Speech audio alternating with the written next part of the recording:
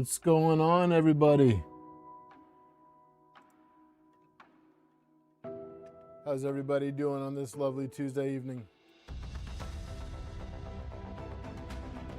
Tulsa, what's going on? Robot, how you doing? Brad, Jeff, how you guys doing tonight? Welcome, welcome. Repo, what's going on, dude? How's the family? Tin, how you doing tonight? So the goal for tonight is to print on this machine. It is not going to be another 6-hour long session. I can promise you guys that.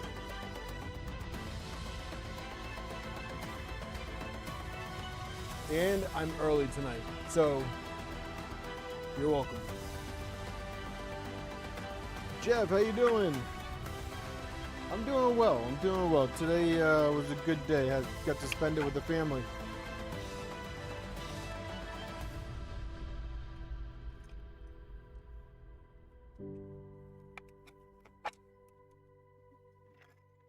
We are very close to getting this thing printing. I'm very excited for that.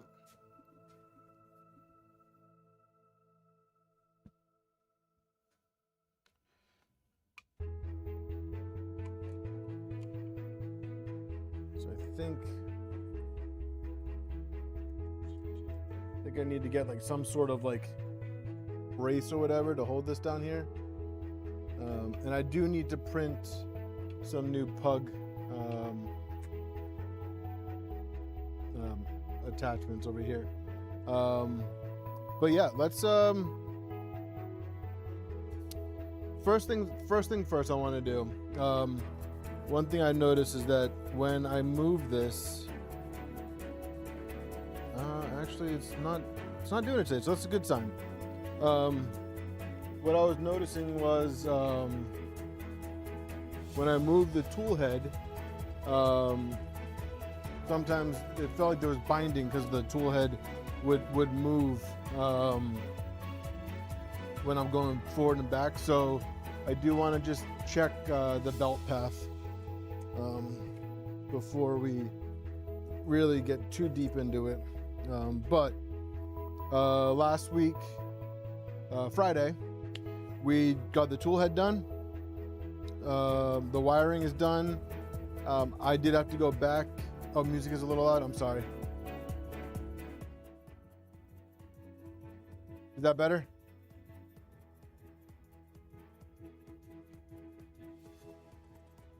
Started early, too early, and music is too loud. Sorry, guys. Sorry, guys. I turned it down. Let me know if that's better.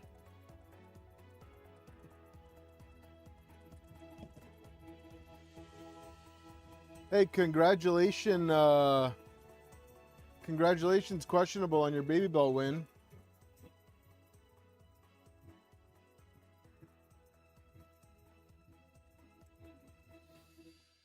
Hey, Nemesis.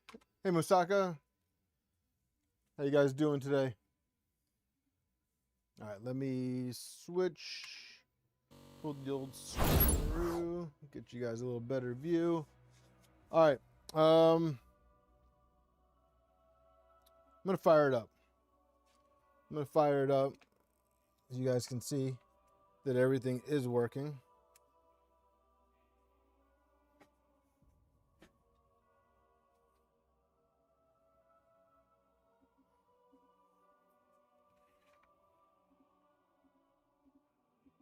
Yeah, that was awesome. That was no, I think that was very cool of you to do. And I know that it will be very appreciated. No blue smoke, Repo. I cheated. I actually I fired this up the other day because I wanted to see it breathe life. I will note one thing I'm very disappointed in myself in. This LED is not lighting up, so I will eventually have to take the tool head apart and troubleshoot that. But we have lights. We're working. I do have to secure my beacon cable real quick. So actually, let me do that while I'm thinking about it.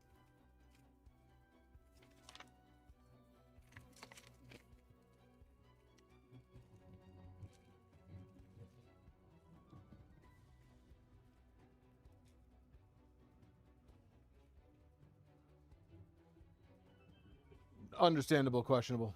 That is very understandable. So one thing I did notice that I did wrong last week, and I wanted to let you guys know. So when you get the tube wires, right? I was wrong when I said that the one with the ferrules is the heater wire. That was just, you know, my experience that the heater cables are the ones that have the ferrules. It isn't that was in fact the thermistor. So when I did turn this on the other day, just to double check everything, I was getting temperature errors. Hey John.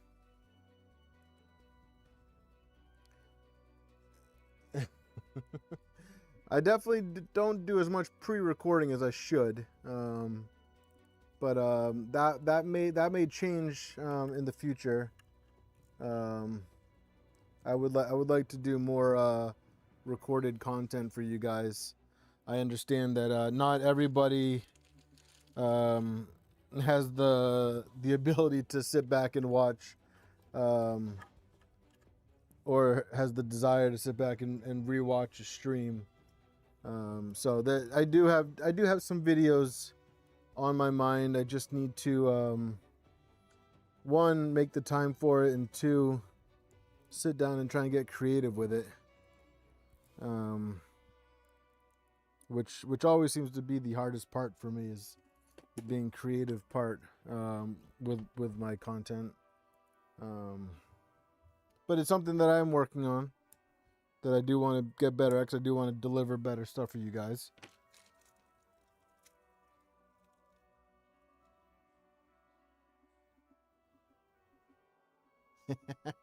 Jeff, that's funny. So speaking of assistants, I do think I'm gonna bring our buddy Django in if he's around.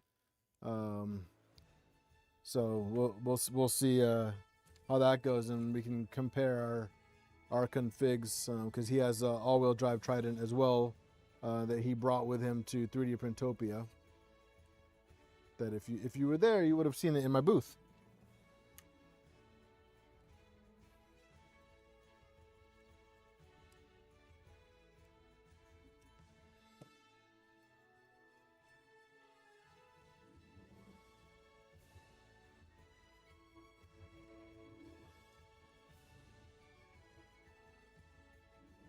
Repo, I saw the video. I did not have the chance to look it up. I will do that probably tonight after the stream, as I'm laying in bed.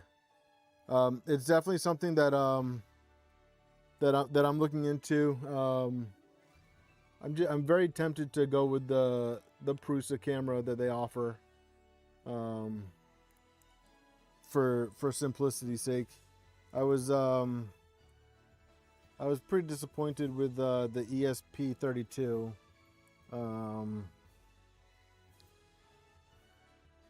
I really wanted that to work.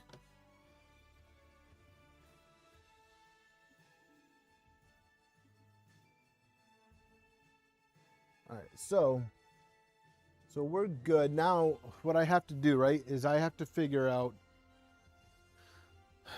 the config for the motor. So I think basically what I want to do, right, is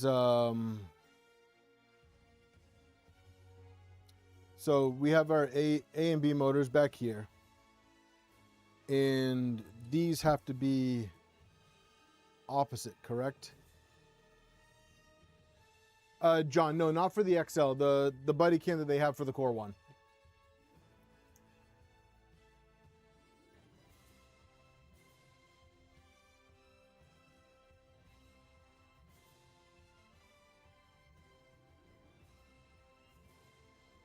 Yeah, that's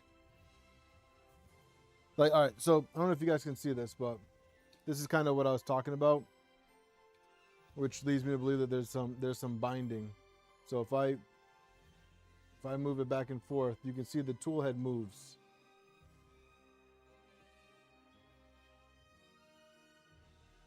So I got to double check that. I think it might be as simple as belt tension, but I think we're maxed out on belt tension. You have the Prusa camera, John, on your Core 1?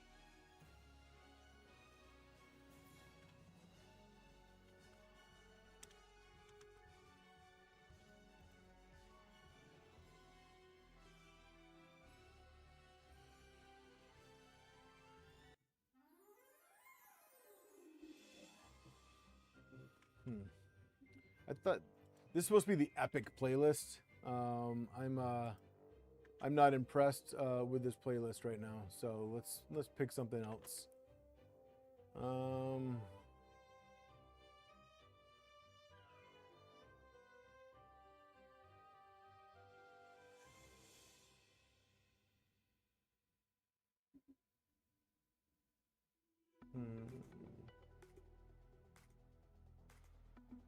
Workout and wellness. Do we want uplifting workout? Heavyweights. Let's see what we got for heavyweights.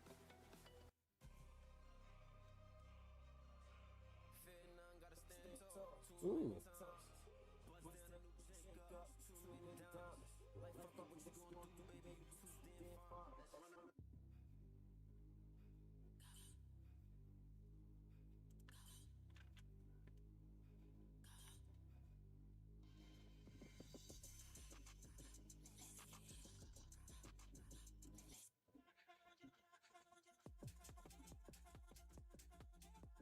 Oh my God.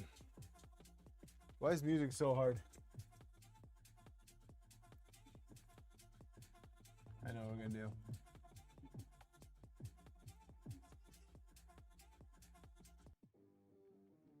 There we go. Nemesis. I tried the ESP on my XL, having an issue, so I got Prusa camera on the Core. Yeah. Nemesis is using Bluetooth 20.3, no syncing required. B-Dog, install Reaper with Dragon UHF, running good. Thanks. Yay! Awesome, man. Yeah, the Dragon Ultra High Flow is awesome. It's funny. That's actually what we just took out of this one. And then we put the Chube Compact in here, but this one's gonna go on the 2.4. I do love the Dragon Hot M. What's up, Havoc? We're just getting started, man.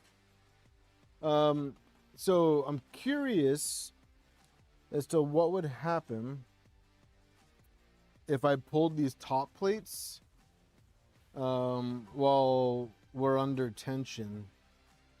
If that would break anything.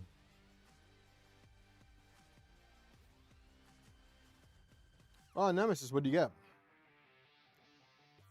Oh, I also wanted to point out, check this out. With the Dragonburner,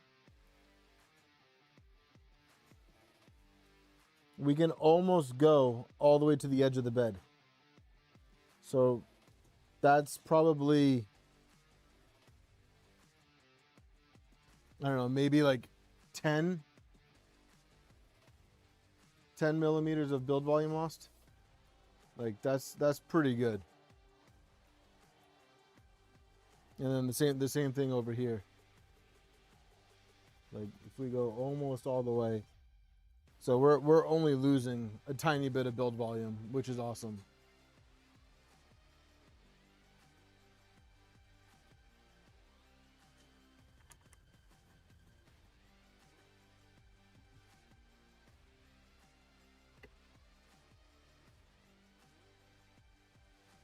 I don't think I did the tensioners right, if I'm being honest with you guys.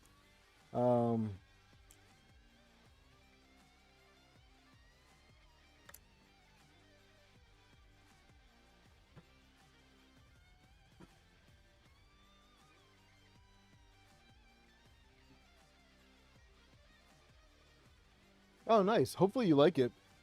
I have heard good things about it. You shouldn't be getting maimed here for buying a bamboo. There's not, you know, I have no hate for bamboo. Okay, this actually feels a lot better, so we're gonna run with that for now. And what's up, LTX? I think first things up, let's pull up the config and double check that. But I believe we want like I think this is A and this is B, right? So X and Y, and then we want this one to be Y1 and X1. So I got to double check that I have those in the right spot.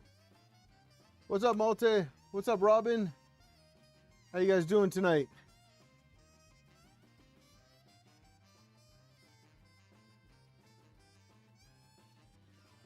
You converted your Mercury 1 to a 2.4?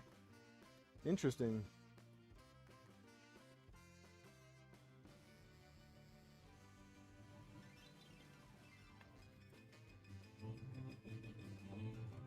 I think I did lose my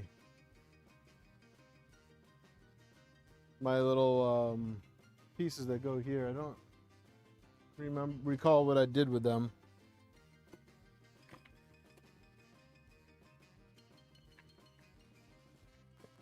Oh man.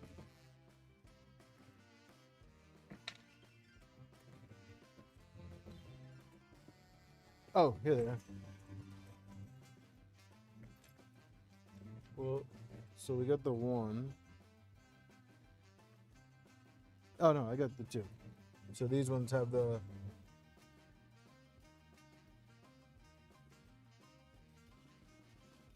You saw what? I threw them on Friday. Did I throw anything on Friday?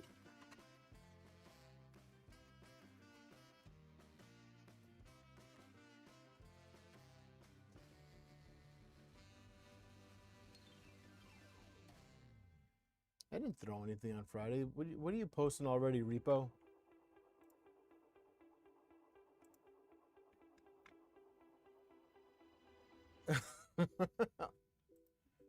Bingo.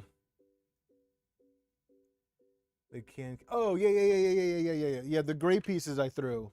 The inserts is what I was looking for.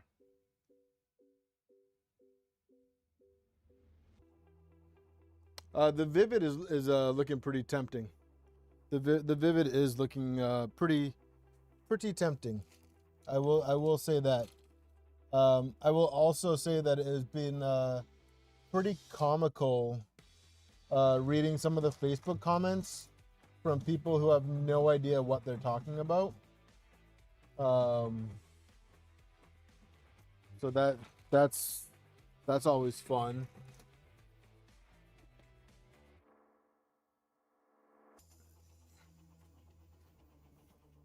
If anyone's been following the Big Tree Tech postings, Jason, thank you for being a member for 6 months. That's crazy that I've already had channel memberships for 6 months now. That is wild. Well, thank you for sticking with us. That's much appreciated, my friend.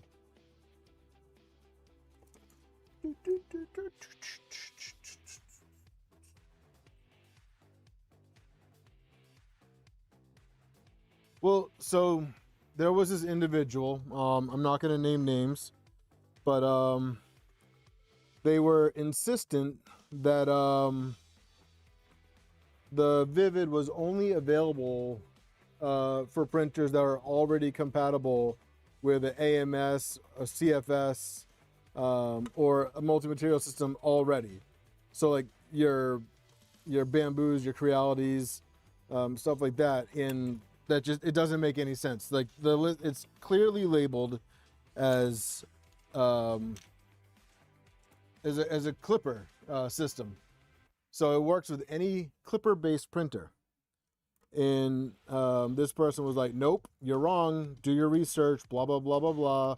it only works with printers with filament cutters and all this stuff. And it's like, no, dude, do you realize how easy it is to add a filament cutter? And even Luke, the CTO, I believe he's a CTO. He's whatever his position is with Big Tree Tech was like, no, dude, no, it's any clipper based machine. And this guy's like, you don't know what you're talking about. Like, telling Luke from Big Tree Tech this. He's like, you don't know what you're talking about. And like, it's like, dude, know your audience, man. Like know your audience.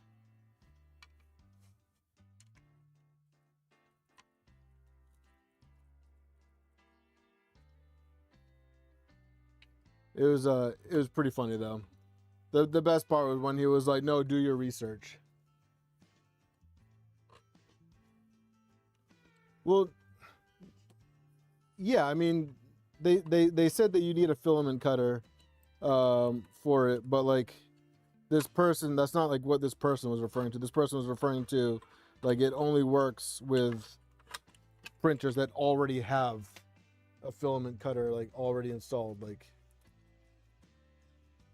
it's like, no, dude, I'm sorry, but you're misinformed. And I even posted like, maybe it came off a little dickish, but I was like, you know, it's okay that you don't know everything. I was like, just listen to what people are telling you right now and you'll be fine. Like, this is designed to work with any clipper based printer. So, you know, if your printer's running clipper, you're good to go with it. You just need to add a filament cutter, which these days is really easy to do. And he's like, yeah, sure, buddy. Go spend $300 on this and add it to your Ender 3 and let me know how it goes. And I was like, my Ender 3 with a filament cutter. It's like, would you like me to show you my Ender 3 running clipper with a filament cutter? It's like, come on, I kind of know what I'm talking about. I've done this before. Like, not trying to be a dick or anything, but it's just like, you're wrong, and it's okay that you're wrong.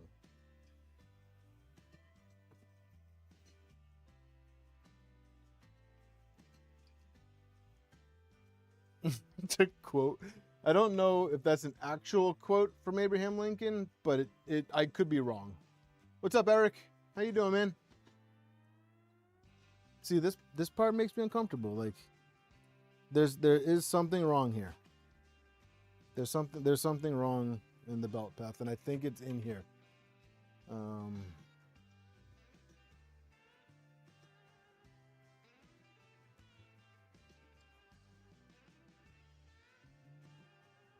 Just wanna.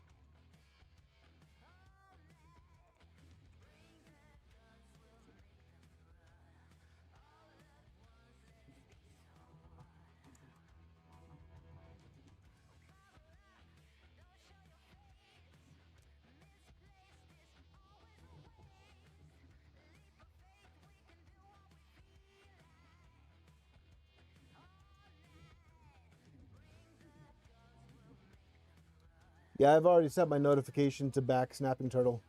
I've watched a little bit of that journey, and that's going to be a really cool tool.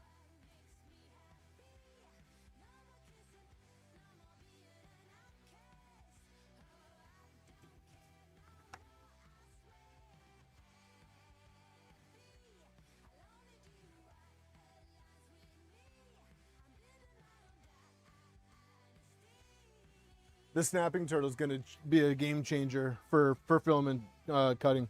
It's gonna be an absolute game changer. Like, not even a joke. And it's not like It's not a coincidence that I'm wearing my. Actually, it is a coincidence that I'm wearing my armored turtle shirt, but yeah, that snapping turtle is going to be a game changer.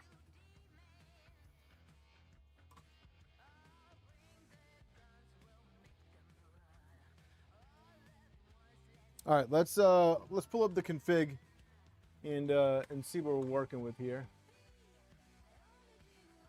Oh, actually, I already have it open.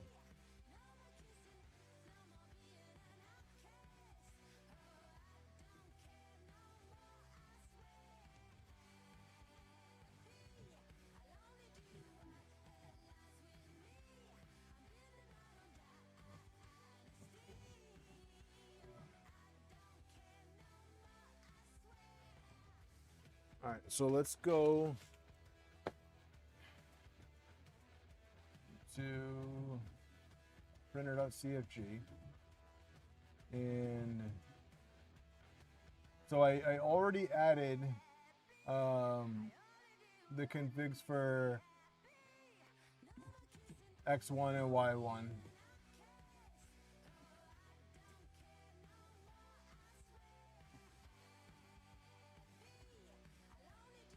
Oh, that's exciting. When's the 16th? Sunday, nice. Sunday night, okay.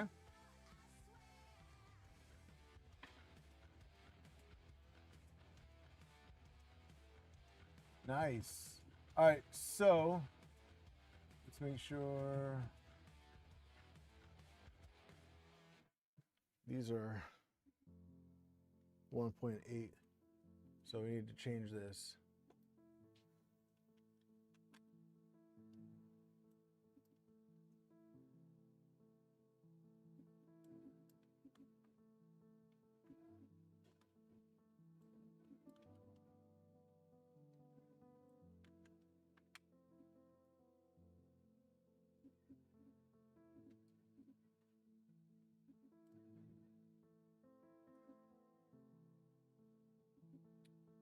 Yeah, post up Penguin's channel in the stream chat. All right, so we want the Voron document so that I can get the stepper buzz.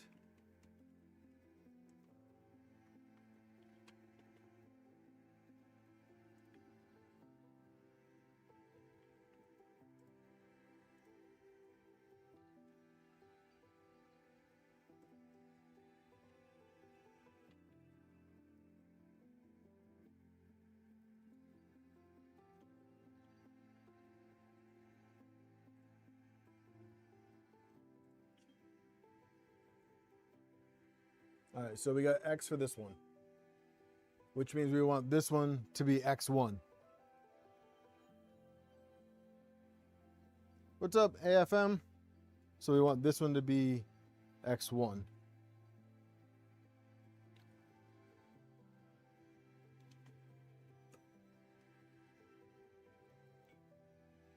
And it's this one. So I gotta swap the connectors on the main board. All right, so let's power it down.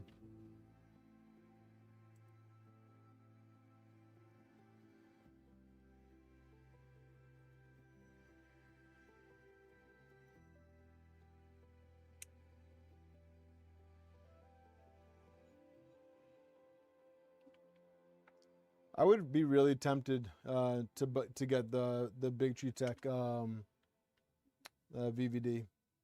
I'm very tempted by it because I think that it will be nice, and if not, just to get another filament dryer.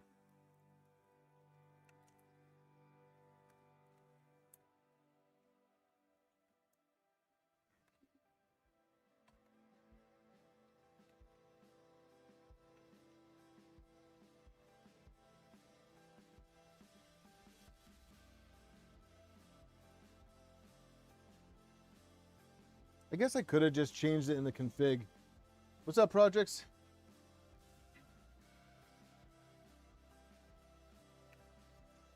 Did you ever get a response back from that guy? What's up, Mike? How you doing?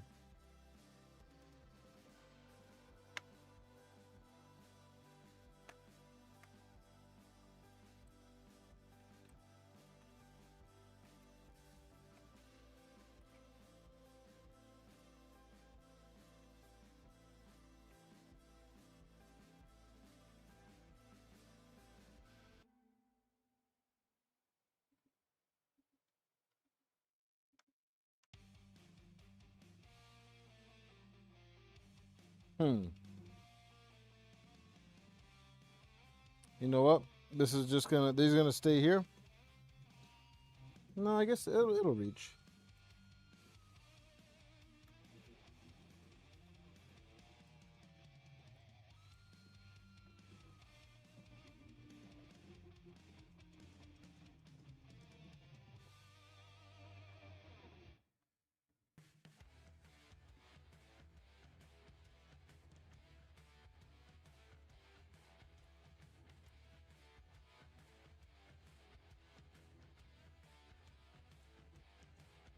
What's up, Raj? You guys should go post up in like all the Discord channels that we're live right now, getting ready to print on the all-wheel drive Trident. You guys should go do that for me. That'd be awesome. Let's see how many people we can get in here.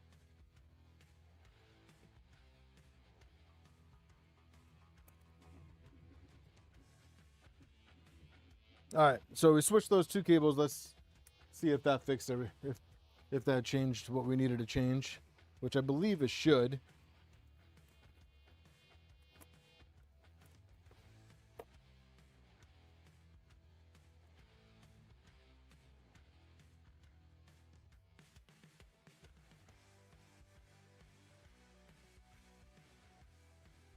So I wouldn't even wait. I mean, are you waiting for a response to get those files? I think he posted the link to the files, didn't he? So you don't, and I don't think you need his permission to make a video on it. It's just a toolhead cover. But I think that would be I think that'd be a good idea. I think it'd be pretty fun and pretty easy for you to do.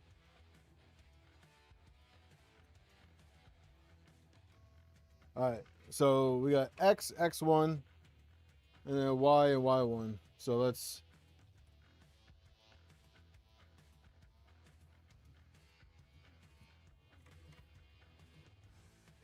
yep, Y.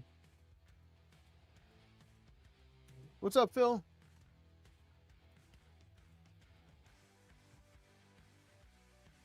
All right, now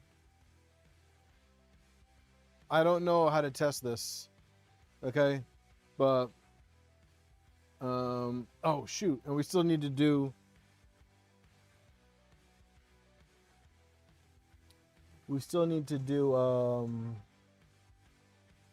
the end stop.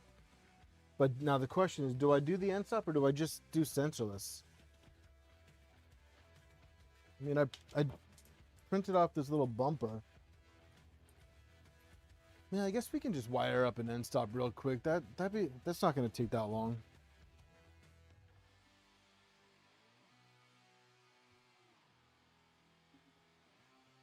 Oh yeah, okay, yeah, no, I mean, yeah, whatever you're comfortable with, man.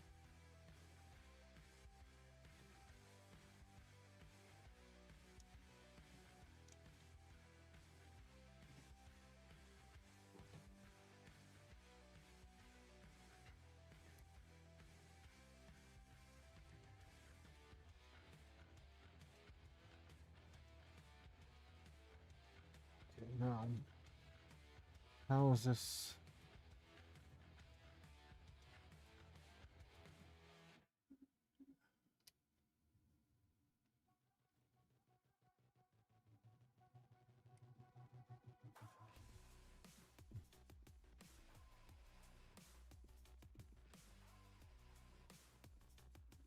Let me see.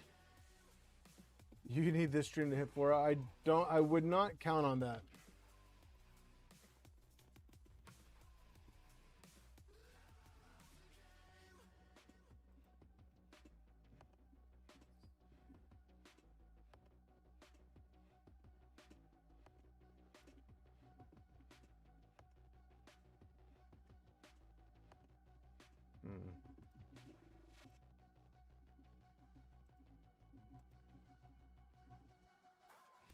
Oh, okay. I see where that goes now.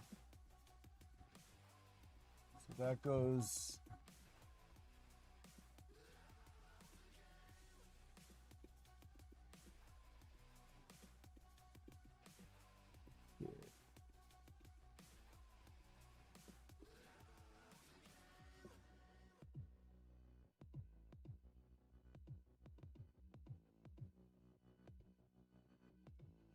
Yeah, I'm kind of tempted to just do centerless on this, but I honestly don't know if there's any like special way of doing centerless with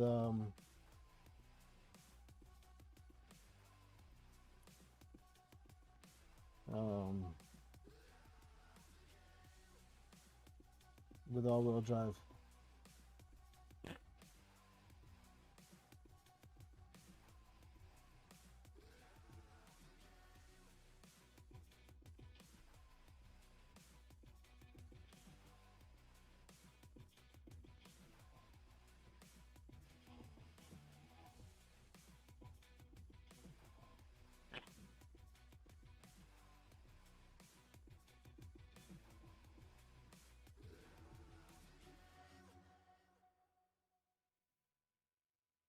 I actually don't mind centerless projects. See, I actually find it easier on 5160s than on 2209s.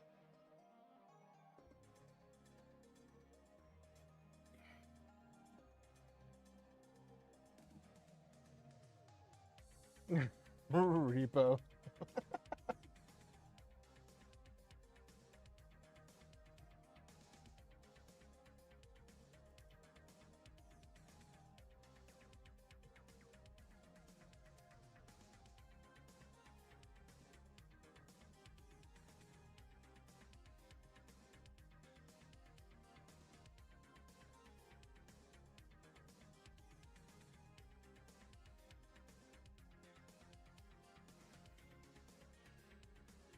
Huh. So I actually wonder, I don't think I actually need this because it looks like there's already a lip.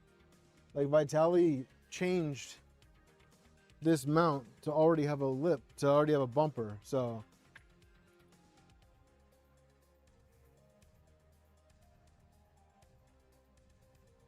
I always thought centerless was a pain, but I'm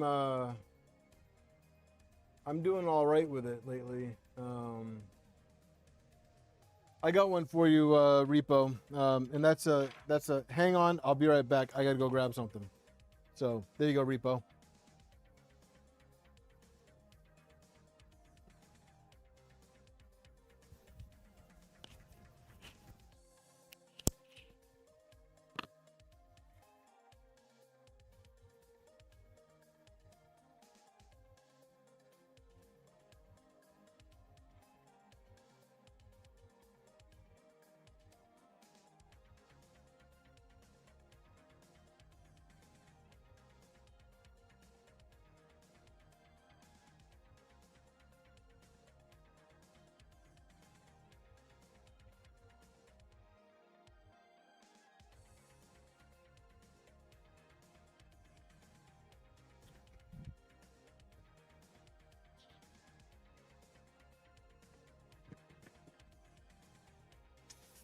All right. All right, so I went to Harbor Freight earlier, and oh, weird. How'd this get in the Harbor Freight bag? Weird. I guess I might as well drink it. It's from Harbor Freight, right? I don't understand how that happened, guys. It was really weird.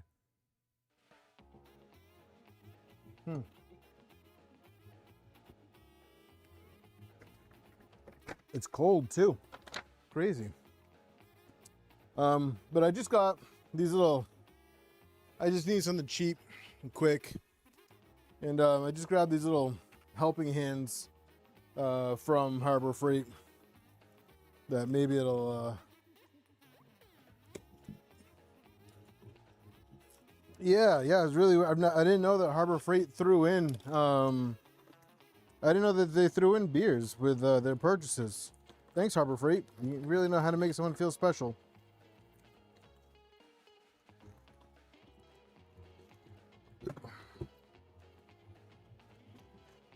Now I know that these helping hands aren't the best ones out there, but you know, for less than $10, and available right now, I can't really complain.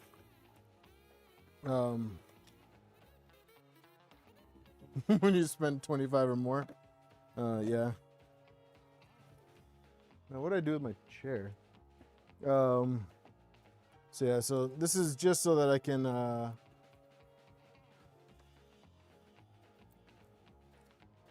gonna use this. I'm gonna use this to wire up the end stop. There you go, John.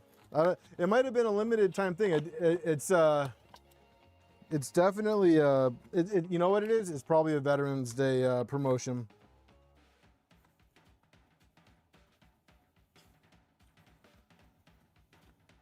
I got this one comes with a magnifying glass too, because you guys know I'm blind.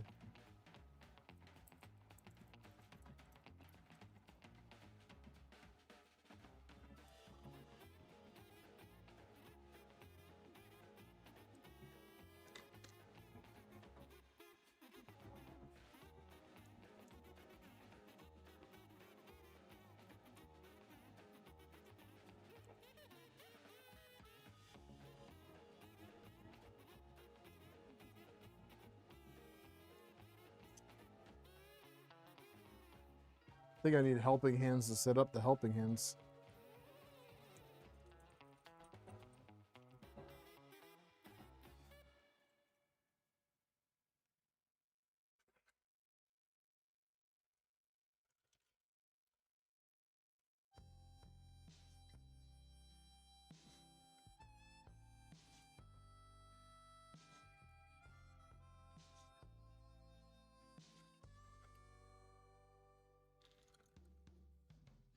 Yeah, this is going to be super high quality. I can already tell. Oh, yeah.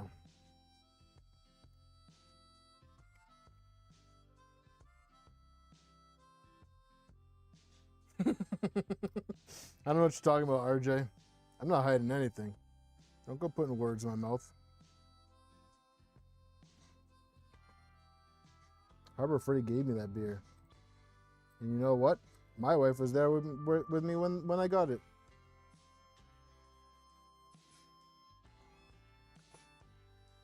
Yeah, those are on my list, Eric. I hear really good things about them, and they're on my list. They are out of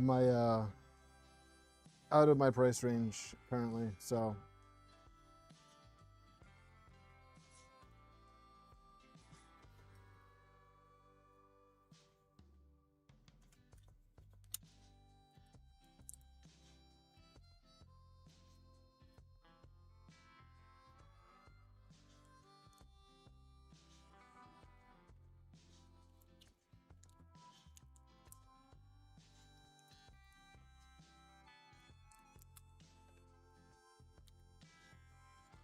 Repo, is it family night tonight?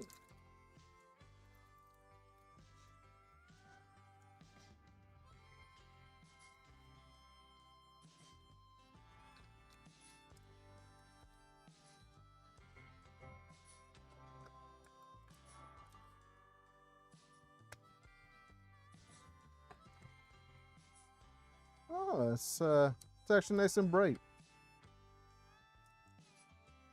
Color me impressed.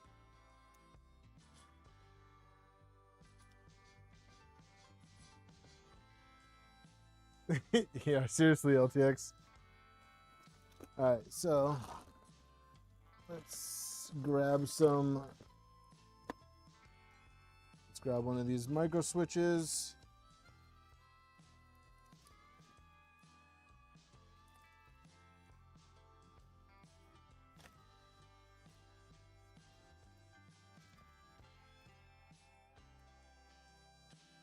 I think this wire should be fine. It's nice and thin.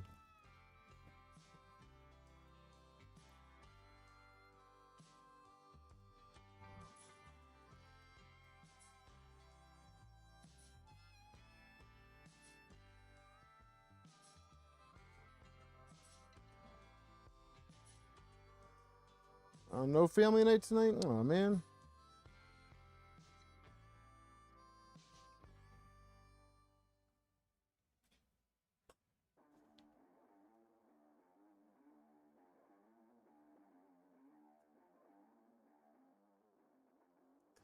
Yeah,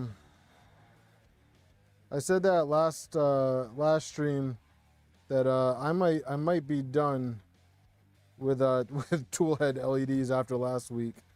That was the least amount of fun I had with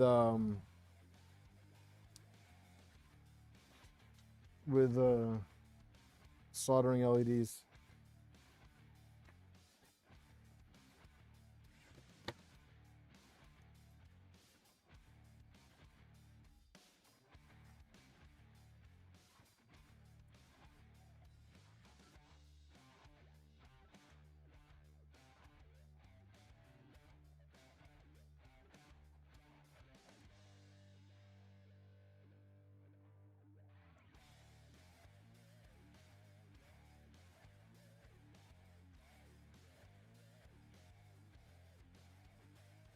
You're out of here, Raj. Have a good night, man.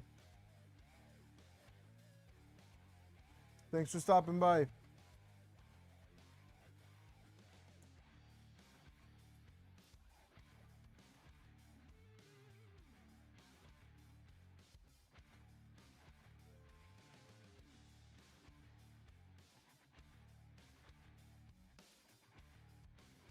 Yeah, yeah. I like the way they look. I think they're fun. I like having LEDs. But I will say that the setting them up is not fun.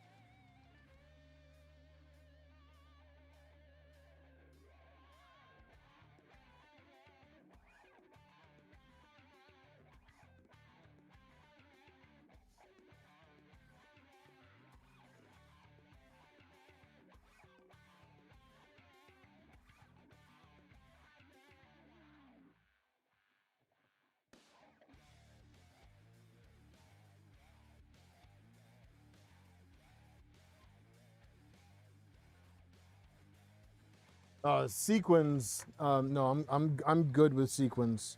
To be honest with you, that's a no-no. I did that on the Exo the Zoll toolhead, and no, I'm good. Like this, the Dragonburner had the option, had sequins as an option, but I was like, no, I'll do the NeoPixels.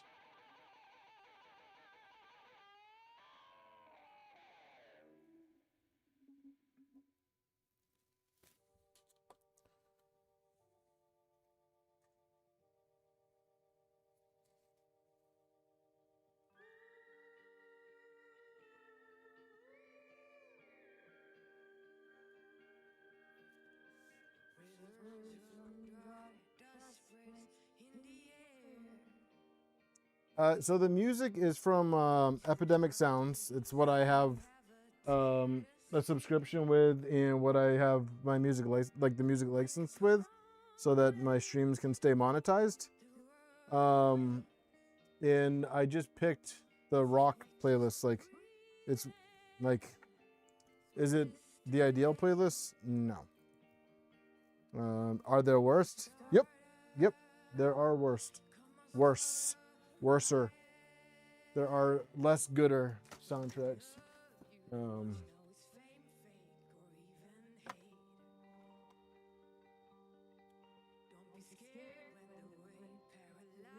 It does sound like Minecraft, though.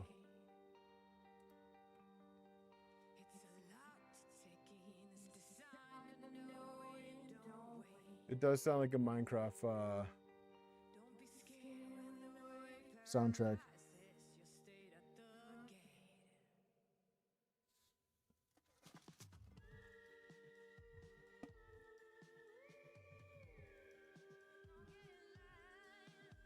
So I think I do need to also get some more smaller heat shrink tube.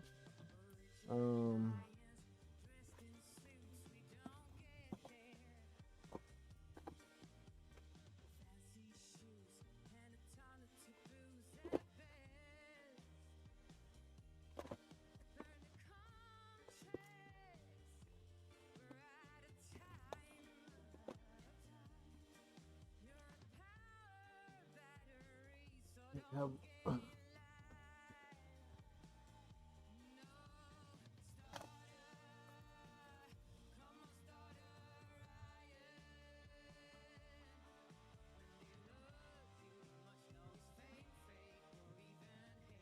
hey Noah.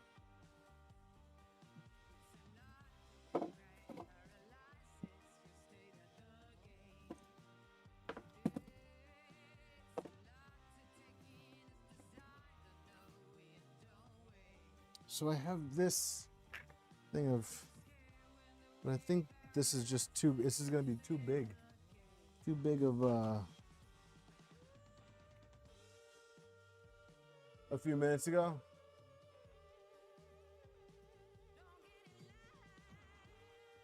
Yeah, the fine solder tips is a good idea.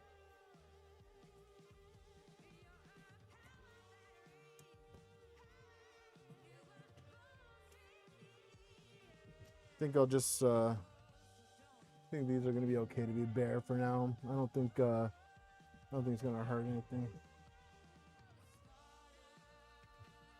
I'll have to order some more heat shrink.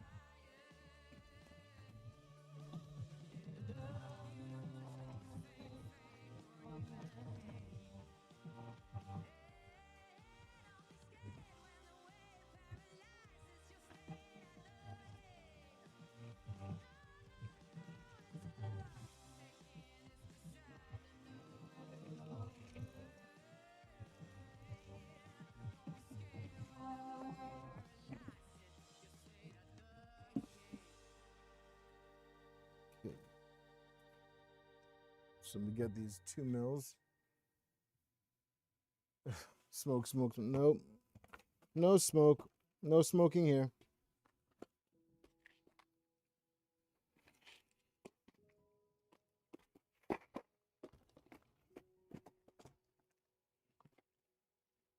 Smoke-free house.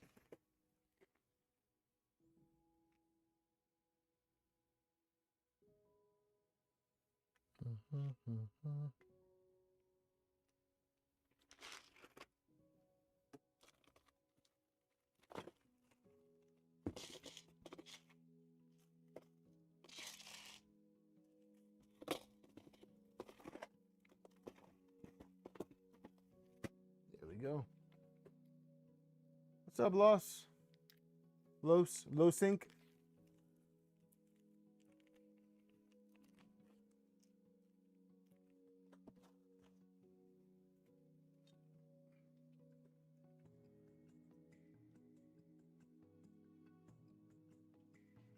So let's turn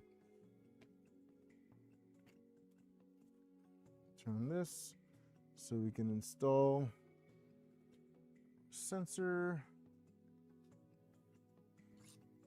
I didn't walk off camera. I've been here the whole time, dude. Stop trying to cheat at bingo. You guys are seeing this, right? RJ is trying to cheat.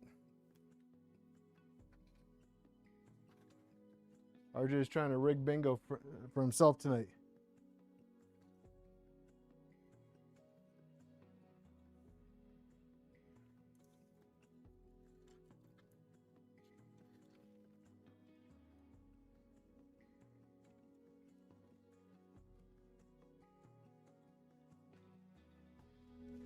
This is actually the bed that comes with the Trident kit.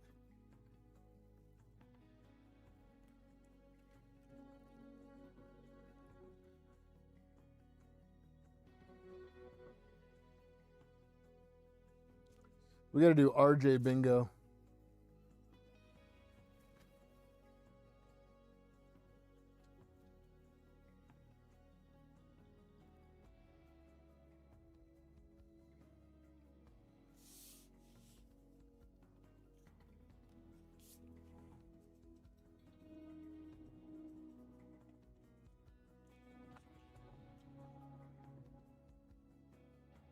I think the little screw rolled off the table.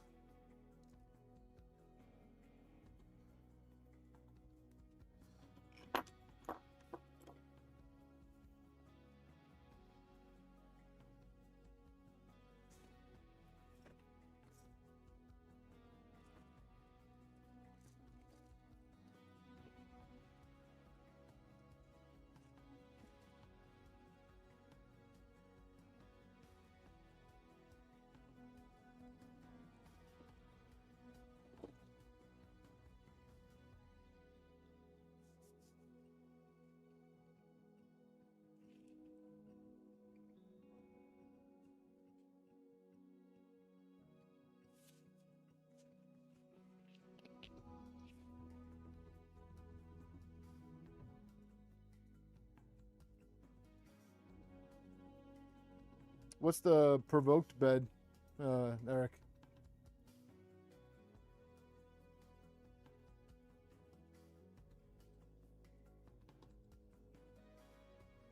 Oh, there it is. What the?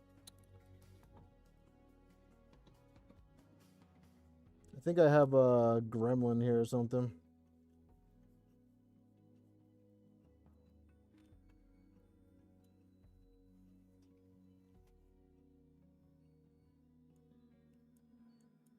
Oh yeah, look at that. It has its own little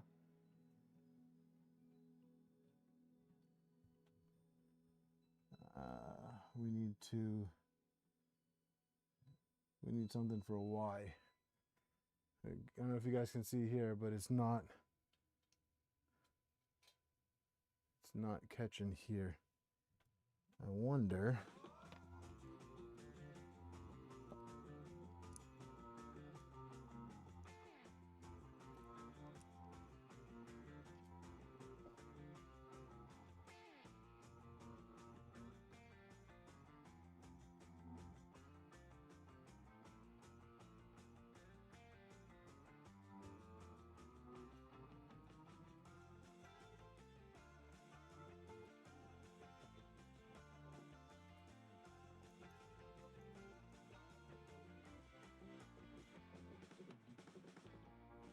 Oh, okay. We have some racking going on. That's why.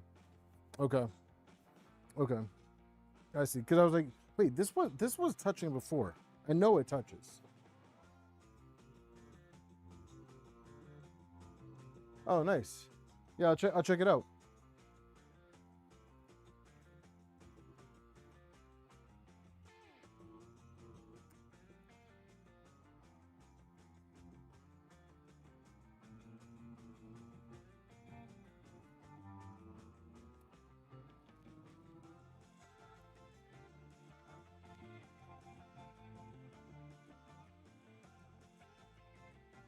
So I will secure the end stop wires to the beacon.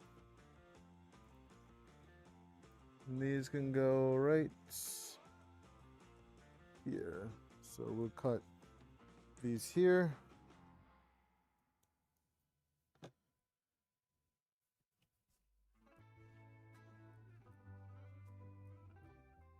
Yeah, so I think it's belt tension induced racking.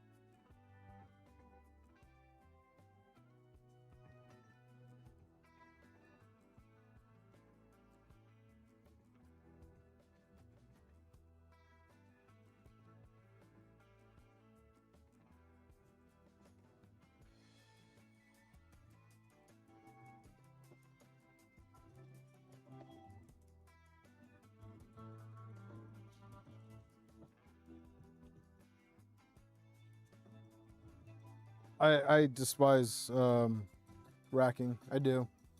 So I'm gonna have to play. I'm gonna play around with it because right now it's not gonna home. It's not gonna home. But I do think that it's just. I do think it's just belt tension related.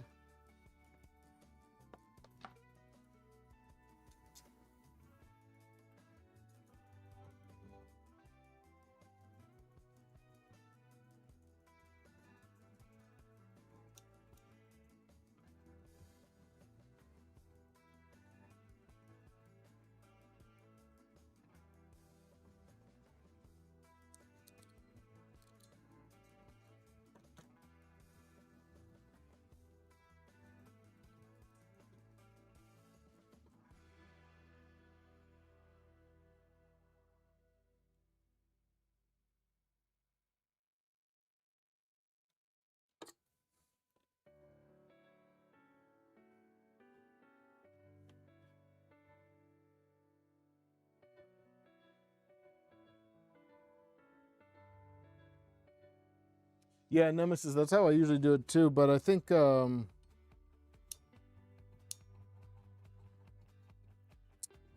think this one's just tension related. I think I need to just play around with the belt tension on this one.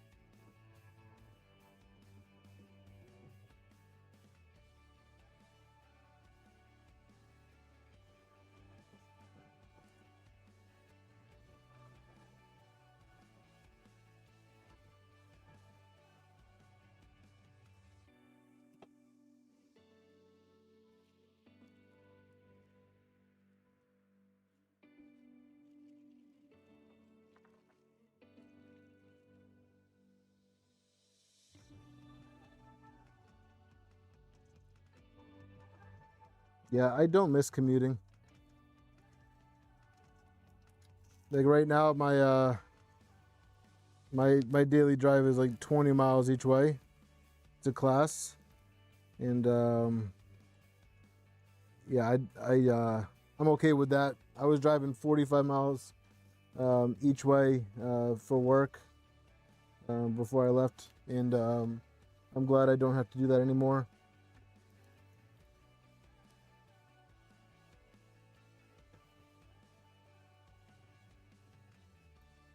And I'm currently looking at some remote work, which would be really nice.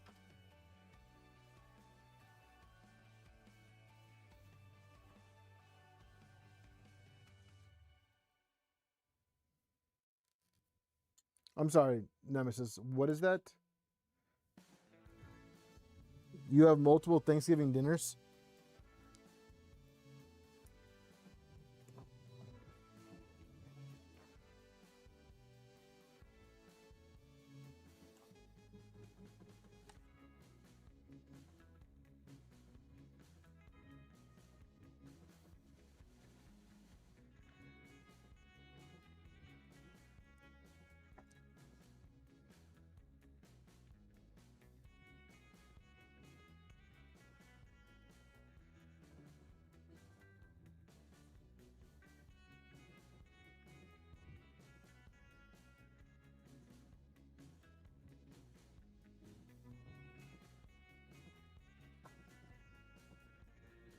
That's wild. One Thanksgiving is enough for me.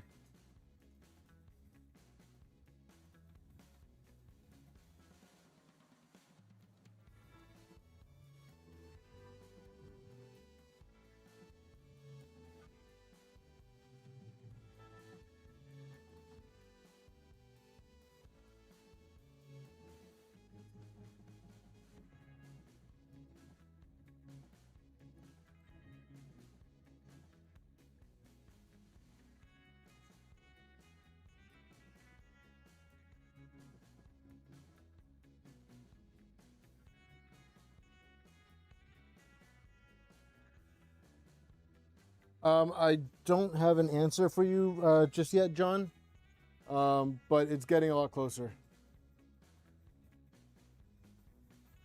I think I can say that much.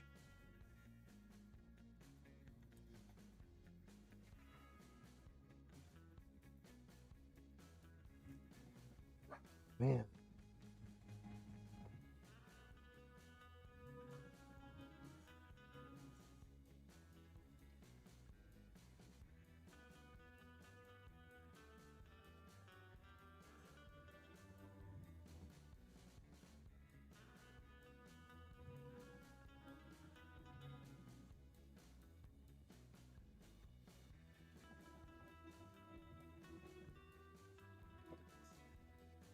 Hey, Clown Hammer.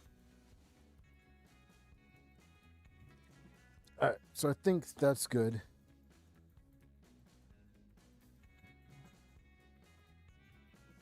Let's see something real quick.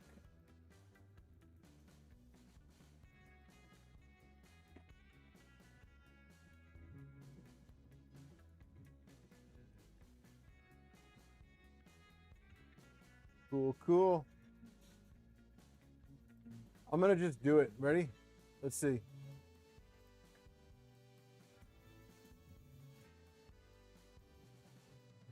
Guys, did I do it right? Nope, nope, nope, nope, nope.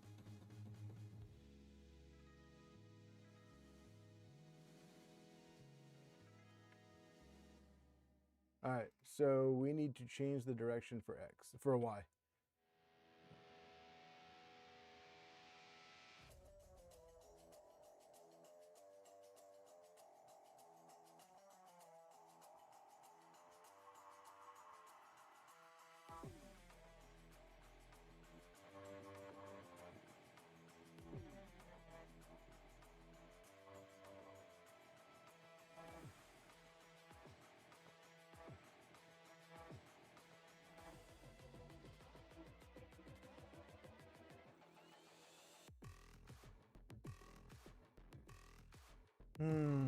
Is it just a matter of changing?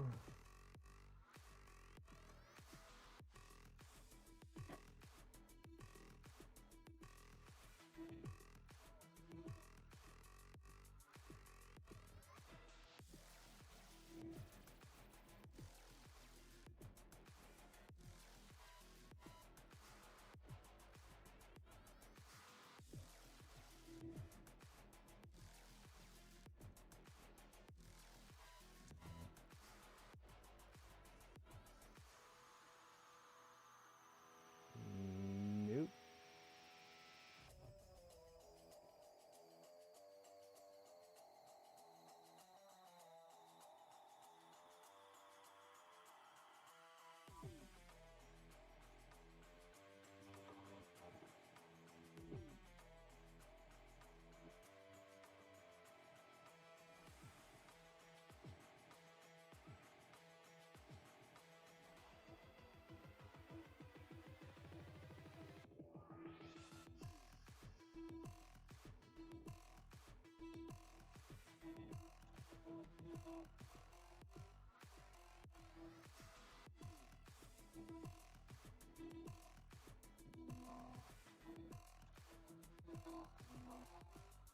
Still going forward.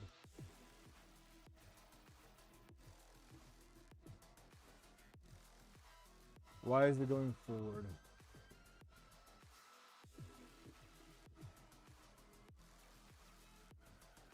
Why is it going forward?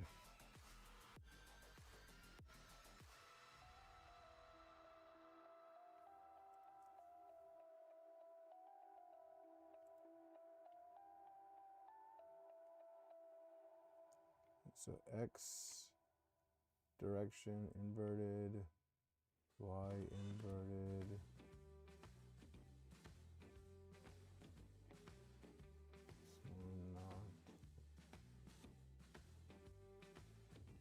Let me see something Belial sent me on Friday.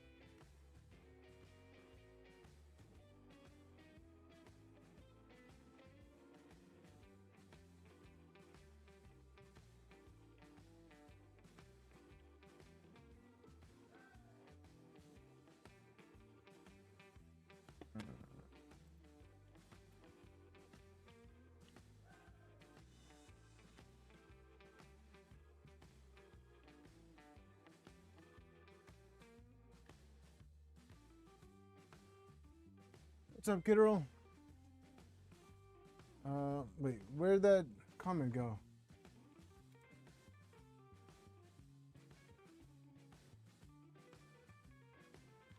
Where'd that comment go? Somebody remove that comment?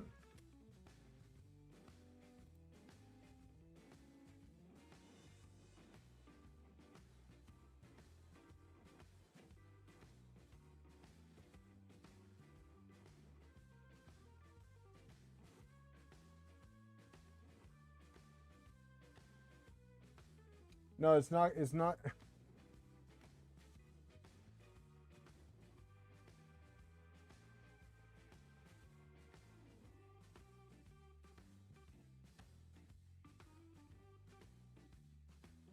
So it's going backward. It's going forward when it should be going back. So let me see something real quick. All right. So X rotation distance 40, micro steps 32, full rotations 20. Okay. End stop position is at max.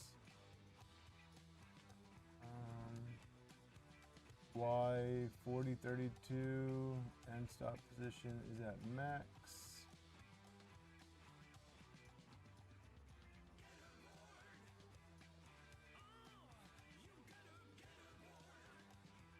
And then step 1 40 32 40 32.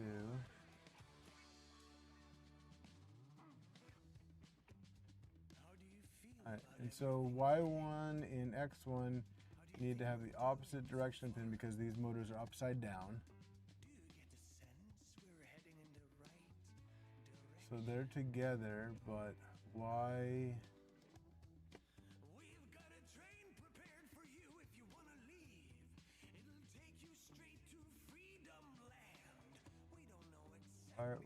X is going the right direction, but Y is going the wrong direction.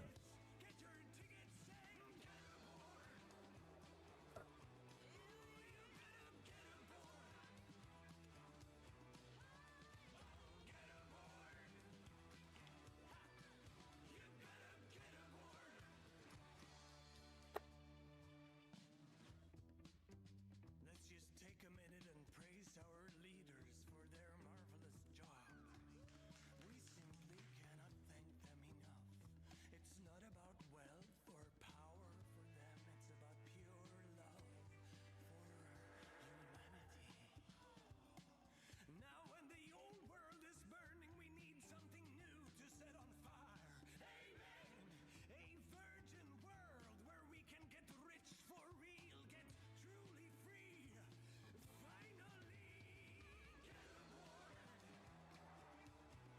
Well, no, I don't think the wires need to be reversed, repo.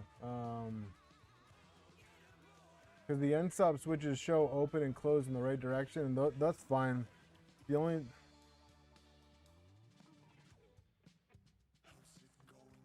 all right, I'm gonna open up Discord chat, which means I have to put my headphones in. So if anybody would like to chat and talk this out with me.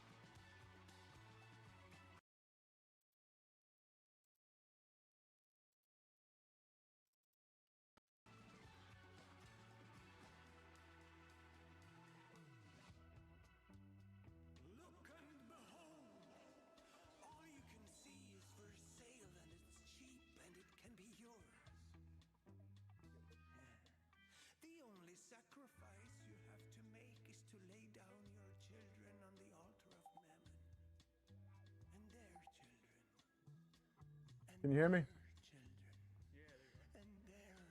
Let me, like I say, your volume is like way down. Let me pause the music. We got Django in chat.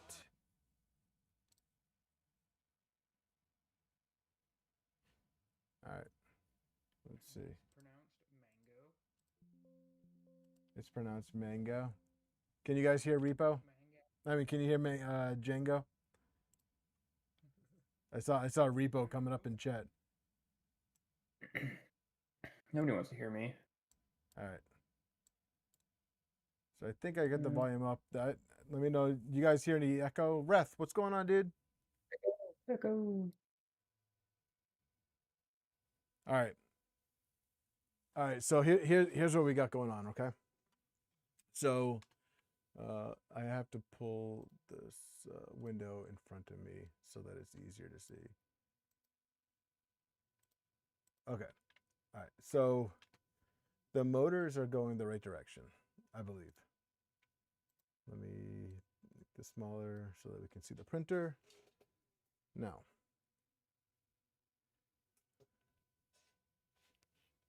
What's up, Rob? Right now I'm just trying to figure out X is rear right, X1 front left. So I have that opposite. Is that wrong? So when I did the stepper buzz, this one in the back was X. This one was X. This one in the front was X1. So back left is X. Front right is X1. And then back right is Y. And front left is Y1. Yeah, they need to be diagonal to each other. Yeah. So I have them diagonal to each other.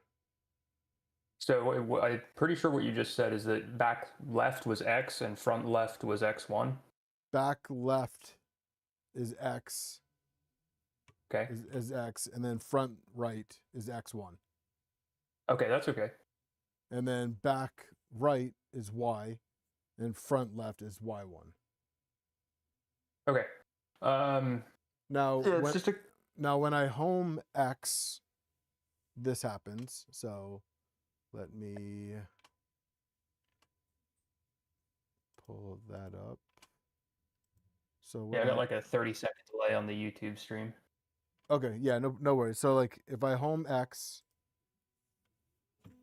it goes the right way. So it homes to the right. But when I home Y, it comes to the front instead of going to the rear.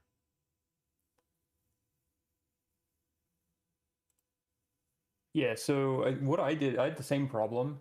Mine were all sorts of messed up. What I ended up doing was just following you remember that like little grid that the Voron guys created for homing directions, Yes. where it's like, oh, your steppers are swapped if it's going this direction and this direction, or your directions are wrong if it's Yeah, going this direction and this right. direction. Yeah, this right here. I got it up right now. So all right, Yeah, so if we're steppers are swapped. Swap. so yeah, very well So could be that your steppers are just swapped, and then swapping out the cables, you'll be fine. but if I do that, then the order of the motors is wrong.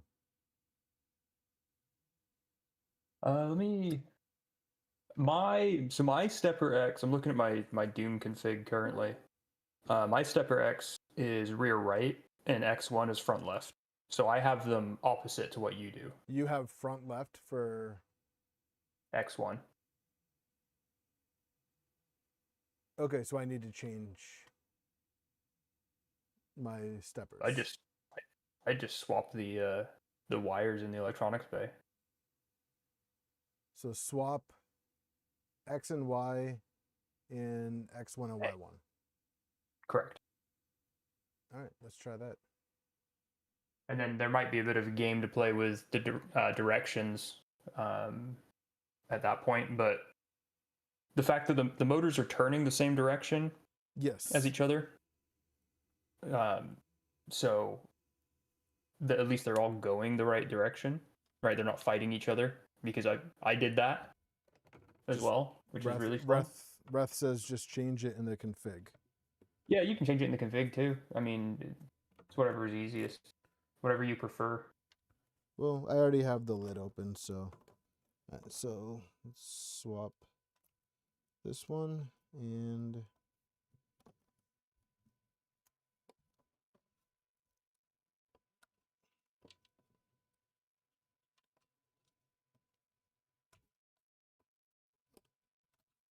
this one.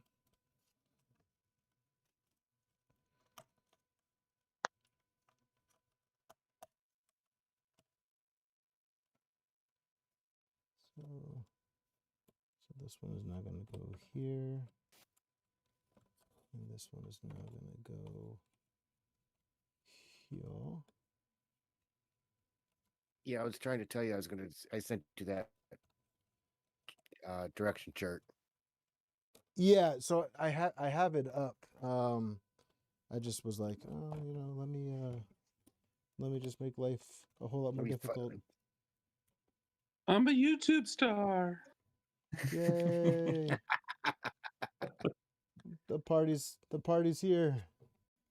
We're gonna get serenaded, everybody. Your head is so sexy. That's not his head you're looking at. Shaped. All right. So wires are swapped. That eyebrow's going strong.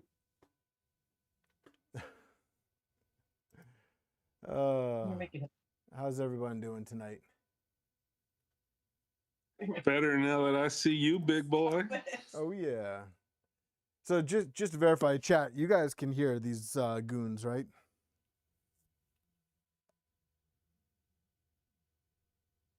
I prefer to leave all the wires the same for ease of swap out later and fix the firmware. Yeah. I mean, it's all a valid approach by any means. Yeah, I mean that's not a wrong way to do it.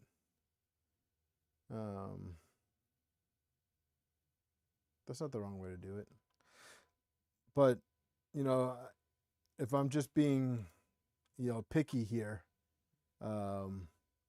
the picture says steppers are swapped. Swap A and B connectors. Do what not- the chart says. I mean, at the end of the day, I don't think it matters. Now I think I might have to invert the directions. But I we'll see. don't think I don't think you will. It's just a matter of whatever's easier for you. It Okay. gets the same result. It means somebody else doing it. Oh, it worked. It worked. The stream delay is killing me. It just showed Yeah. you rebooting Clipper. Yeah. No, I know. I think it's a 30-second delay. I think it's a 30-second something like that. delay. It just homed X. Yeah, it's Horde. You're homing right now. That Look at fell. Now you. you're in the middle. Yeah. Yep. It's homing Z right now. Hopefully, I don't need to recalibrate beacon, but No, you shouldn't. All right, send a print. Have you done your PID tune for your new hot end? not yet. Not yet. That's Ooh, actually, that's coming up. input shaper. We all want to judge your input shaping. Yeah, I'm Oh, willing. yes, to, we do. I'm willing to That- bet. that's I'm that's willing to bet it's gonna be content. tragic. I'm willing to bet it's gonna be tragic. So You're probably going to end up with 2 humps on Y and maybe 2 humps on X. You'll be fine as long as it shows 0 and EI. I'm gonna make a bet with you right now, Ref. It is going to look like an EKG. All right. Should I do that? Should I do belts That's okay. first? Should I do That's belts okay. first or just input shaper? Yeah. Well, do you have the PF tension meter? Yes, I do. So what you want to do is you want to tension that so it's about 2 millimeters past the 3 on the flat side of that meter. All right, let me find it first. You're gonna be off the scale, but that's what you want to. That's gonna get you about 2 to 3 millimeters. It's gonna get you to about 10 to 14 pounds of tension. Okay. So I got a picture for you actually. So it's at the second line after the 2.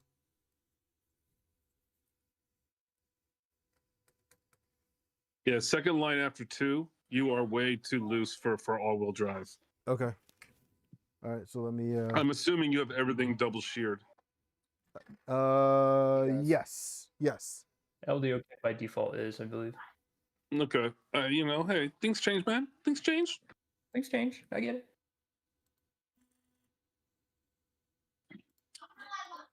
So after you get it tensioned with this up, post it on stream. I'll see where you're at.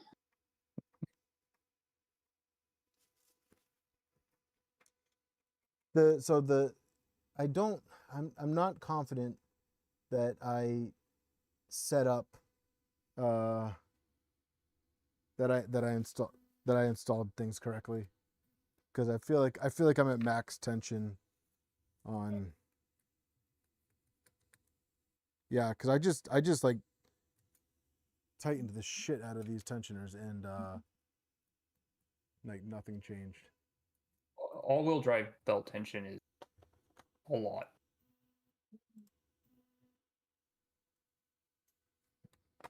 I mean, you saw my carriage I sent you a picture of earlier.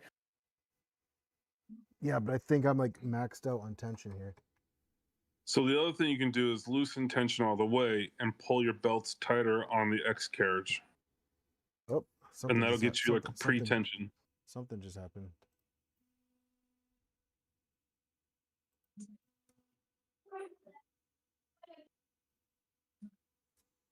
Oh, the belts feel tighter now. I think. Yep. We're Things we're you at think one. something fell into place? I do. I think something fell into place. I think because right now on that side we're even right now. We're at 1 tick before 3. Yeah, you want to shoot for 2 millimeters on the flat end past 3. Okay. What's up, baby girl? Oh, thank you, so sweet, calling me baby girl. You going to bed? Oh. You know, miss you so much. You miss me so much. Oh, baby girl. I don't want to go. You don't want to go? You want to hang out here with me for a little bit? Yeah? Okay, you gonna get me in trouble? No? Okay. Oh, my baby girl. Let me switch you.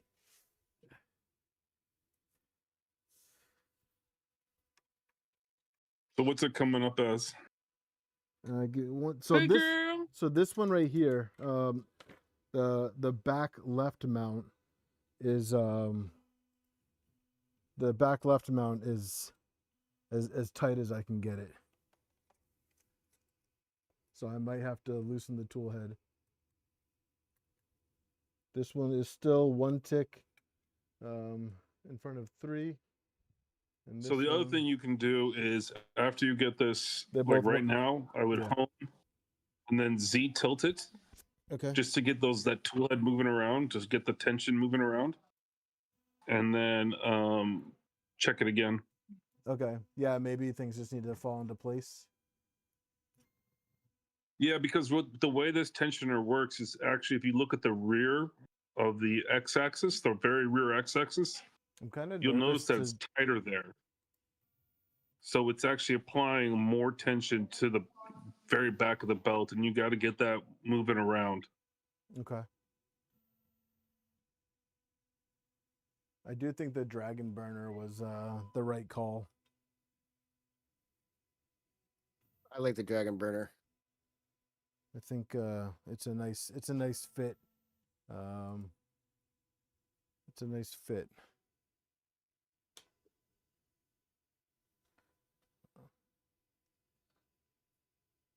Sorry guys, I need to get a new tripod. All right, so I also need to make sure that I need to come up with like a homing override macro. So that I don't crash my What for? so I don't crash the tool head into the front motor mounts. All right, do you have Calico on there? Yeah. There's an option in Calico for homing Y before X, so it'll automatically pull your tool head back Okay. and then home X. I did that on mine, so that I didn't have to use homing override. Because The other thing you can do is just make your Y axis shorter. So if your tool head's going to go like the front right and front left corner, if it's going to hit that, the safest bet is just to say, oh, I'm going to just lose that on Y. So say you got a 300 bed, just give yourself, say it's now 280. Yeah, but see that's the downside though, is that it's a 250. So like I think I'm losing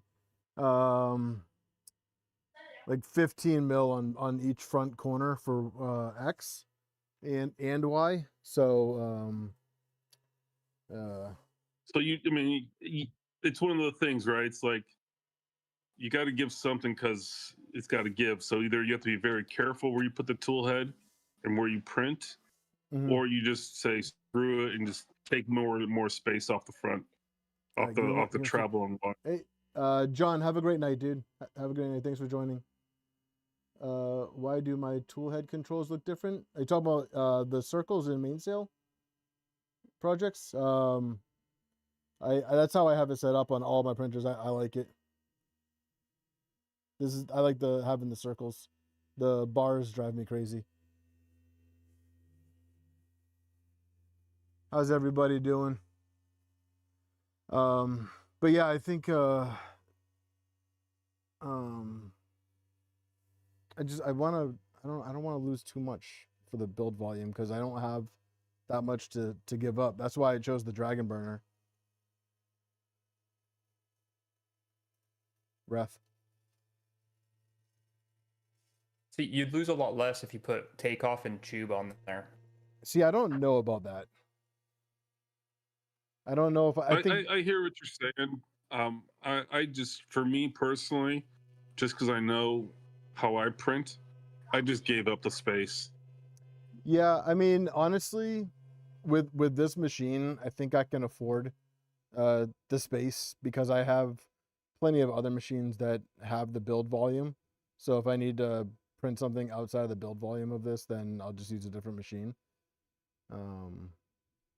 So that's The only thing when you do that, when you give up, when you say the y-axis gets smaller, right? Say it's instead of like 250, you make it 245. Mhm. You do have to readjust your points for your Z tilt, and you do have to readjust where the center of Yes. the bed is. Yeah. Yeah. Yeah, it just seems like I almost kind of wish like I could just do like a macro that has like an exclusion area for the front corners. I got my whole I mean, team here. I got my whole team here. You can What do you do do? a custom in the slicer. You can do a custom bed plate where you put little red boxes, Yeah. and so at least it's a visual indication that that's where you're not supposed to print.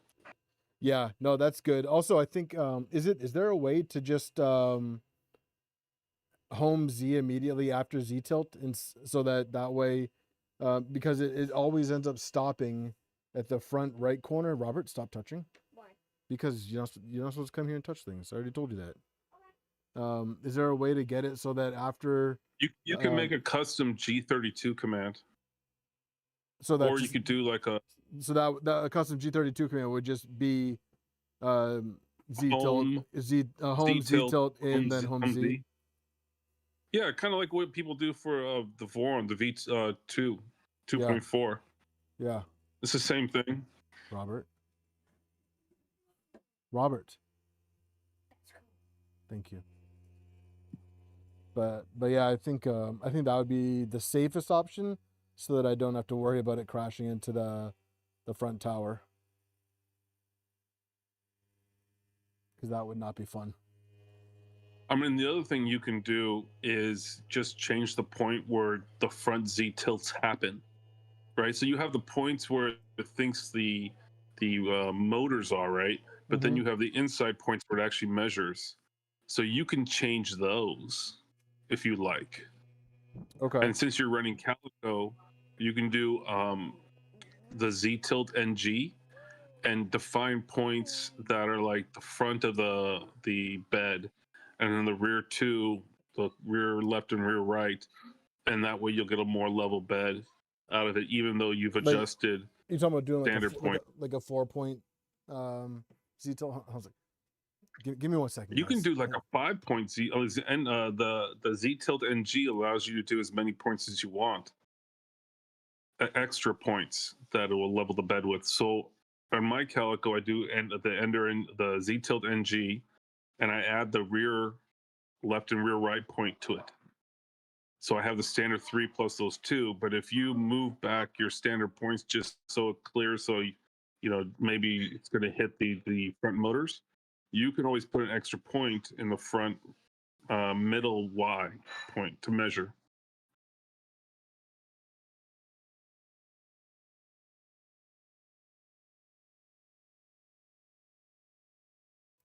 Sorry, I had to mute myself. Had to get the kiddos, give the kiddos hugs and kisses because it's bedtime for them. So, but yeah, no, I could hear you. Yes. I don't know how to do any of that though. So there's that. All right, so we want to look at how horrible these graphs are now. Sure. All right. Why not? You can all use a Actually, good laugh. X has a single peak, and it looks pretty good. It's saying Post the graphs. MZV with an acceleration of 37,600, and Y is all over the place. For performance, MZV, which is 3.4 vibration, 17,000 acceleration, low vibration, EI, 17,000. But the graph looks like I have 3 peaks in it. The graph does not look good. Hey, that looks like mine. Does it? Yeah. What's up, Row Farm? So should I be upset about these graphs then, or is this a fairly normal all-wheel drive graph? I mean, dude, I ran with graphs like that at 3D Printopia. You should, based on your tool head, so you're not going to get rid of the one on the very right For of the graph. You talking about for Y? For Y, you're not going to get rid of it because of the tool head. Number 3? The two left ones, you should be able to get rid of those Like to make it one. Like just playing around with belt. So all right, Yeah. so things to expect. The X graph looks fine. Yes, X graph will generally look fine. Even though it is kind of a funnier shape. Good morning, Moons. Good morning. Good morning from Germany. Good morning. And then for Y, Can you blow up that? Can you put the Y graph and blow it up bigger? I'll wait the 30 seconds. Yeah, I just want to see the rest of the whole thing. yeah. I can make it. I just made it full screen. Or you know what I can do? I'll post it in the Discord. I'll post it in In the stream. side chat, the Yeah. voice. Yeah, That'll work. yeah. Let me do that. I'll just put it right into the stream chat. So the one thing about all-wheel drive is you can get all the same problems that you get with two-wheel drive, with the added complexity of 2 extra motors. So it could be that graph that I'm looking at could be your umbilical. Which Right. which it might be because I actually don't. So I just kind of have it secured like in the back panel. But so I'm using the CNC mount. But looking at it right now, I think there might be a little bit extra flex in the Sherpa. But also this kind of came loose. I might print a different Sherpa with an ECAS fitting. Hey, David, did Yo. you do a motor sync before you ran input shaping? I did not. That's a good point. A good point. Yeah. I did not. Because your belts could be off. Okay, well, where do I find that? Good question. Or Google motor sync clipper. LDO tells you the last on their config in the very last line of your setup, of their setup.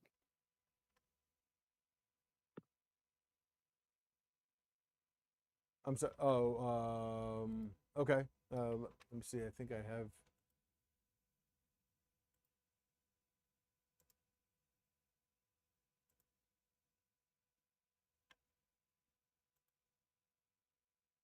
All right, so I have.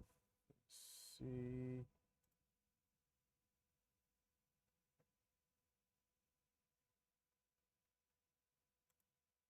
Refresh this page. You said it's at the very bottom of the manual? Not the manual, their config setup stuff.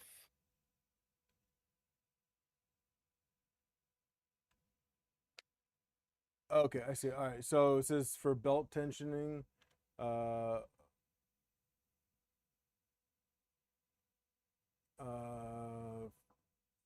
not required, ensuring your AB belts are the same length will make tensioning easier. Home your printer. Raise the tool head or lower the bed to prevent nozzle from marring the build. Okay, that's fine.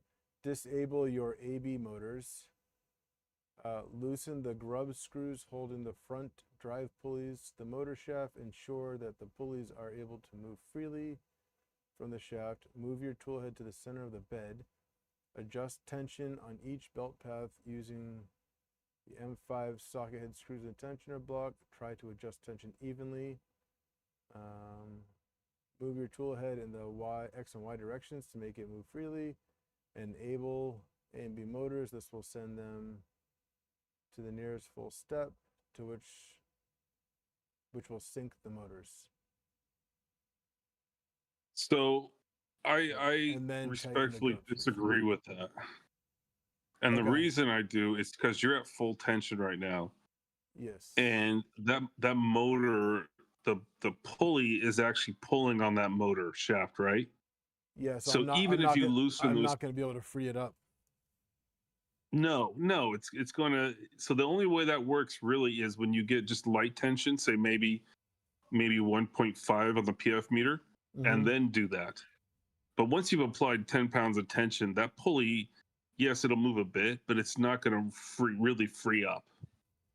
Your Right. better bet is using MRX's tension belt. What's it called? Oh my god, what are we talking about? Belt sync macro. MRX. But yeah, I would type Google MRX Yep, I have it pulled up right belt here. sync.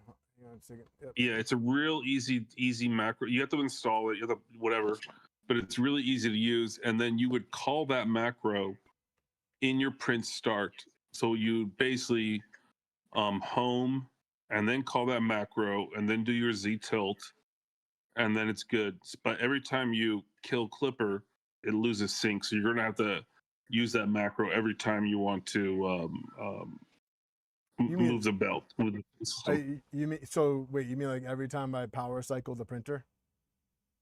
No, every time you kill Clipper. So Like you put it like basically in your emergency start, like emergency stop. I mean, or just if you just restart Clipper, it gets rid of the sync. okay.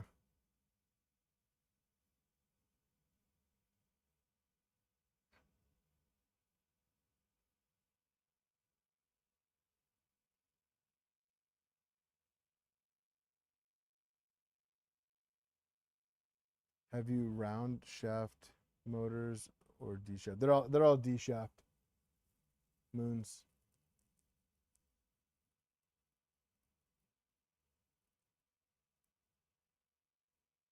You can in command and printer start.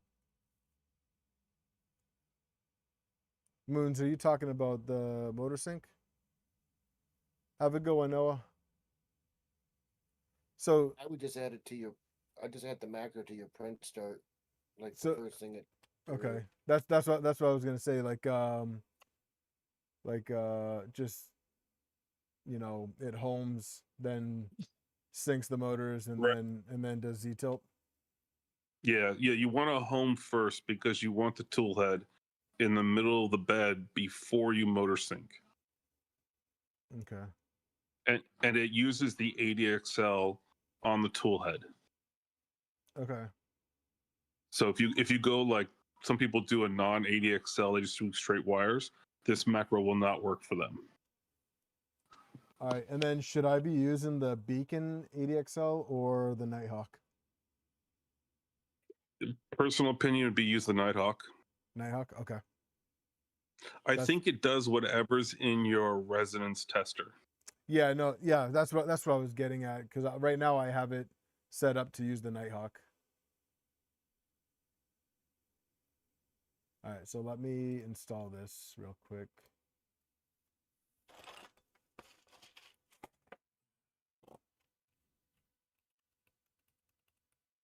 Does anyone else in chat use this macro? No, because I don't have an all-wheel drive. The motor sync macro? Oh, I kind of zoned out there for a sec. Yeah. Yeah, the motor the sync motor Mac. sync. Yeah, I run it. It makes my Trident sound less angry.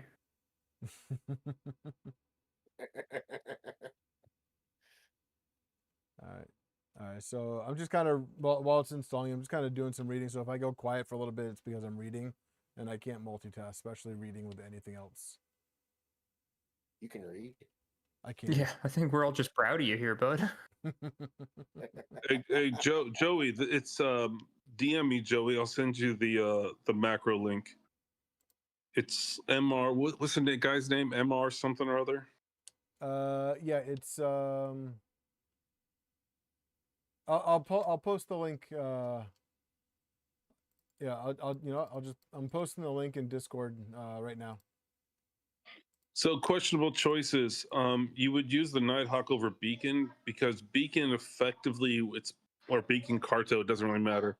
Its position of where it's hanging off at the back is another pendulum. Just like the nozzle is a pendulum, when you start vibrating it, the back of where that's at also acts as a pendulum. Some are worse than others, whatever. But the Nighthawk is more of like the static place, I guess you could say. And so it's my preferred place to test it from. Now, this is a pretty lengthy install.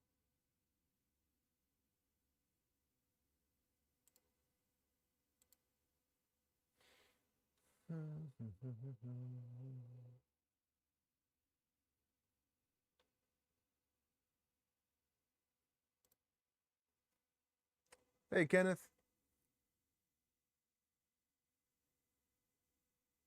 Yep, that's the one, Joseph. Oh, Brett, thank you. Thank you very much, Brad. That actually reminds me, do I have any gifted subs I can give?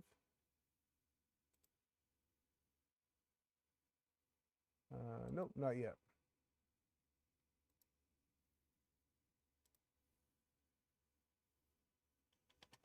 For the education?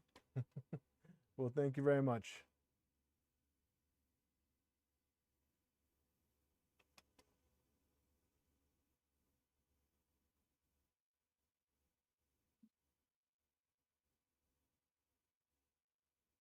So Moons is saying that we have to motor sync manual first and then use the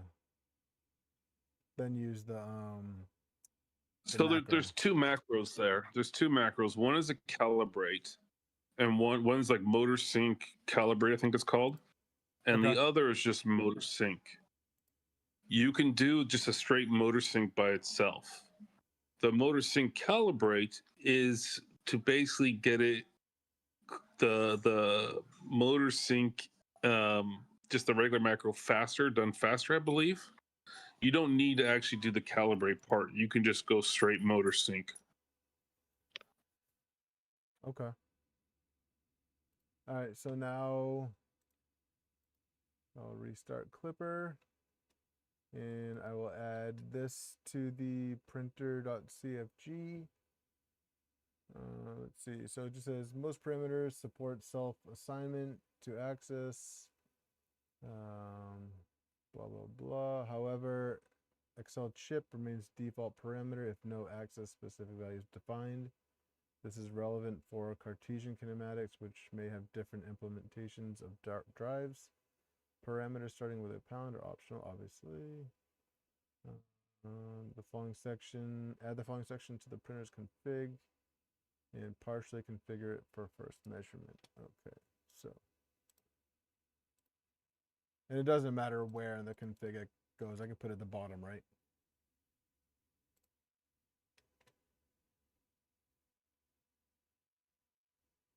Did I lose you guys? Yes, you can put it. I usually put them in their own file, motorsync.cfg, and just include it. Okay. Yeah.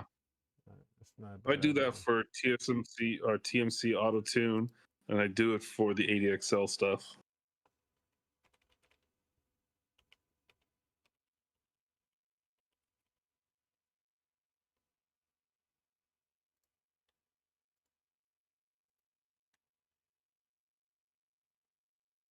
All right.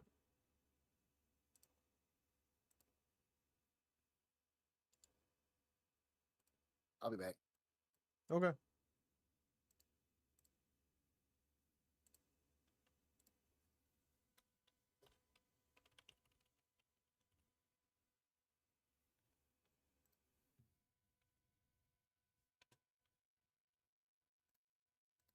All right. So let's see.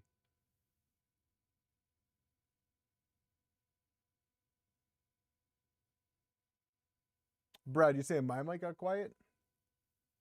Oh.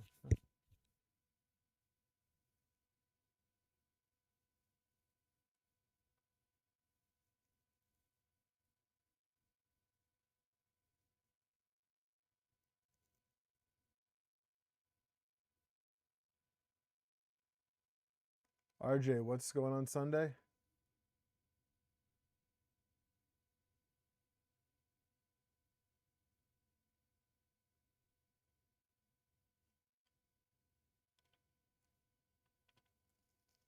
Oh, I might have just started mumbling, Brad.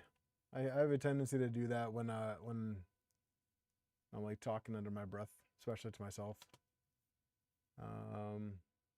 All right, so for motor synchronization, enter sync motors command into the terminal on the main web page interface and wait for the completion of the process. Some parameters can be overwritten.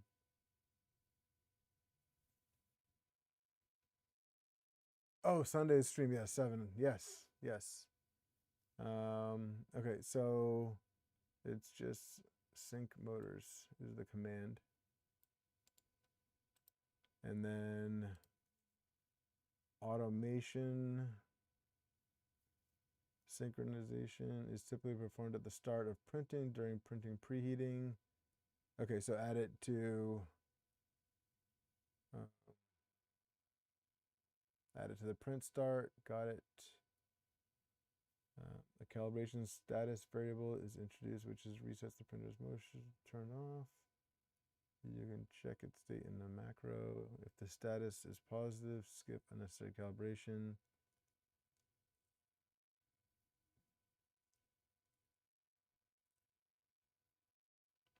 All right, I got an error.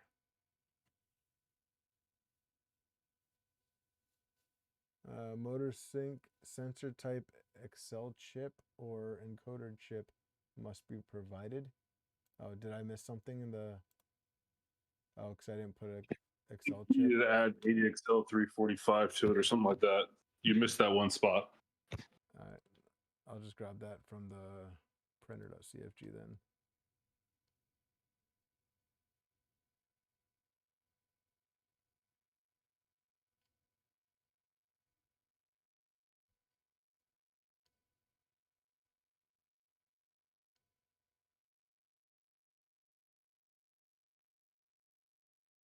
Oh, so that's all you need to put in ADXL 345. Oh, You might need the full name. I don't recall, Governor. I guess we'll find out.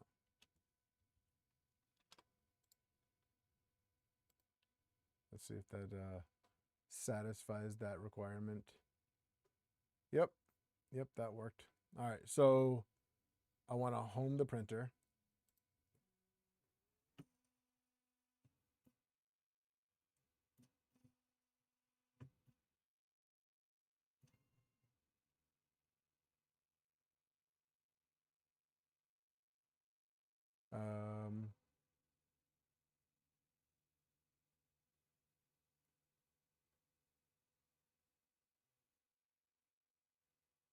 That was weird. It stopped like way.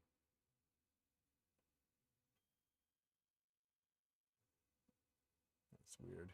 Okay. All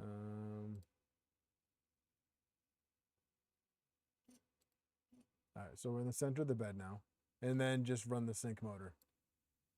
Oh. Correct. All right.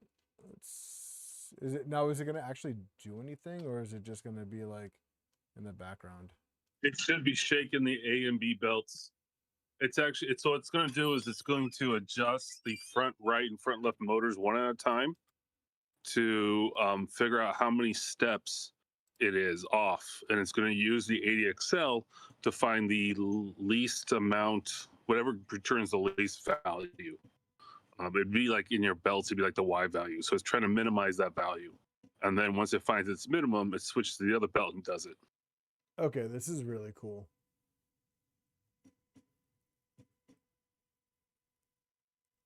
All right, so that just told us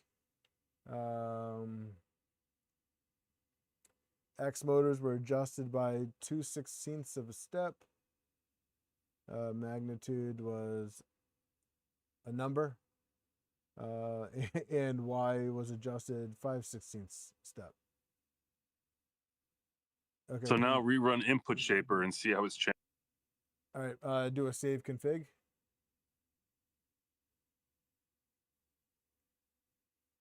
I don't think you need to do a save config.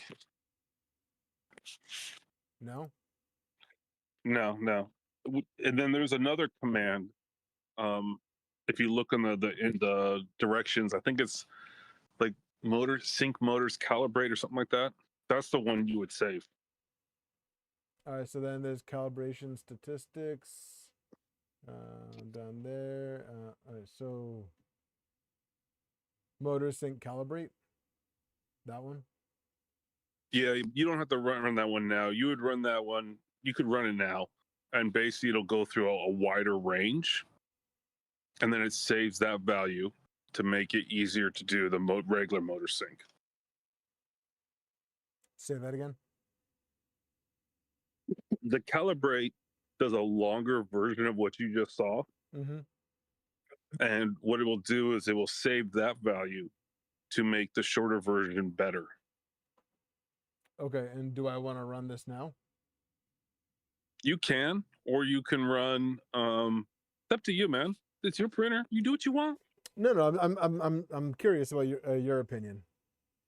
I would see how much this one did with input shaper first, Okay.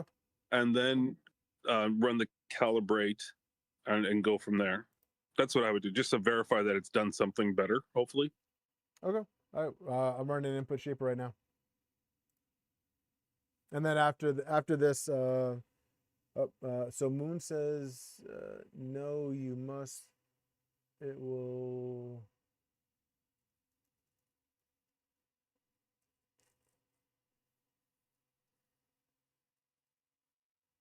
Something a new.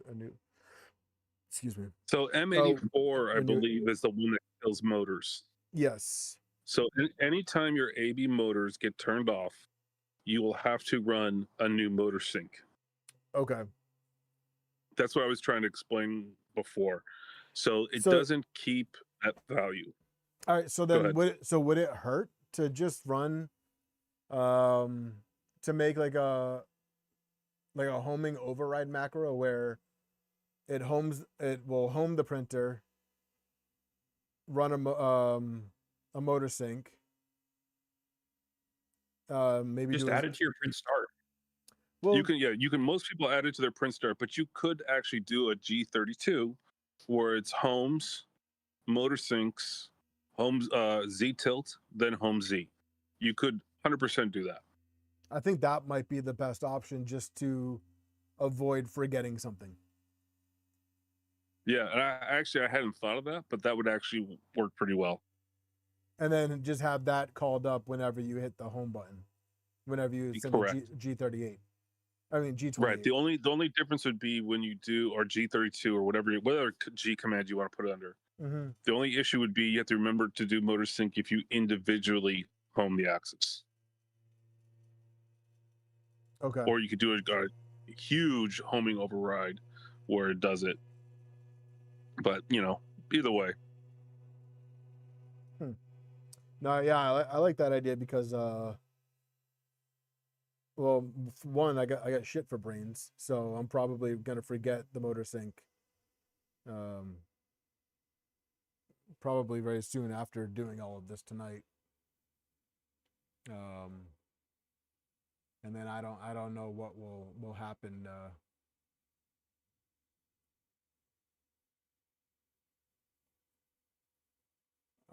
You can create a delayed G-code macro with a duration of 1 second that can do this all for you at start. Interesting. So the only issue with that, I think who was that? That was Down Under? Down Under. Yeah. Down Under. The only issue with that is you have to make sure that you home it. So your G-code command would need to include the homing routine also. Because you don't want a motor sync when the tool head is somewhere else in the center of the bed. Well, will the motor sync work if the printer's not homed? I believe it will, because it's basically I don't know, we can try it, but I believe it will work because it's basically a belt. It's taking over the motors and doing it that. But I mean, like, if you do the belt tensioning, like in Shake Tune, it won't let you do that if the printer's not homed. But that's because that's built into Shake Tune. Right. Yeah, I didn't know if that was built into this. I use it. I don't believe that's built into standard Clipper. Okay.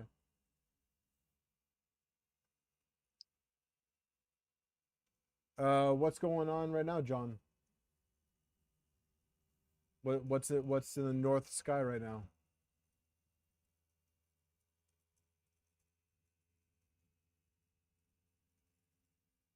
Down under, Phil, if you have a example you'd like to share, I'd be interested in looking at it.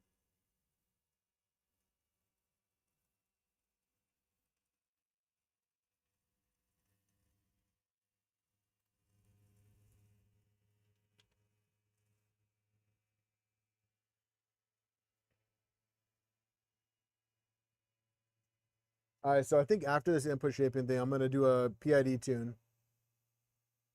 And then I say let's load some filament.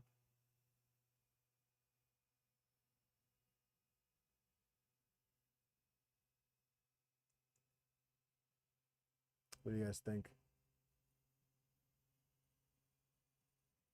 Aurora Borealis going on big and bad. Oh, nice. You know, I've actually never seen that.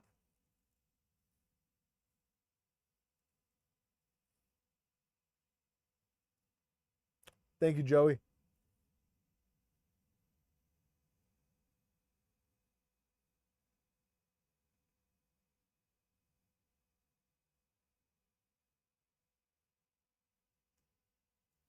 All right, let's see what the graphs look like now.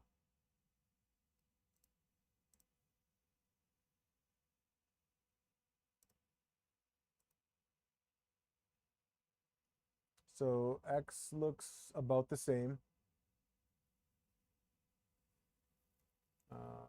And Y looks worse. Although the values of Y are better. So now it's telling me to choose EI, which is a 1.6 vibration, but 17, almost 18,000 for Max XL. But now I have 4 peaks.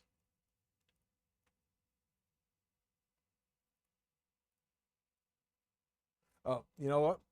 I just remembered. Let me. No, you only have 3 feet. It says 4. Oh, that little tiny one around. Yes. I don't know if that counts, but I don't know. Give me 1 second, guys. I'm gonna get the giveaway link open.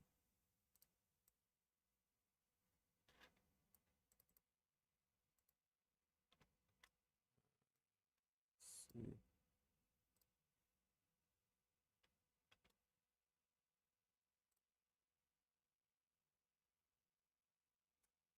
These are the 2504s.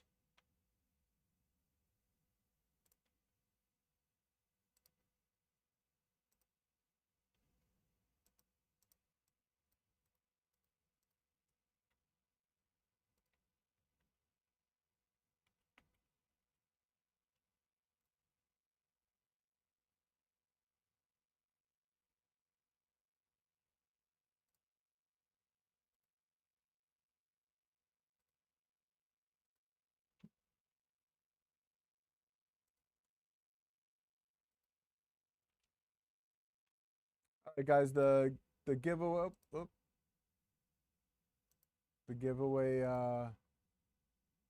the giveaway link is posted in chat. Go ahead and enter. It's going to be for the Central 3D filament, ABS Plus. Let's see.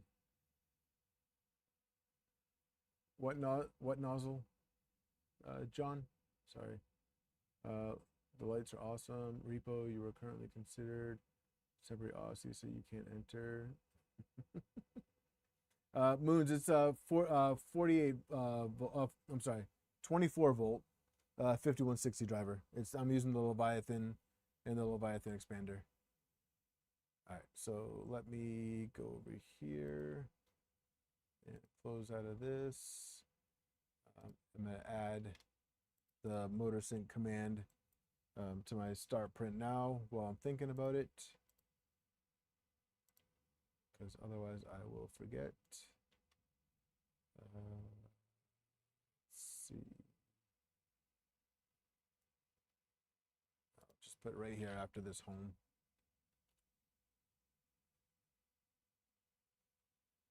Okay.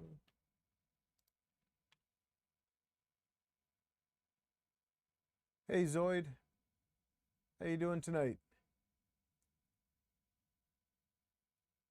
Hey, if any of you guys are interested, maybe consider spamming this stream on Discord, since it's not considered self promotion if I don't do it. To let people know that we're about to fire up the Chube Compact on the all-wheel drive Trident. That'd be super sweet. I'm sure there's some people out there that don't know I'm streaming that would like to see this.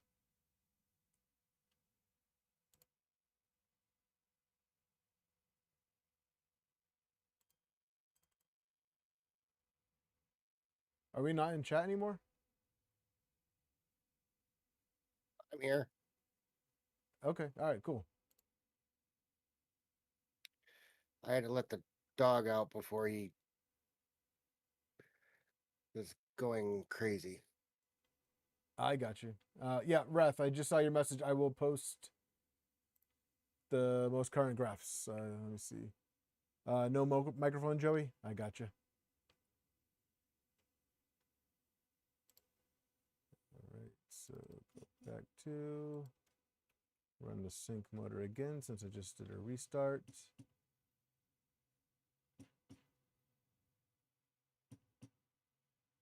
Moons, which cables are you talking about? Are you talking about my umbilical? What was I going to do? Oh, the graphs. That's right.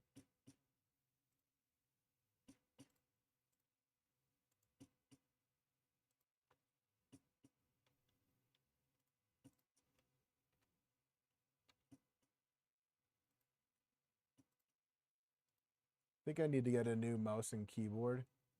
I think my You're a little mouse. too rough with this one.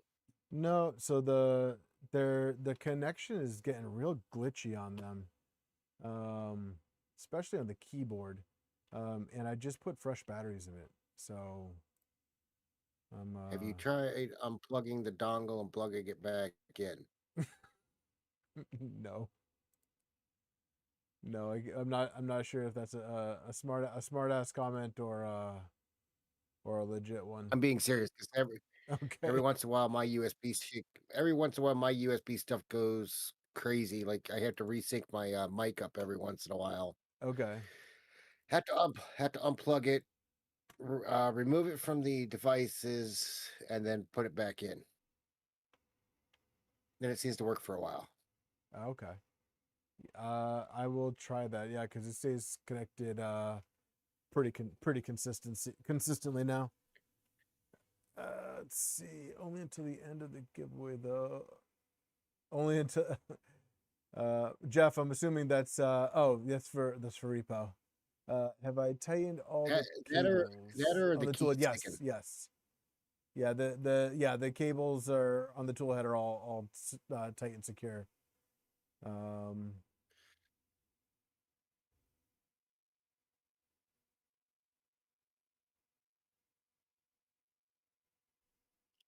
USB ports corroded when you take it. I don't know because the dongle stays in there pretty. It does. I don't ever take it out.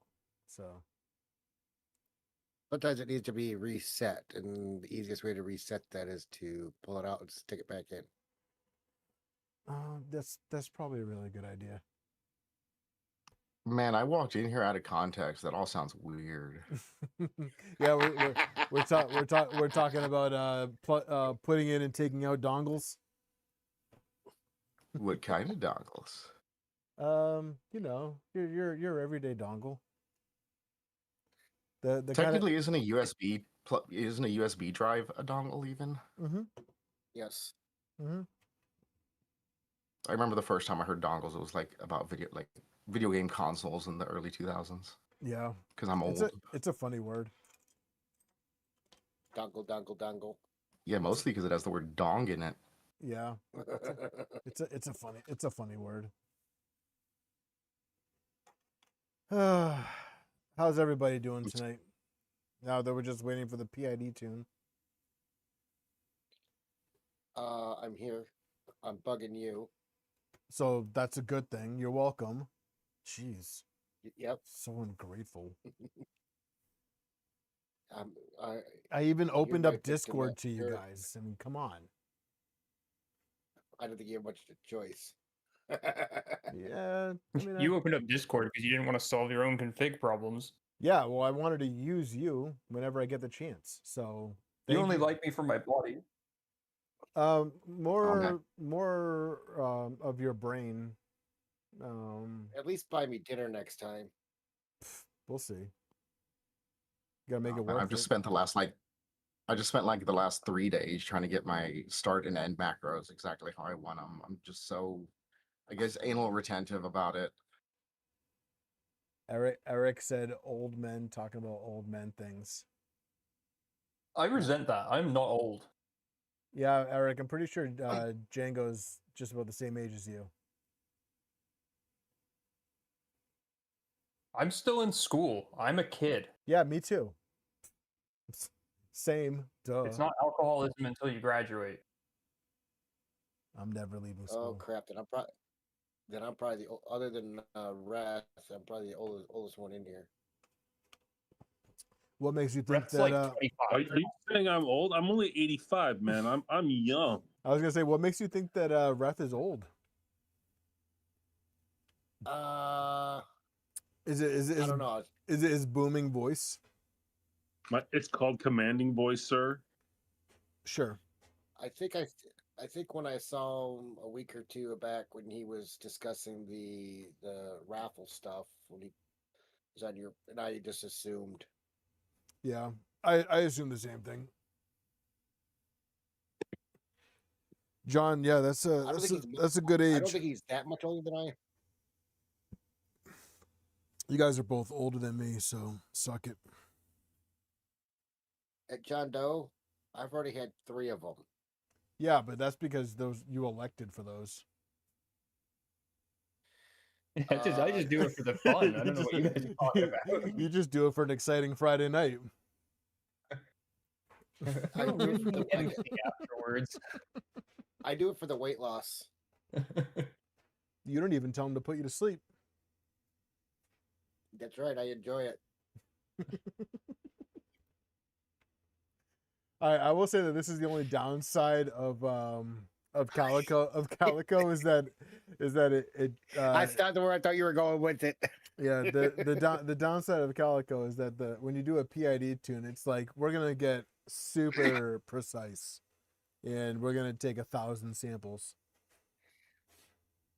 What's the That's not benefit where of I thought Calico over regular? Hey Skyrim, I think you get a little bit more freedom. That's my You understanding. just have expanded features.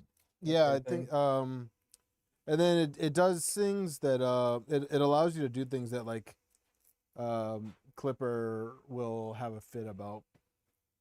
Like for example, we were talking about sensorless homing earlier, and sensorless homing with Calico is really easy. Maybe I'm crazy, but I can't get into sensorless. I just don't trust it. I know it works fine if you tune it well, but like I just don't trust it. So I am running sensorless on my SV08, my 2.4, my Nebula, and I was gonna run sensorless on the Trident, but the Vitalii mounts that I'm running on this actually, he included like a little built-in bumper for it, so I didn't have to do sensorless. I was fully prepared to do sensorless, but I was also nervous about doing sensorless because I haven't never done it with an all-wheel drive system. I'm actually finishing building the first like 2.4, like I guess Core XY that wasn't abandoned. AJ Kind of stressful. AJ sent a message and then redacted it. What's up, AJ? I missed what you said. Jeff said, "Okay, let's show ages. I'm 56. Did I win?" Old. This is like Old. the old. He's older, This is like the he's old older man than I am. days ASL. Yeah, you got 16 years on me, friend.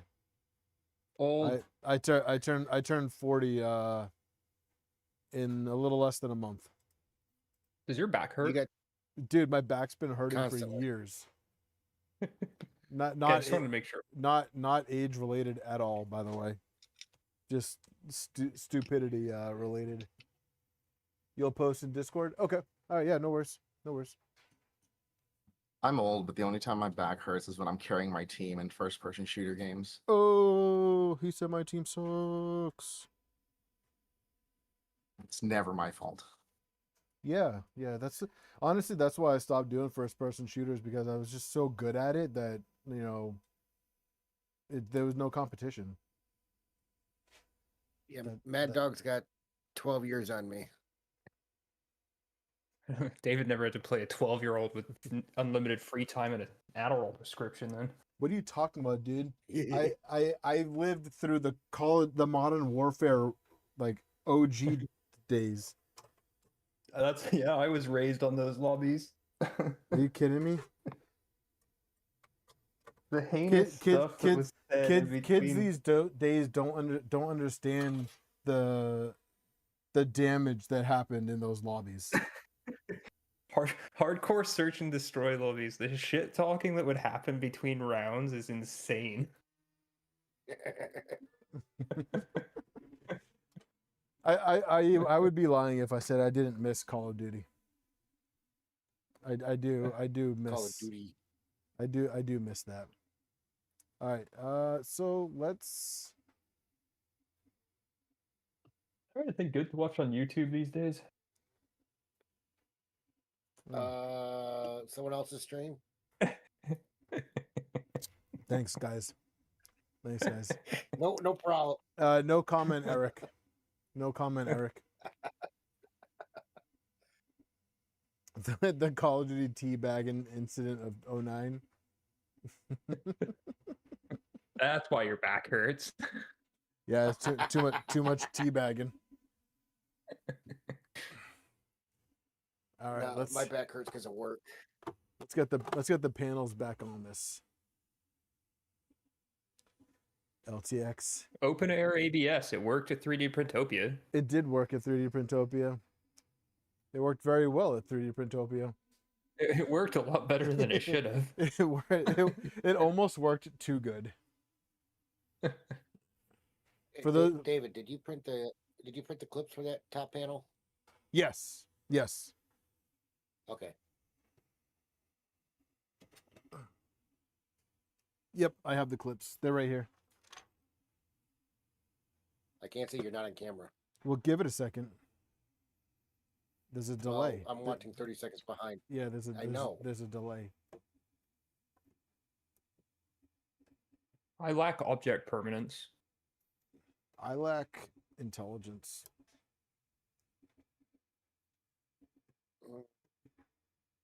Because I'm not even going to disagree with that. because if I didn't lack intelligence, I would have grabbed the panel clips, and that way, you know, I could put them on and then not have to drop the panel like 100 times.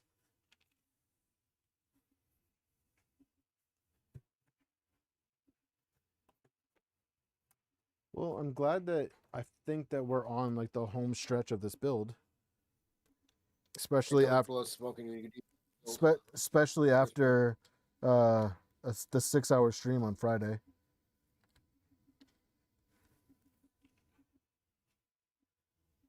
What's going on, John? I've seen a couple people print ABS open air. Yeah, Timor, I got to be the oldest, born in 1940. Dude, you're 10 years older than my dad. He's 4 years older than my dad would be.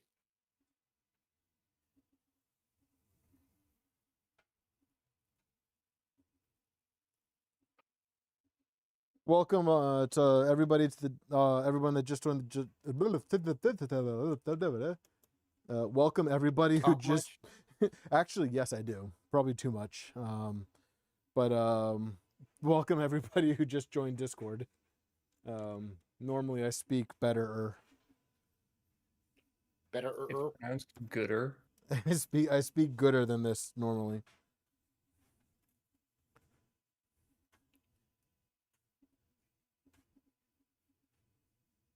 Intelligence, can you eat that? Yes, Eric, you can. You can eat it, but it won't make you any smarter. Yeah, AJ, feel free to join the chat. If anybody who wants to join the chat, go for it. Let's just let's keep the topic overly acceptable for PG? all ages. PG-13 I'm okay with. Yeah, I was getting ready to say PG-13. Let's get him demonetized, obviously. Please don't. That can be done. Yes, it can be done, but then all of you would get the ban hammer.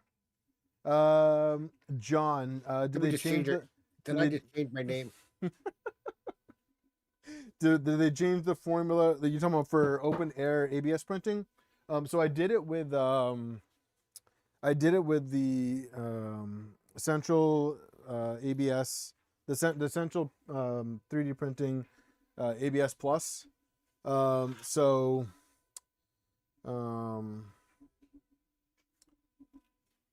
Yes, because, excuse me, I did confirm with them that it does have a small percentage of PET G in their formula,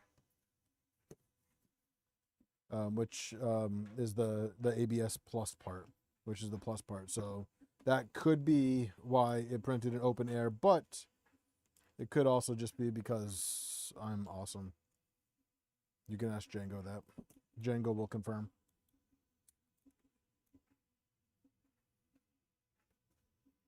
Django, confirm. Confirm What am I confirming? that I'm awesome. No, I'm sorry, I can't lie. My Confirm. parents taught me not. Confirm. Confirm. Or I'm not else. gonna do it. Comply or die. So Oh, does hey, anyone know if there's a way to upgrade to Calico from regular Clipper? Or do you have to do like a fresh install? it's super easy. There's so if you go to the Clipper, if you go to the Calico documents, there's a migrate. It's just like it's a single command.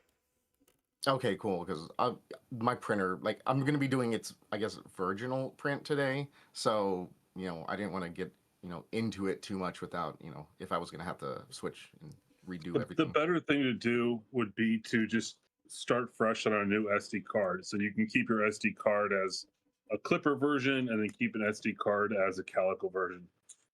It just makes everything a little bit easier in the long term.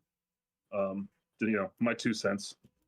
Oh, well, my I guess my Pi for the printer is a little too try hard. It's actually running an NVMe drive. So switching that out and doing all that would be slightly a pain. Yeah, I just do I just choose the migration option because I'm lazy and there's a 0% chance that I'll switch back. Yeah. But that's just me. Reth's idea does make more sense, especially from like a troubleshooting point of view. Like if something happens, at least you have something to fall back on without having to do like a complete rebuild. But I work harder, not smarter. So LTX the silence. If you want to work harder, you should go back to Marlin. Ew. Take it back. No, I'm not going to. That's disgusting. Why would you I say that? learned on Marlin, and if I can do it, then you can do it. I learned on Marlin too. And Yeah, see? And I'm not going back. You can't make me. You can't make me. I loved Marlin, but it did have one thing better than Clipper does, and that's Octolapse. That was just so much better in every way than whatever the Clipper time lapse is. It's actually funny that you mentioned that because I actually just put I'm gonna bring this over here because I'm gonna polish this panel. I just put the mainsail time lapse on my Nebula because I just got another commission job that I was like, oh, you know what? This would be really cool to have a time lapse video on. So The one thing I liked about Octolapse, like it would just auto detect your retraction and all that settings. You don't have to set it for everyone. And then it had some really cool like things it'll do with the tool head while it's printing. Like you can have it do different motions, and it was just all around better. I was always hoping they'd get it into Clipper time lapse or Marlin time lapse, but I mean, if you gotta do it every time, it's fine. the only thing I want to figure out how to do with the main sail time lapse is how to park the tool head, because the configuration file for it is read only, so you can't make any edits. Parking, you can edit it from the main cell. Yeah, from the settings in the top Oh, right. really? In the sub menu. Yeah, the sub menu. There's a new. If you're using the plugin, it's just another drop down, like list item. Yeah, if you go to the settings in the top right, it'll have all the time lapse settings, and that's also where you put in like your retraction and everything before the prints. Unless Okay. they made it automatic these days. It's been a couple years since I tried it. Okay, I'll just take a closer look. I didn't look in great detail.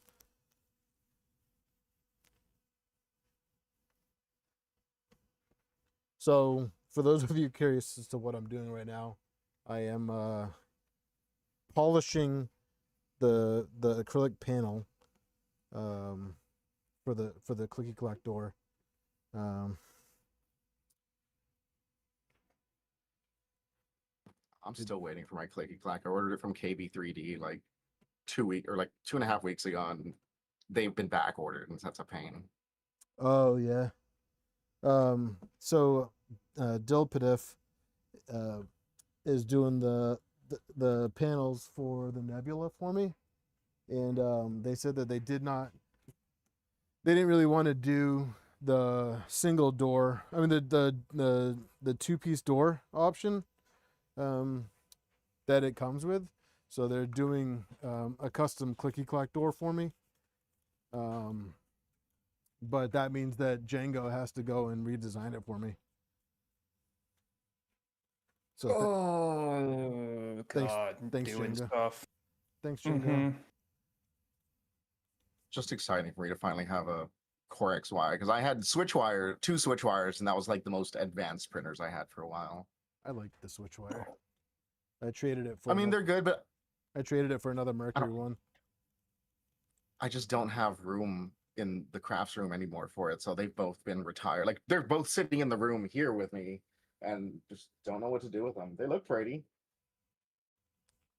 You know, And it's one's like a large switch wire. It's a 310 millimeter one. ooh, nice. It's funny, you know, when I first got into 3D printing, and like I didn't really know much about it. I was just going off of like what looked cool.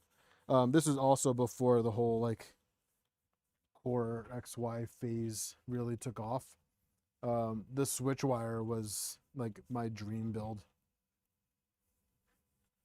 The only thing I didn't like about the switch wire is that you can't do the Z alignment like you can on double, screws, but it's still better in every way for everything else. Yeah, that part never really bothered me. That part, You can technically do gantry squaring though.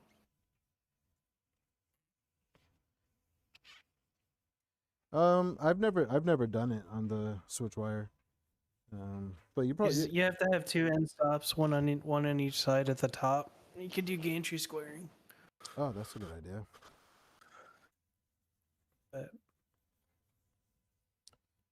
That is a nice clean door now. For anybody curious as to what I'm using on the panels, it is this stuff right here.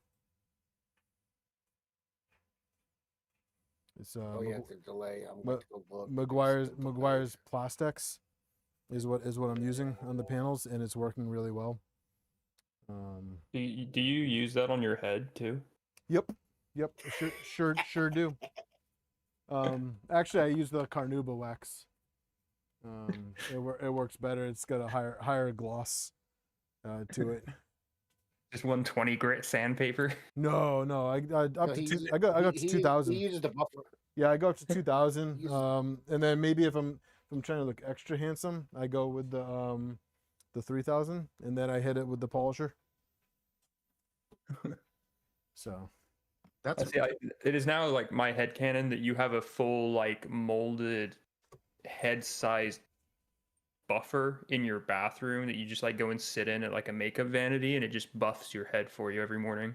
yeah, well, if you decided to stay with us at the hotel instead of going with Delmar, you would have seen my travel buffer. You know, I really wanted to, minus the fact that it would have been 3 dudes in one bed. It wouldn't be a first for you though. Or at last. Actually, for those of you that did not hear about the story from 3D Printopia, This is funny. So my buddy Dana and I drove down. This is our second year in a row going to 3D Printopia together. Every once in a while, you'll see him pop in chat. He's got the username DF. So he'll show up in chat every once in a while. But we drive all the way down, and instead of going straight to the hotel, what did we do? We went to we just barely made it to the venue in time to set up the table. And then after that, we went out to dinner with Django and Delmar. And then we finally make it back to our hotel room. What was it, like 10 o'clock at night by then? 11, I think. Yeah, it's like 11 o'clock. And the girl at the counter, checks us in, but she's like confused about the whole check-in process. So it was already a little sketchy, like from the start. So finally we get checked into the room, and we go upstairs to the room, open the door, and there's a family in there. Yep, there was a woman with her 2 kids in bed. This is the hotel room that had 2 beds in it, so the kids were in one bed, she was in the other. When we just walked right into the room, and all of a sudden we're greeted to a whole bunch of screaming, and yeah, that sucked. At least you walked in with that and not something else with a little bit more revealing. He would have just asked to join. No. No. No. Don't be ridiculous, Django. You would have waited for an invite at least. No, he just wouldn't have asked. You guys are forced his wrong. way. You guys are wrong on so many levels, okay? But anyways,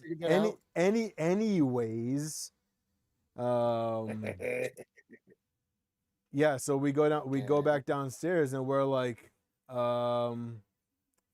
there's somebody in our room.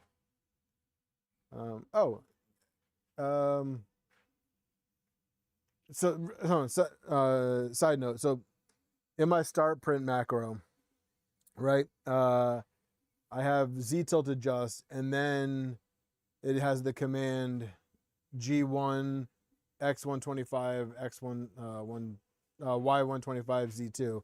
So I'm guessing that means that I don't have to worry about adding another G28Z. I can just leave it at that, because that will move the print head to the center. What you want is you want the home Z after your Z tilt, if that's what you're trying to say. Even though I have want it, because when you Z tilt, you're going to change the bed, and you want to home it again to get the 0 reference back on this newly adjusted bed. If it's slightly tilted and it adjusts it, the distance between the probe and their bed changes ever so slightly, since it's going to be slightly shorter usually. All right. So just G28. Oh, it's kind of wild. Joey had mentioned that random bed distance sensor. I have one in this room with me, never used, completely sealed. What do you mean? The one in chat, like he mentioned this really weird random bed distance sensor that was like one of the original eddy current ones. And yeah, I bought one ages ago on AliExpress and just never used it. I put a picture in there of it. All right, I'll check it out. I'll check it out in a second. I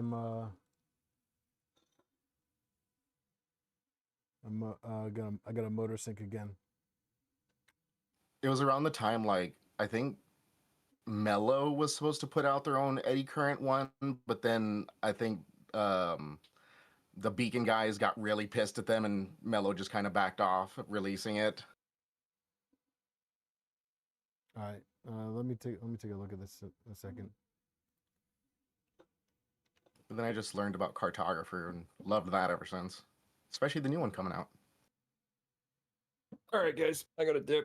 Nope, Take it nope, easy. not allowed. Why? Because I said so. You guys stay to But- the end. I have things to do. No, you don't. Not anymore. Not anymore. You don't have anything to do. I do. So not- so funny that you mentioned that the bed distance sensor, right?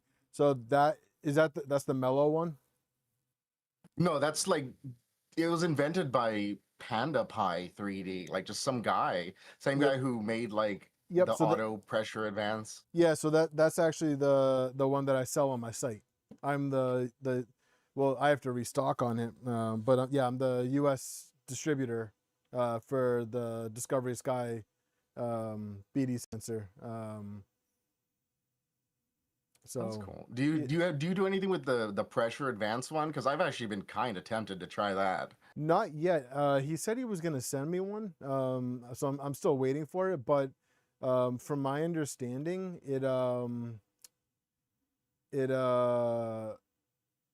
it's designed for a The bamboo hot end, and I don't have Yeah. anything. Hold on, let me Yeah, go, I've been let me looking go, into let me go the- back through chat. What in the world is a TiVo Tornado? Isn't that a printer? Yeah, that's a. Yeah. Is that a TiVo? Is that a I'm trying to blank on that one. Oh, Phil says rep firmware, all the printers.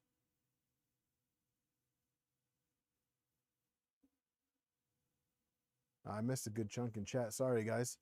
A lesser version of Creality CR10. Okay, yeah, it's the TiVo Tornado. Yeah, so yeah, it's the Ender 3 style printer. Converted sidewinder to a switch wire. Nice. He would just use Brazilian stuff. I'm assuming we're talking about wax LTX. That was back with the head wax comment.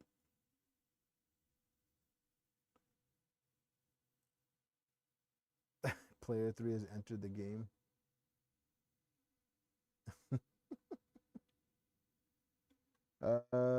Plexus for plastic cleaning? I'll have to look into that, John.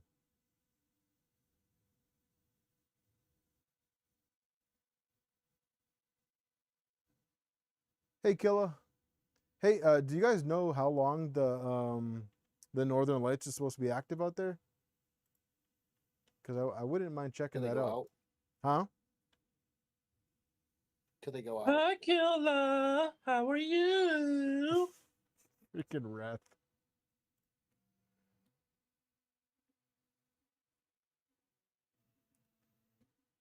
Hey, Killa, if you're interested, hey, thanks Repo for being a member for 3 months. Nice, dude. Thanks. Killa, if you're interested, join the Discord chat tonight and tomorrow. Oh, nice.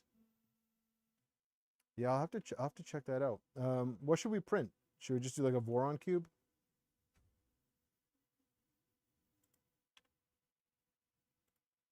Let's just do I'll just do a Voron cube. Keep it simple. You should learn how to modify the Voron cube to stick your logo in on the side. I feel like my logo is a very hard logo to print. One way to find out. All right, so I'm gonna start with the conservative speeds.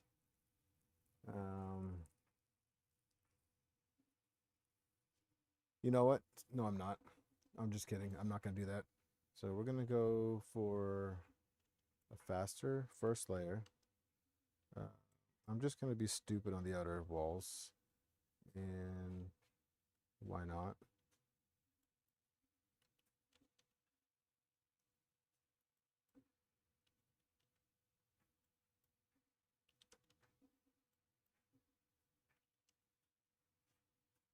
Thought you were leaving. And then we're just going to...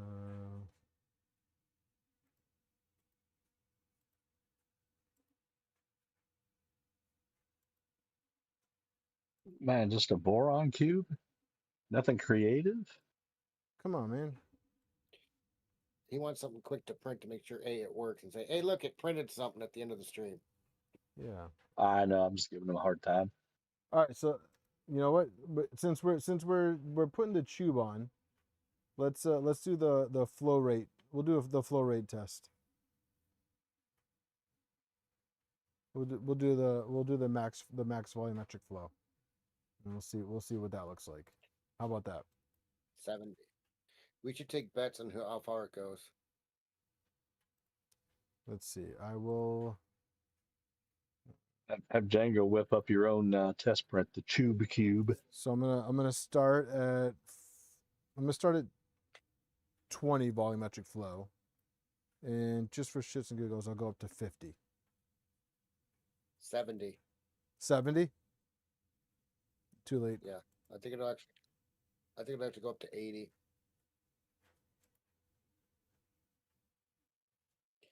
But then you'll run out of extruder before you run out of flow. Oh, you know what? That actually is a good point. Let me double check the extruder is going the right way.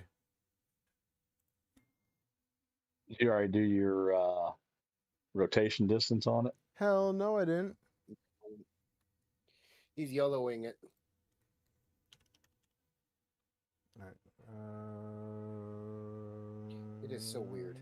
What's weird? Trying to watch the stream, you say something, I hear it, and then I see your mouth move 30 seconds later. Yeah, that's Like now good you're for scratching you. your nose. Questionable Like choices. an old Godzilla. I can always count on you for the most direct response. Questionable choices. I appreciate it. You posted a print in chat, John?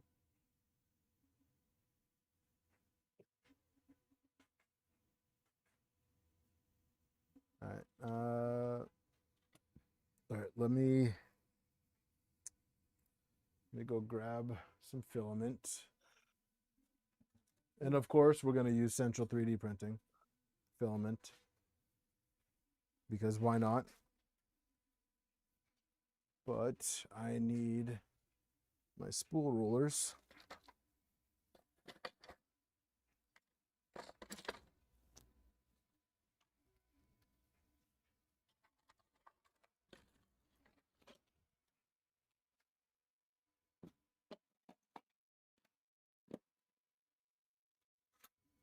Not that color, man. That color's not good. Don't choose that color. Don't use red? Why? What's wrong with red? Red's the fastest color. You need to get a polka dot, man. You gotta get the polka dot color. This one has sparkles. Oh man, it's gotta be polka dot. I'm doing the sparkles, Reth. I'm doing this one. I'm doing it. And you can't make me not do it. You can't make Hey, you're me. putting that in wrong. I know how to put it in, okay? Slower. Mm-mm. Mm-mm. All right.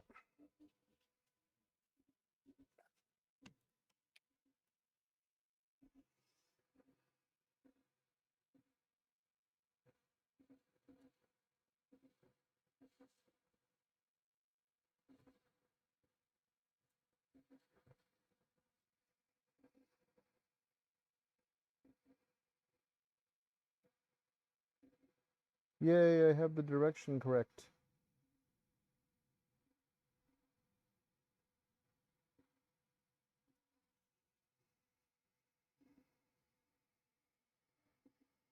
Repo, that's funny. What's up? Repo made a comment that was funny.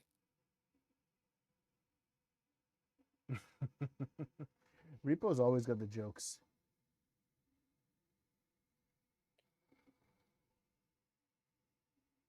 But it's okay because if I had a fan club, Repo would be the president of it. But he'll also be a client too. Hey guys, we have the first bit of filament that went through the tube. Chube. Actually, it's probably the second. Why would you say that?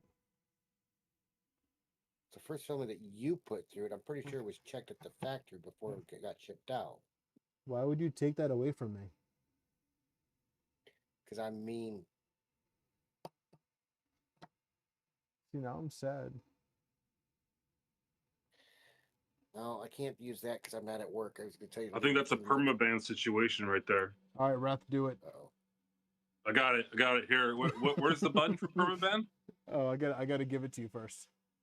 Oh, okay, yeah, I got it. Yeah. We'll get on that.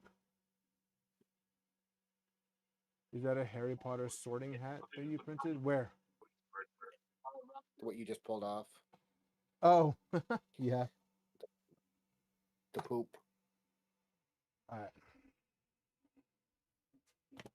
All right. Let's send the max flow test. All right. So for speed, I mean that's not what I'm telling it to do, but I guess it's fine. Oh, I guess it's fine. And then we're going up to 50. I thought it was 70. So should I go to 70? Yeah, because I think the mini tube can do up to 80. I don't know about all that, but I like to see it if it can.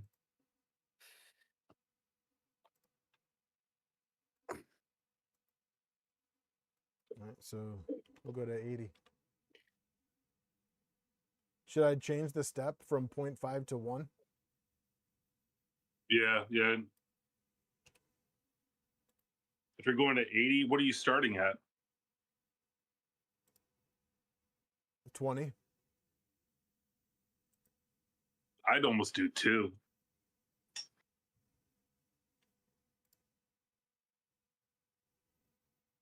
Let's see. No, this should be fine. This should be fine. All right, here goes nothing.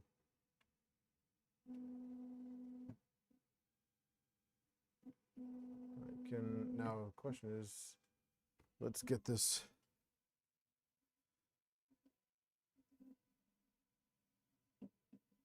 Dude, why is this like? Is it the table?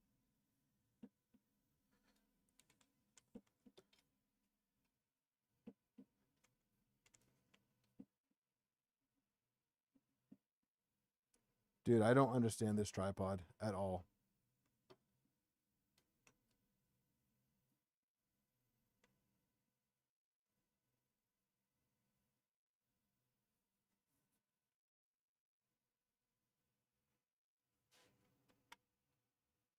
Hey, where's your logo LEDs? It's not working. You didn't solder them, or they're not working. Something happened. I see the look. The bottom ones are working. But something happened. And you're never going to hear the end of that. What's that? The soldering critiques. Oh yeah, no, yeah, that'll never end.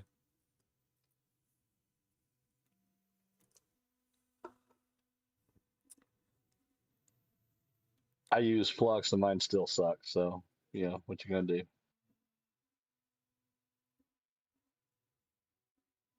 No, Eric, they were kids. It was a mom and the kids. Oh, you know what I didn't adjust, which I hope isn't a problem? Oh, never mind, because it's Your bed points? my bed mesh.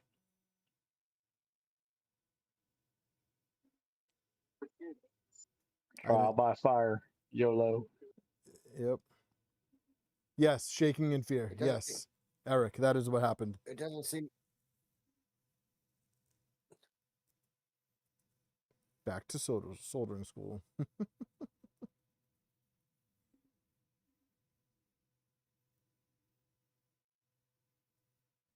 What is it doing right now? What is it doing? Heating up. Oh, I can't see it. It's too small. Yeah, but it should have moved to the left side of the bed to do that. Oh, never mind. This is doing a different heat up. This is now it's gonna get ready to do the bed mesh. So I guess I can hold on to the emergency stop button in case it crashes in.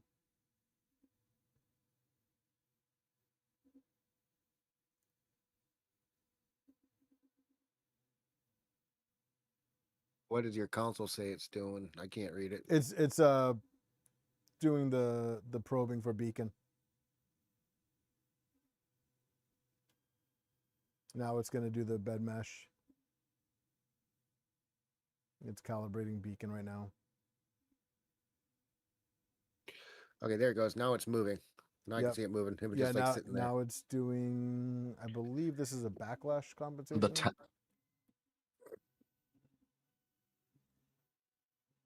I need to increase the speed on beacon.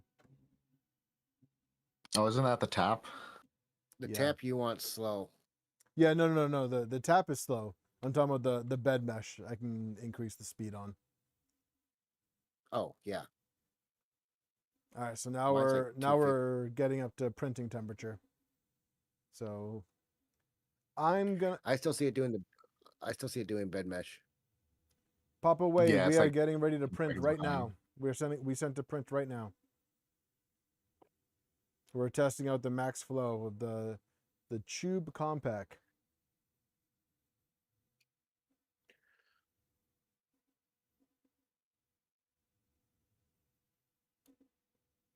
Yep. So we're at temperature now. So now it's gonna prime and start printing.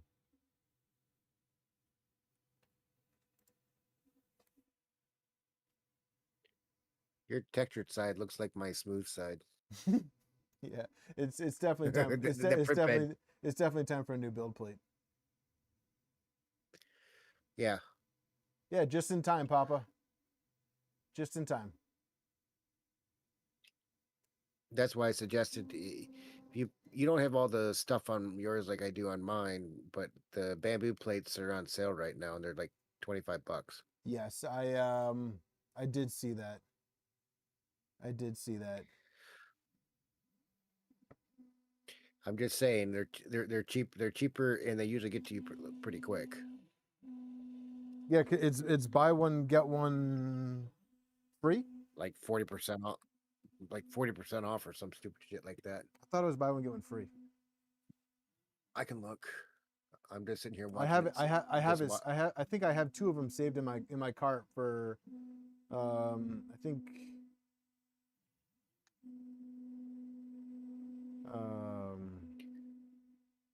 That was a booger. Yeah, I think I have two in my cart right now. So this is going to start picking up speed. I don't know if you guys are aware that this print starts off slow. Yep. It gets a nice good foundation, then all of a sudden it takes off like a bat out of hell. And I'm excited to see if I'm hoping that with the all-wheel drive system that we won't get skipping, because according to the slicer, towards the end of the print we should see speeds in the 400s. We should. I think you'll run out of if you actually put it in the 70 or 80. I think we're gonna run out of. I think we'll run out of flow by then. I think you're gonna run out of extruder by about 55. Yeah, I don't see the Sherpa Mini making it very far, to be honest with you. I think the Sherpa will be my weak link here. Also, when I was talking to Luke, he was recommending the LGX Lite Pro.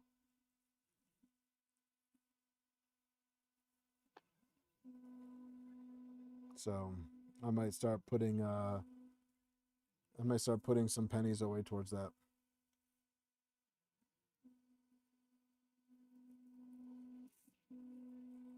Tulsa, I feel like there's a little bit of sarcasm in that because it's going pretty slow right now, unless you're just excited to actually see it moving, which I'm excited to just see it moving again.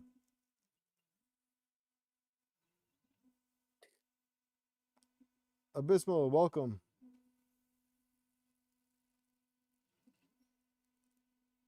Thank you, Mike. I think there's only like 2 hiccups during this whole build. One was I completely thought that the Clockwork 2 gears were going to be just a drop-in replacement for the Sherpa mini gears, which they're not. Those of you that don't know, the Clockwork 2 gears, the gear that's on the motor shaft is pressed on, and it's reverse of what you need for the Sherpa. So that gear wasn't going to work with this. Luckily, I had a Sherpa mini already assembled that I just took the guts out of to put it in the proper color for this build. But that was a process that took way too much time, in my opinion. And I wasn't too happy about that. But other than that, I think I might have had... I wired the thermistor to the heater port and vice versa, because I just grabbed the wrong wire. So that was a dumb mistake on my behalf. Wick Central, yes, you're late, but that's okay. Welcome. And yes, it is running.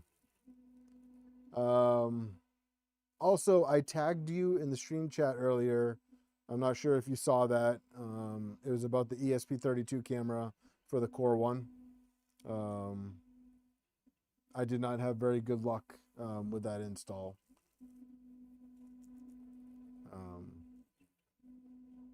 But yeah. Here we go. We're picking up speed now. Hey, Dave. Yo. I can't tell. If you run this thing regular, you might want to think about looking at Vitali's live XY joints instead of the Gates tooth idler. So I actually just bought his XY joints, and so these XY joints are his, and I just bought them from him, and when I bought them, the live idler ones were out of stock. So I'll touch base with them and see if there's any way to make it work, because I did want the live idler. Yeah, at these tensions, though, the live idlers would definitely be a better bet than. I mean, these are going to work. It's just longevity, right? Yeah. I mean, I don't know if the mounts are the same. I'm assuming the mounts are different. Yeah, the mounts are different. Yeah, the mounts have to be different because it has to have the bearings in it. Right. Yeah. I mean, his standard XY joints are fine. It's just that tooth idler, it's got really tiny bearings in it. You know, and you're putting 10 pounds of tension on these little tiny bearings. Yeah. It's a longevity thing, right? It's not going to die tomorrow. Yeah, no, I'll reach out to him. I'll talk to him. See what we can do.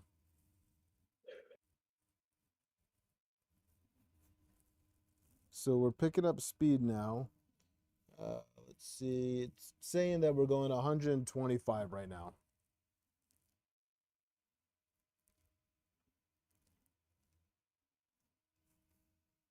So, 125 millimeters a second? Yeah. Wow. Well, at least that's what Clipper Screen is saying. That seems kind of slow for 125. Now it's saying 130.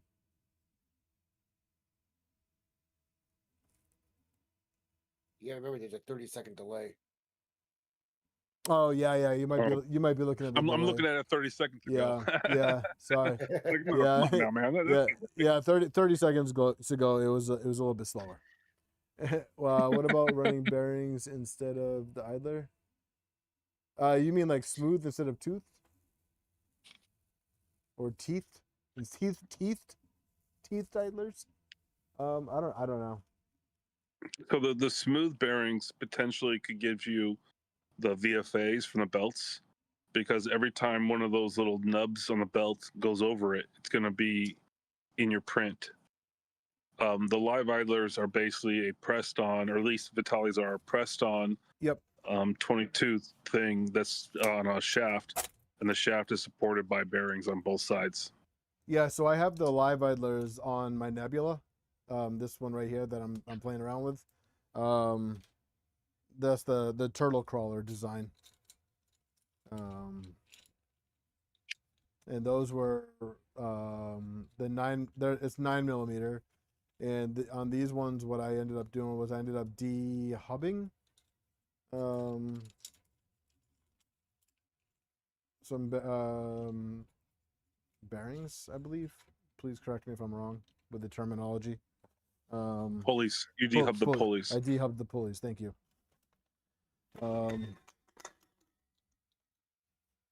Whoops. Did you check on this thing? I'm looking at this thing while it's spinning 30 seconds ago. And did you center the belt on the pulleys, the motor pulleys? Did I center? Yeah. Yes. So you move the motor pulleys up and down? Yes. Yes, I got them centered.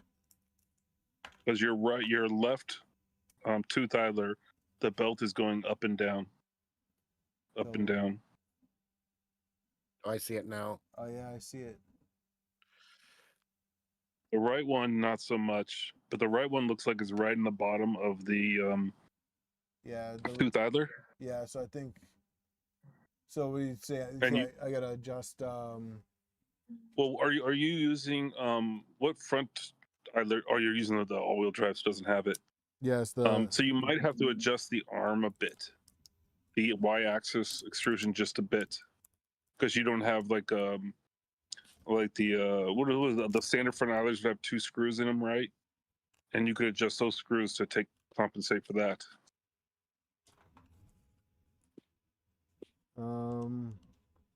Like the Rama or the BFIs. Yeah. Oh yeah. With the upper and lower tension screw. Right. Yeah. Hey Kevin. I would just check your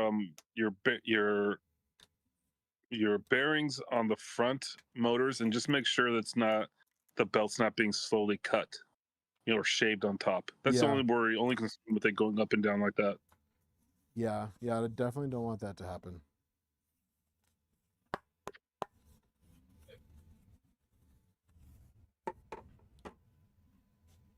I actually had that issue with this Trident on the stock setup.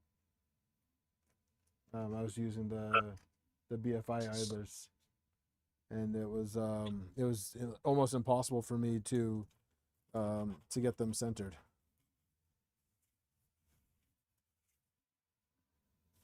It was actually really annoying, and part of the reason why I was super excited to do the all-wheel drive. All right, so now it's saying that we're going 185. That's a lie, man. 30 seconds ago, it wasn't going 185. Nope, but for the rest of us that are watching, you guys that are in my Discord chat, you guys are living in the past, and you just gotta accept it. Man, Okay. I'm watching on the YouTube, and I'm listening in the Discord. yeah, the YouTube is 30 seconds behind. Accurate.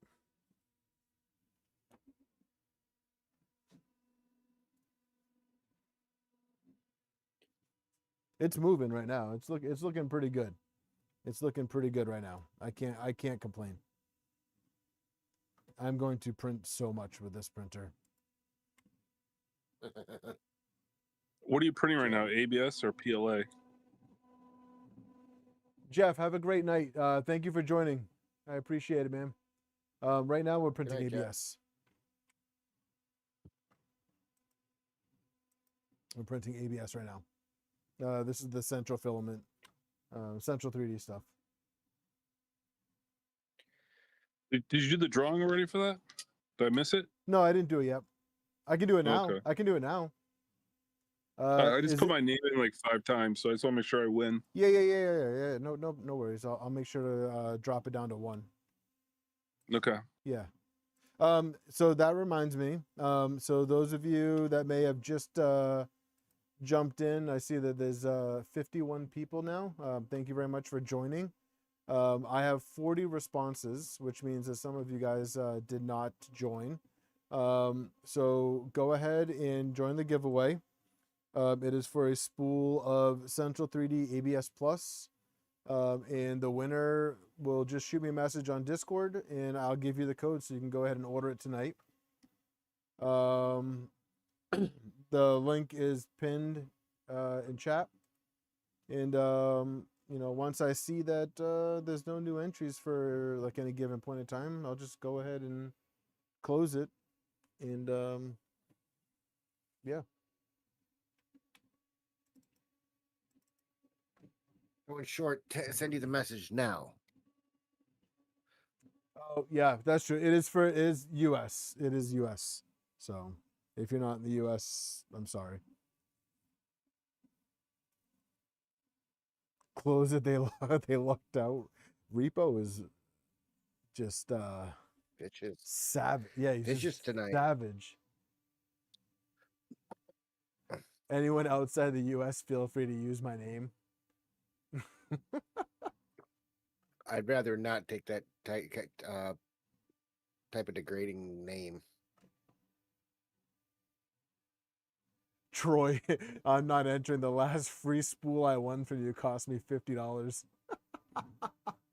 or am I That says reading? 80. Does it say 80? Oh, even better. It says 80. It's okay, Troy. This time you can only do the one. You only have to do the one. It's okay, Troy. Go ahead and enter. Okay, looking at that, is there a mark on the right or left front of that, around the curve there? Yeah, it's getting a little questionable right now. Right. Where's right. the flow at? Does it say? Yeah. Let me look at main sale.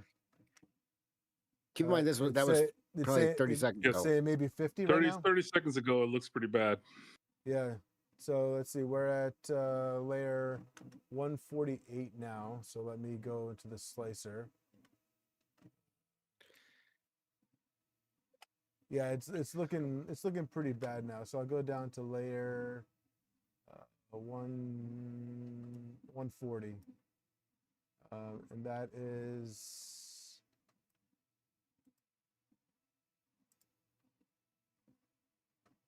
that's right around 50. Right around no, it's actually it's in the orange, so the orange would be in the 60s. And you wanted to stop at 50. At least if we stopped at 50, it would have all looked really good. I'm actually, if this is the case where it's actually like 60 for flow, I'm very impressed. I basically, that's what I was trying to see. See where your cap was at and see where you ran out. All right, so I'm pausing it right now because it's starting to look pretty bad right now.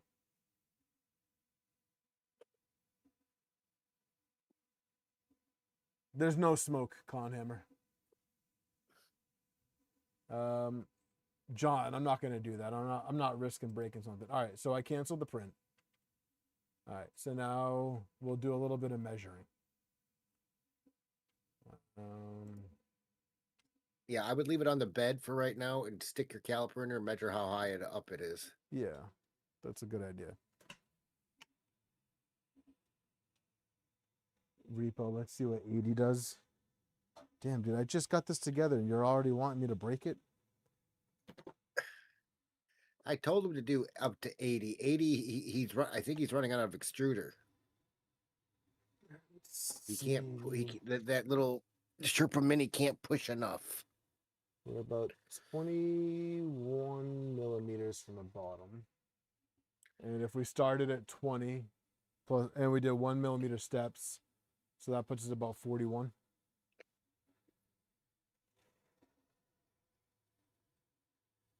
Does that sound right? What extruder would keep up with that? Out of curiosity. A better one. Honestly, I'd say probably the Orbiter would be better than the Sherpa. Maybe the G2. I think my G2 can keep up because I think with my current setup, with my Bamboo Lab hot end, I think I'm pushing like 30, 35 with the 60-watt heater. Yeah. Yeah, I think I might set flow to 40. Yeah, that gives you some buffer room. Yeah. I think in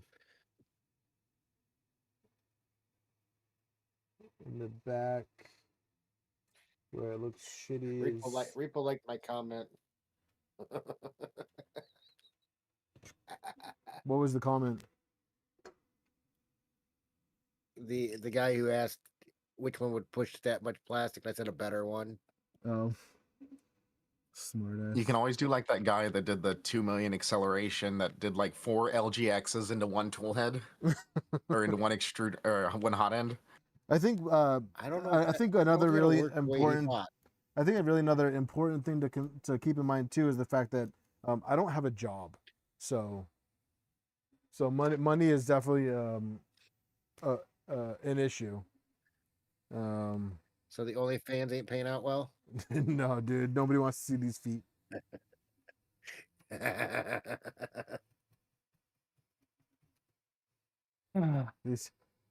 These feet have seen shit.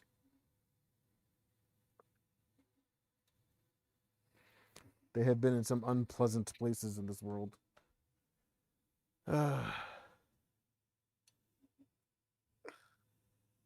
Could always try the Carnauba wax up top. Can I make a suggestion for the scraper? Get a different one. Yeah, print out the bamboo style one. That one actually works pretty good because the blade's nice and Dude, thin. so I have one of those. Okay, I have no idea where it is. No idea. RJ, add that to the bingo. No, that can't be added to tonight's bingo because that's been a forever issue. That was the only good thing about the Artillery M1 Pro was that it came with a blade and some hardware, and you could print out a nice scraper. The rest of it was hot dog water. Is that Brad? Yes, sir. I think this might be the first time I've heard your voice, Brad. Welcome to chat. Thank you. I've been here maybe one other time. Oh yeah, a while ago.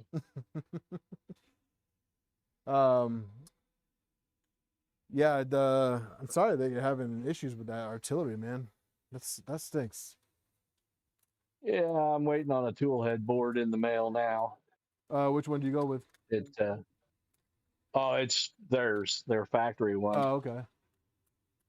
But what I think I'm going to end up doing is I'm going to give them a little time, but I think I'm just going to put a whole different tool head on here and just put some BTT boards in it and you go think with Clipper. You think maybe they're having some like growing pains or something? I do. This is their first Core XY machine, and all the problems, the hardware is fantastic. Every single problem is firmware and configs. Yeah. And they've got it locked down where you can't even modify it. I wonder if they'd be opened to opening it up to the public. They just now. Is it a version of Clipper? It is, but it's a weird one, kind of like Elegoo did with the Carbon Centauri. Yeah. Or Centauri Carbon, well, where so So don't they have to make it open source since Clipper's open source? At some point they will, yeah, but that's only if they actually comply. Since there's really no teeth to it, they may just Yeah. never do it. I don't know. That's true. There's a group called the M1 Tweakers on Facebook, and there's a guy in there that's some kind of a programmer, and he's written some of his own stuff for it. But I haven't loaded it because like a lot of people got their printer bricked. Yeah, But, that doesn't sound like fun. They just now reached out and are working with him a little bit. So we'll see what happens. Yeah. But Also, right now it's pretty much a paperweight. So here, let me put this in front of the camera so that chat can see.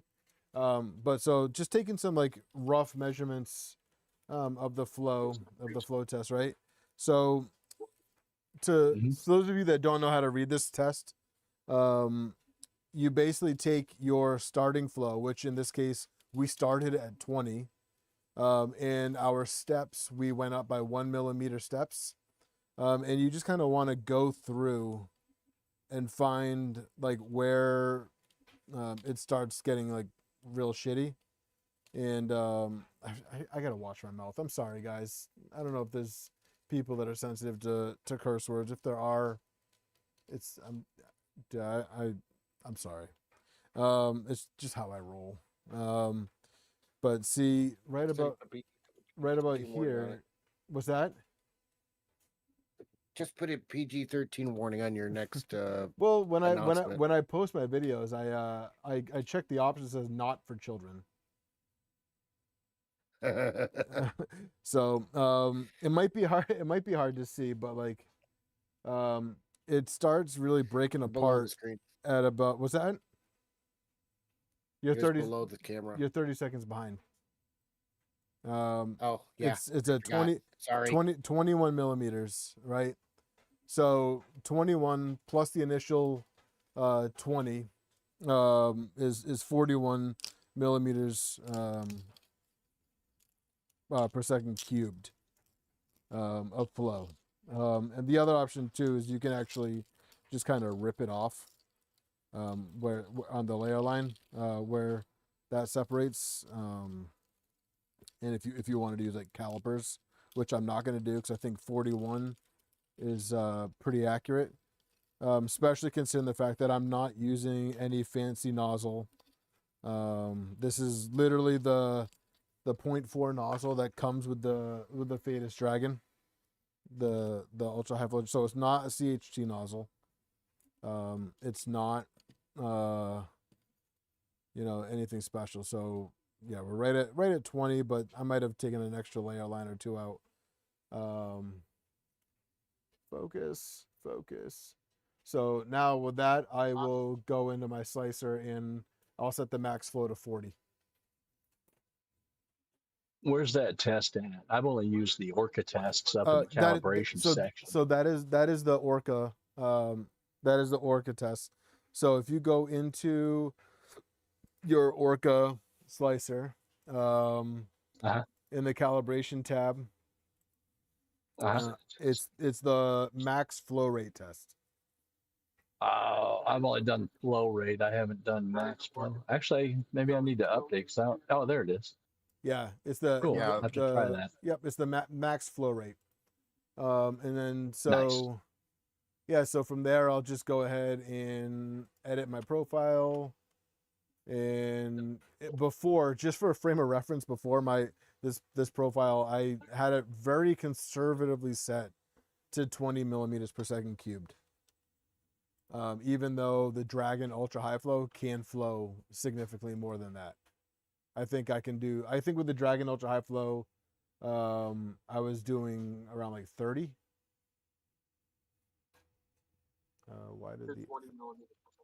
What's that? Right now I'm running the old school Dragon High Flow, not an Ultra. It's got almost like a V6 style nozzle in it. Yep.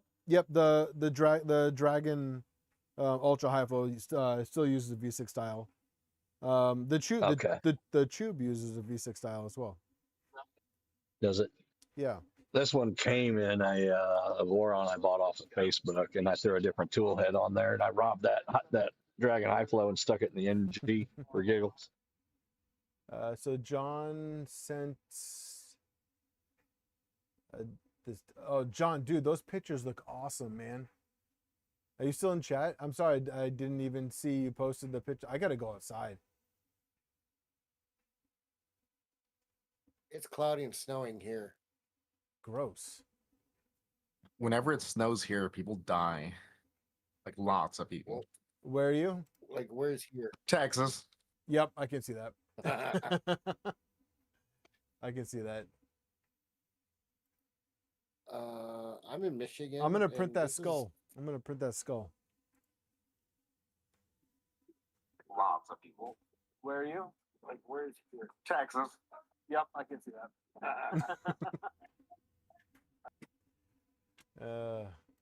You know, it's funny too. My when I- internet when- cycled on me. when I was living in Virginia, you know, there was Northern Virginia, but still not a lot of people. Not a lot of people were familiar with driving there, and so they would just shut everything down because of the weather. And what is this whistle called? Sorry, I'm distracted. Just death whistle? What? Why is it not showing up? Oh, there it is. Extract. If this uses supports, John, I'm not printing it.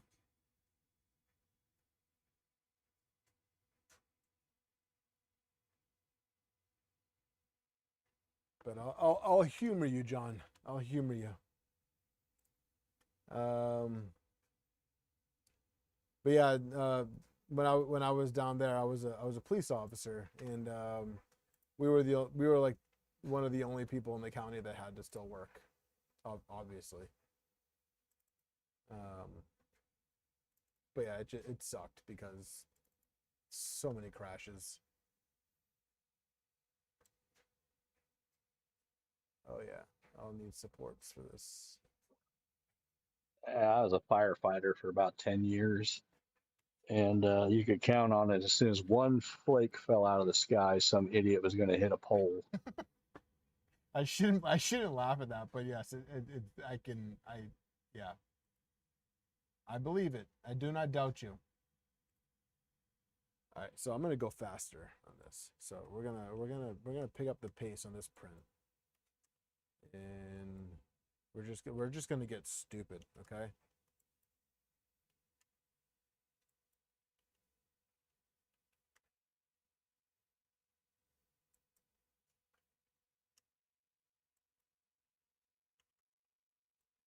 It's not gonna be that stupid, but maybe. I don't know. I'm just adding a 1 in front of all the values for the acceleration anyways. So you're going from like 1,000 to 11,000? Yeah. Yeah, why not? Well, RJ, if you wanted to break it, here it is.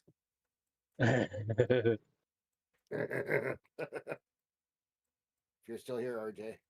RJ better still be here. He's stuck through the 6-hour stream on Friday. He can stick through this one. It's not gonna be that long tonight. RJ, it's 32 degrees outside here. That's about what I got.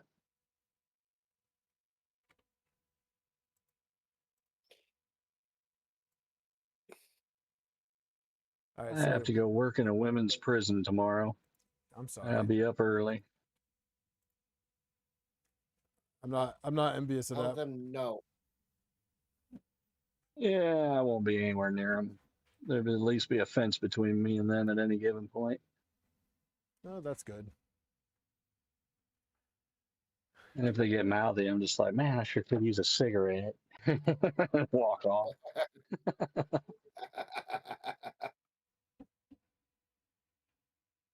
They like that.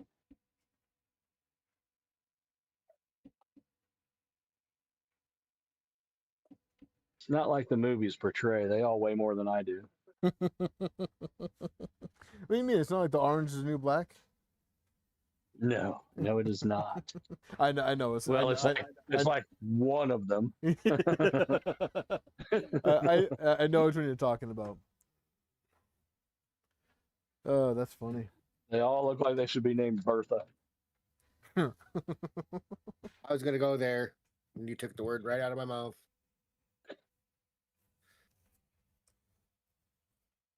You can line them gals up against the NFL.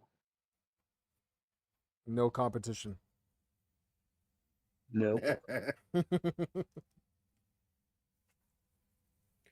Well, I'm glad it's printing. I'm happy with it. It seems to be doing pretty well. I gotta look at that Big Tree Tech site for those build plates. I think it is time for a new build plate. Yeah, I went in and looked, man. The only thing I was seeing was bamboo sizes on that deal. Well, luckily for me, this is a 250. This is a 250 Trident, so Yeah. the bamboo. Well, I've got two printers that I can halfway use bamboo plates on. The bamboo plates are just a wee skinny for both of them. Yeah. And then my Trident's a 300, so it's a wee too fat for them. For the 300, you might be able to use a Prusa Core L1 sheet for that because that's 300 there. If it's available. Yeah, but I didn't see that one on the sale. I think the sales are only for the bamboo size. I think so. Well, the Core L just dropped, so you're probably not going to see anything for that. No. Well, except straight Carta's from OC Prusa, Garage, but are they I don't feeding have them too much there? $1,000 for a No. build plate. They're just Carta. They're just built different. They're just built different. What is this +1? What do I got over here? This +1. Yeah, I'm kind of waiting to see what they've got on the market around the first of the year, and I'm probably gonna pop on something from Prusa then. Yeah, for sure. I definitely want their Core 1L. I definitely want one of those. Mhm. And I still want I still want an XL. Supposedly, you can get somebody did some CAD work on it and just decided that you can get up to like 11 index heads in that thing. The Core Now, 1. I doubt they put it out that the way. Core 1L or the L 7 in the Core 1, 11 and then the L, I think is what they came up with.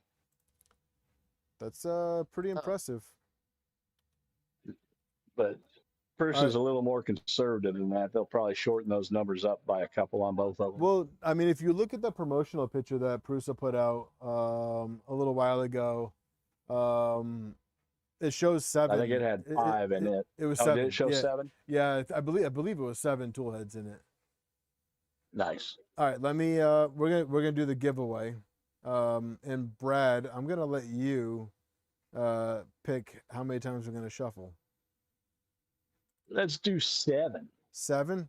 All right. Except last like month. I don't know. It just sounded good.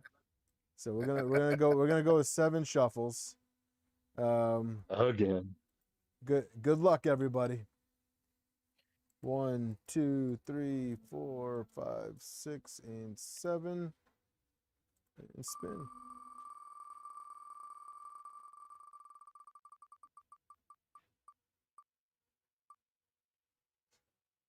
Robin again. Congrats. Congratulations, Robin. Yeah, congrats.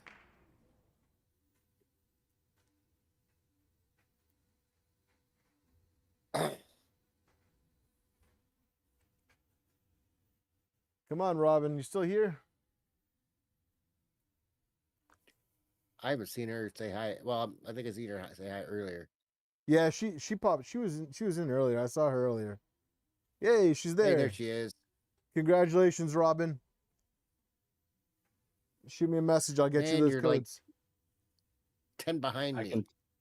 I Yeah. can tell you that the Central 3D Sparkle Red matches the LDO Stardust Red to a T. Oh yeah. Yes, sir. I made my aux fans out of it, and it just blends perfect. Nice. Yeah, I really like their sparkle filament. Yeah. I think Robin's gonna get more purple though, right, Robin? You're probably out of purple by now. I think that's what I bought when I won. Was I got a roll of purple. I have the purple over here somewhere. Oh, I have it over here. For those of you that are curious, what did I print with this? Oh, I'll show you what I printed with it. So here is the purple. This is the central purple. You're gonna go for sparkle this time? It's not a bad idea. Yeah, so let me move this back a little bit so I can fit what I printed out of it. If any of you guys, Yeah, the black and the red print real nice. if any of you guys watched the Spider-Man Into the Spider-Verse movie, the second one, I was a big fan of the Prowler character. So I printed the Prowler helmet out of the purple ABS, and it came out really nice. So this is what the purple looks like. I think I lost audio. My earbuds died, so hang on a second. Bro. Man, we can say anything we want now. Nope, I got one ear. One ear still works. Anybody got an air horn? One ear still works. What? Let me for those of you in chat, did the audio change at all when one of my earbuds died? Because if it did, then I will try to switch audio inputs, but I'm not sure if that means that there'll be an echo and we might have to shut Discord chat off if that's the case. But yeah, so the purple's really nice. Let's see what else I have here. The sparkle black is really nice. I really like the sparkle black. Yeah, same. And I wish I had why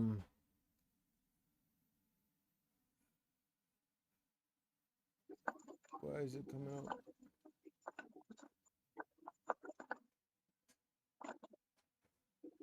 Let me pause this. It's not extruding very well. I think maybe we might have a grind or something. Might have outran your extruder. No, I think here we go. It just it wasn't. I think the extruder might have ground down a spot of filament. Yeah, there we go. There we go. That's better.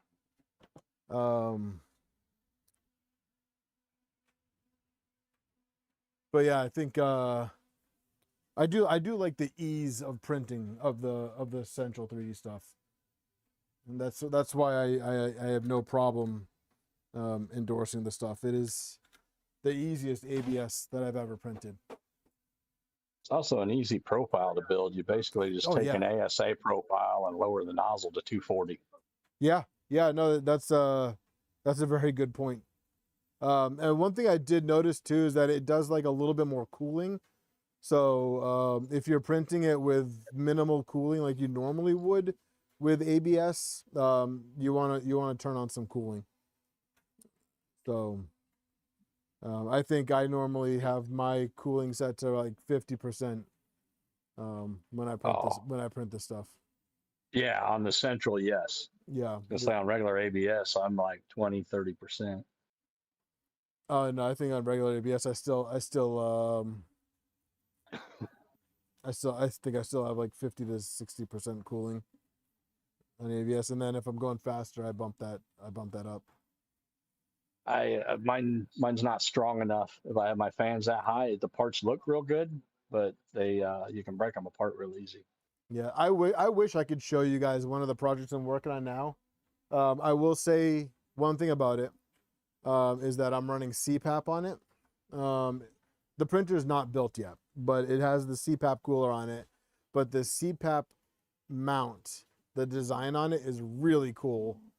Basically mounts to the back of the extrusion, and it has an intake that takes air from the heated chamber. So when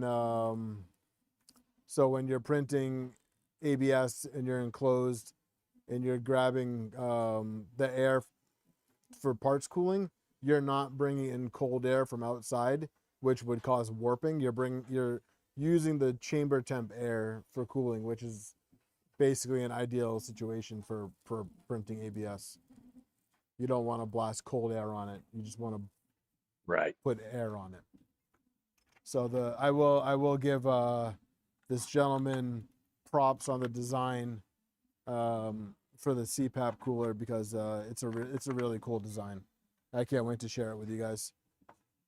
Has it got like a tube that brings the chamber air through it, or does it sit in the chamber? Nope. So the CPAP mounts on the back of the extrusion, and it has an intake duct, an intake vent basically that is bringing air from behind the, like in between the motor mounts in the back.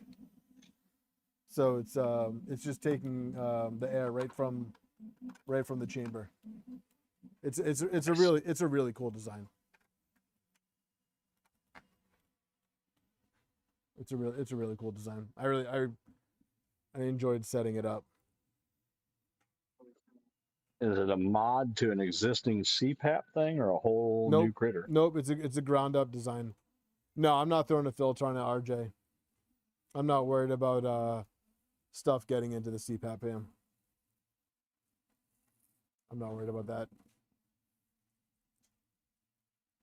If something gets into the CPAP, I deserve it for being reckless. But this printer is an all-wheel drive printer as well. So doing this setup is a nice introduction into the world of all-wheel drive. So I'll have 2 all-wheel drive printers once I get this one set up. So I'm excited for that. And then the only other thing that I'll say about it is that it is a conversion. So you guys can take that information with it. So it's an NG all-wheel drive. It's not an NG. I tried. Valiant effort. A for effort. B for effort. Got it. Any of you guys use Paramount 3D ABS? No. Never heard of it. I have in the past. Okay. They make great colors. Yes, they do. They've been out of their silver dollar ABS for like almost a year, and I need to find a replacement for it. $. Oh, RJ. Yeah.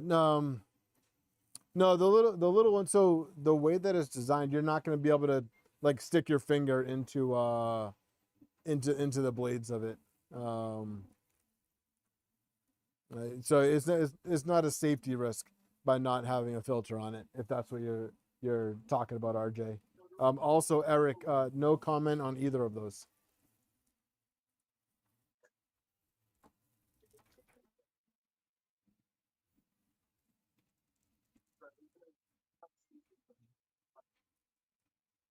But I like where your head's at.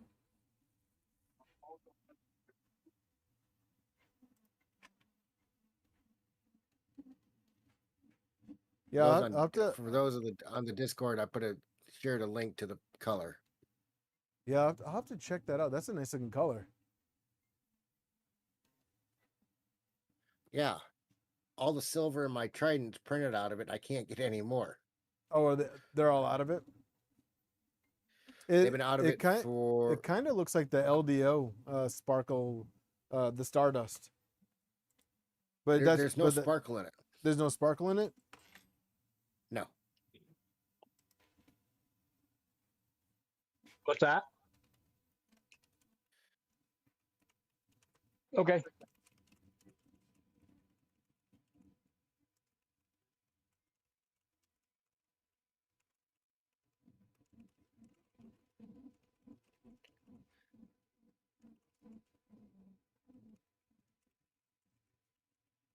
That was my other half heading to bed. Oh, nice. Well, good night to the other half.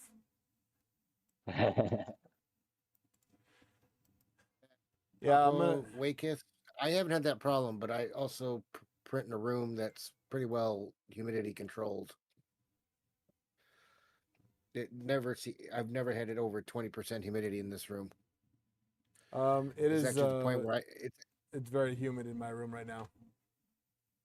it's actually to the point where sometimes I have to wear a grounding strap, otherwise I zap at myself everything I touch. I wish it was that dry in here. I like the Paramount 3D filament, but it draws moisture easier than some. Okay. So far, the only filament that I have that is an absolute nightmare with moisture, that's ABS or ASA, is this stuff right here, and it's the Ambrosia, and it's only this one Ambrosia filament. It's the Violet Void. This stuff right here, and this needs to be dried like nothing I've ever used before, to the point where it almost clogged up the Core 1. Like as I was There's printing a reason with for it. that. Yeah, It has TPU in it. the Violet Void has TPU in it. Yes, TPU or That's what- PETG? TPU. Good Is night, it shiny? Good night, It's Penguin. shiny. It's got TPU. It is shiny. Yeah, almost everything that's shiny's got a little bit of TPU in it. I would have never That's guessed why- that. I would have never guessed that. I actually went through this with one of the people, with Rogue on one of his friends in the Voron chat, and she clogged up 2 Dragon Ultra High Flows, smoked an extruder, and clogged up a box turtle with that stuff. Really Uh-huh. interesting. I would have never guessed that it had TPU in it. Let's see. I'll put it in here. Because I went to go print. I went to go print some things with it, and it kept breaking in the tube on the Core 1, and then it just was like, the Core 1 was just like, I'm sorry, I'm not doing it. Yeah, babe, let me mute real quick. Yeah, the Core 1 was just not having it. And I was like, you know what? I am not gonna risk clogging up this Diamondback nozzle and this next extruder. I'm good. I'm gonna just print something else with it. Is that AS? You got the ASA or the ABS? ASA.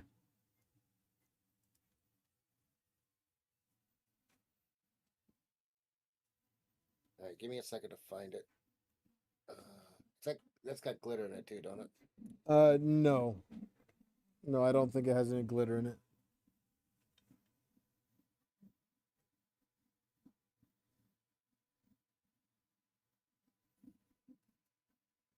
Well, I can tell you one thing, guys. I am very happy that the Trident is printing.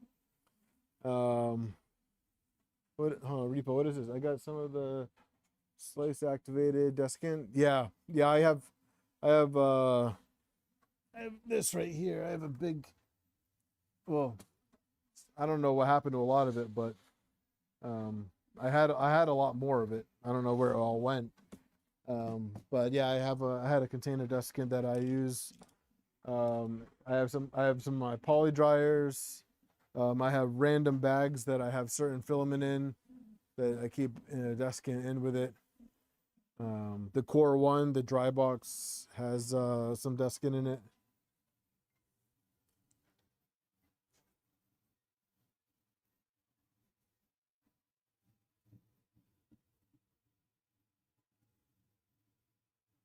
Does it change color?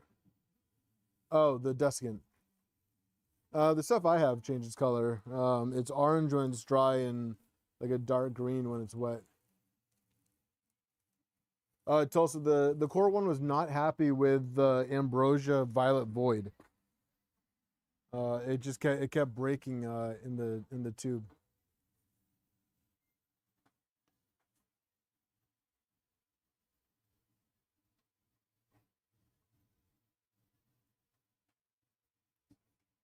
You got to post a link to it then, RJ. I wouldn't mind trying that out. And yes, this is silica gel.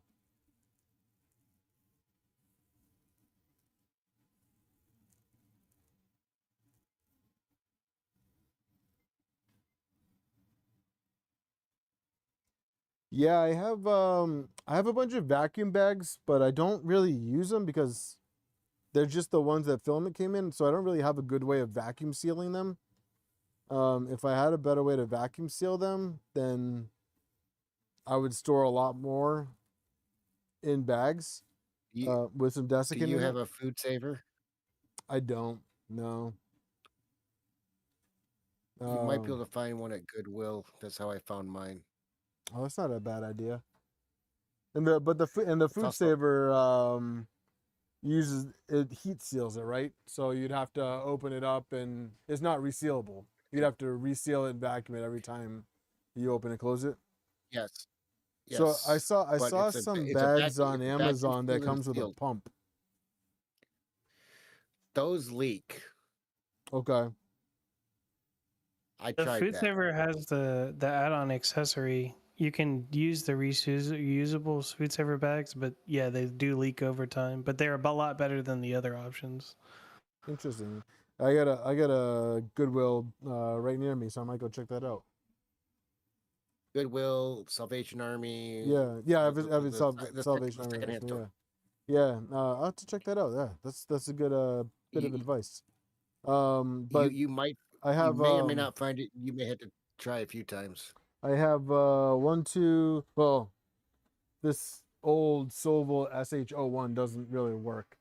I think it's got a issue where it shuts off randomly. But I got 2 poly dryers, a Sunlu S1, a Sunlu S2, and then I have the Solvol SH02. Which, by the way, guys, if you want a really good dryer, the SH02 is the way to go. That dryer is awesome. And then my buddy Kiloprints is sending me a dryer that he's not using. He says it just is collecting dust, so he just sent it out to me. So I was telling him how I have a slight problem with some filament that's just sitting out collecting moisture. Right, guy, what's up? Yeah, dude. So we printed already on it. We did a max flow rate test, and discovered that something is cutting flow at right about 40 millimeters per second cubed, which we all seem to be in agreement that it's most likely the Sherpa mini extruder. So I'm gonna have to start digging into extruders. I might go with the G2. I like the G2 a lot I have the G2 on the SV08 right now, and it's been working really well. Cody, yes, the SH02. That's the filament dryer. Right, yep. This is the Chube Compact.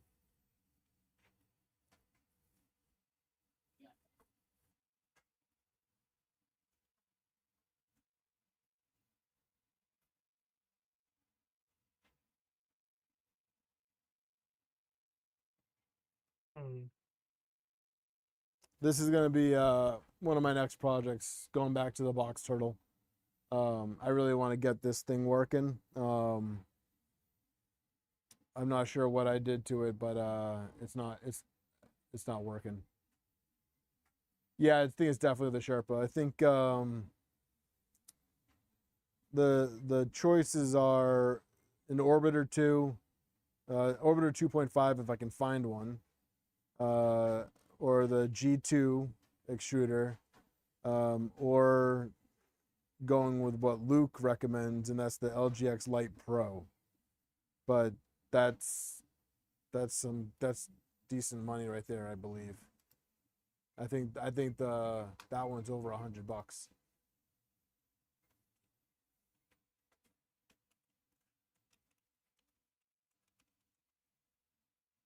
Yeah, the LGX Lite Pro it's $120.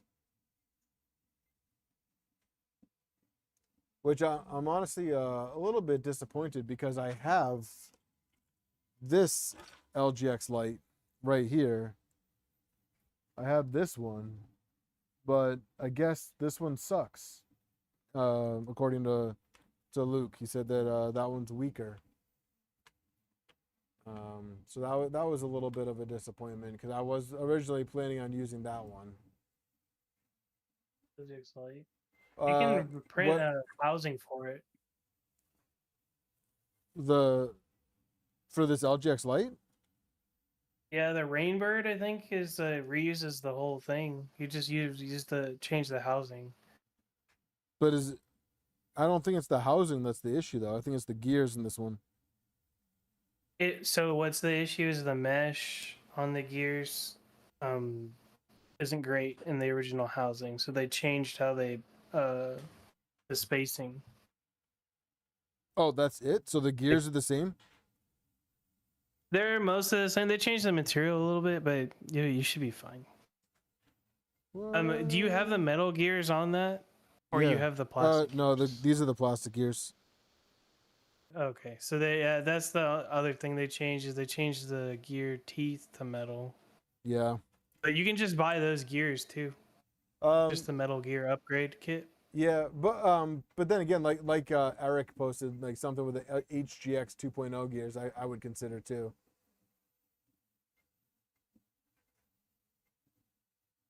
Yeah, you can do that. Jimmy, I was thinking about revisiting the box turtle on next Tuesday's stream. I don't know if any of you guys are available to help out, but I would really like to get it to the point where I can start printing with it again, because right now whenever I do a lane change it just screams at me. So I think it's an easy fix. I think it's just a matter of adjusting extruder tension and speeds. But yeah, as of right now it just screams at me whenever I do a lane change, which was really disappointing because I did just put a brand new Raspberry Pi and electronics in it. So I just did all that work on swapping all the electronics on it to get rid of the timer too close errors that I was getting. But now it's just screaming at me to I mean, RJ, that's a possibility, but I don't like it's actually not easy to get companies to send you stuff. I'd also heard something about the filament path and them being pretty tight going around through the sensors on the box turtles on some versions. Yeah, Jimmy. Yeah, I'm using the small extruders, the HGX extruders on the box turtle, not the OG extruders. I should probably also mention that I'm not using the standard box turtle extruders. Yeah, mine's an LDO kit, and I don't trust it enough to do a multi-hundred filament change thing. I think you should be fine. I will say that before I started, mine gets stuck a lot. Does it? Yeah, that's why I went with what I mentioned earlier. I need a printer that I can send a multicolor print to and walk away from and go to work. and expect it to be done when I get home. See, my lane changes have been fine. It's been my cutting heads that have been the problem, which I'm hoping to resolve on this Trident with the Jabberwocky. But I don't have a box turtle. I did I hope the the Jabberwocky 3MS works on for you. filamentalist respoolers. I do have the modded hub. I got the updated hub. Let's see. I have. Oh, here it is. Here it is. For those of you mentioning the HGX gears. So I have these. These are not the HGX2. These are, I believe, the 1. But this is the beta filament cutter that I was using from RH3D for the NG. So this is the Hummingbird extruder that, I might go ahead and hit up Belial for a set of his HGX 2.0 gears and make a extruder for this as well. But this extruder worked really well. It's just for me anyways, the cutter was not reliable. Which is why I went with the sus burner. All right, Jimmy, I'll check it out. Thank you, man.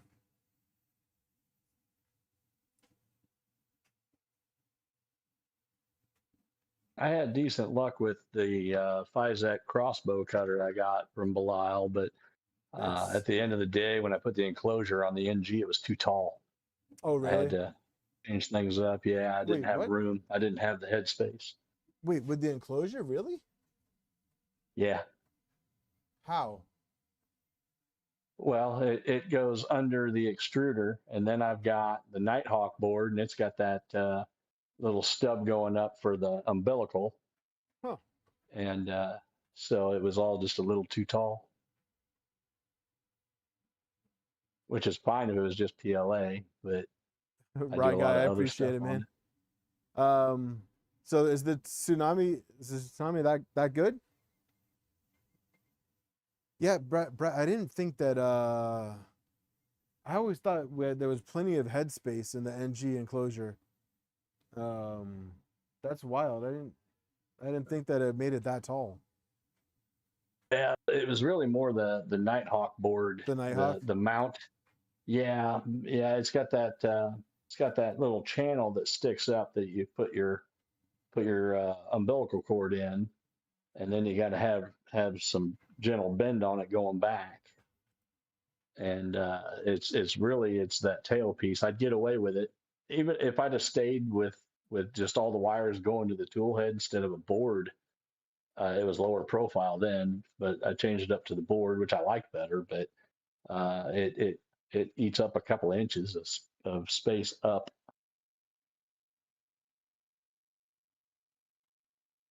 So right now, even I took the cutter out of it, and I'm still just barely under the top enclosure. Interesting. So I thought about getting some more acrylic and just making something a little taller, scaling up those corner pieces and everything, just making everything taller. Yeah, hit up LTX. I'm sure he'll work with you on that. Yep. I thought about it. I just had him do some panels for the Trident. I got my logo on the top panel and Voron logos on the left and right.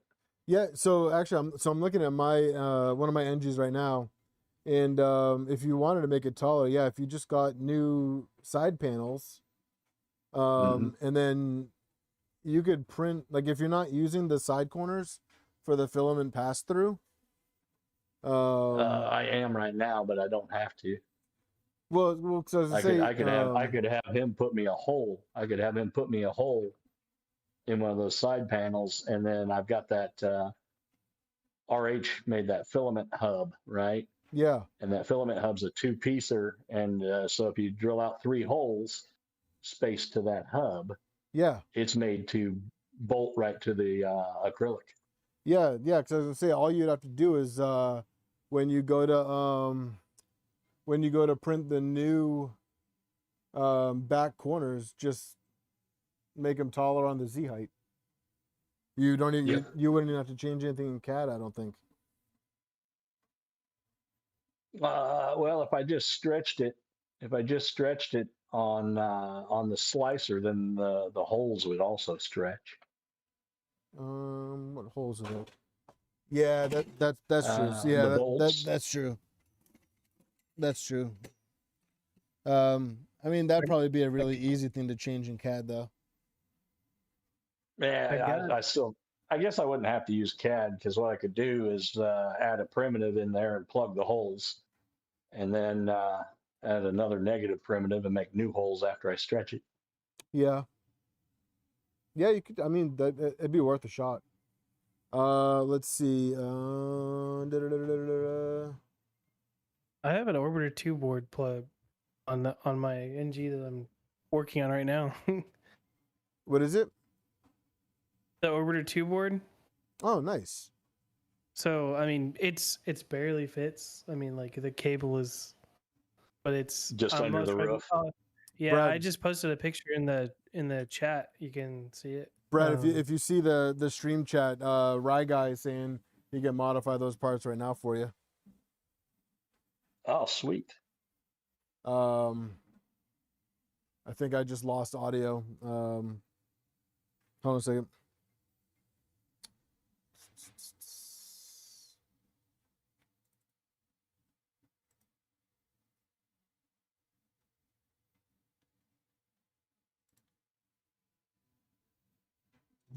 So I'm turning on the speaker. For those of you that are in Discord, we might end up with echo. If that's the case, I might have to go ahead and mute Discord.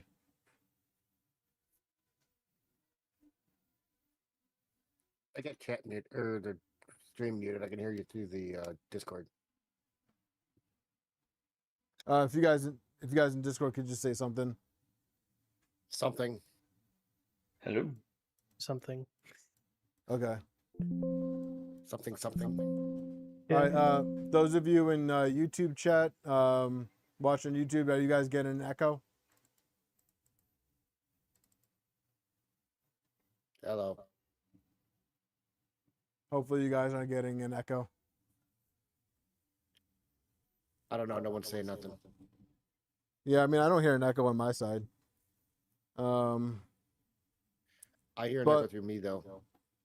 Yeah, I mean, as long as all of us that are in Discord have YouTube muted, there shouldn't be an echo.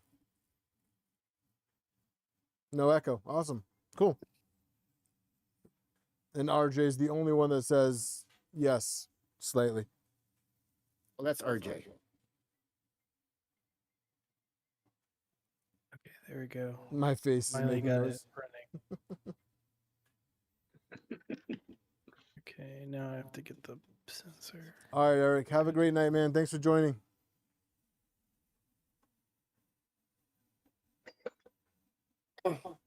Yeah. Hey, those of you guys that are posting stuff in the voice chat, could you copy that stuff back over to the standard stream chat too? Standard stream chat. For those of us those that are not in the voice chat. Oh, I threw a picture in there. I don't think I can move that one over. I'm on.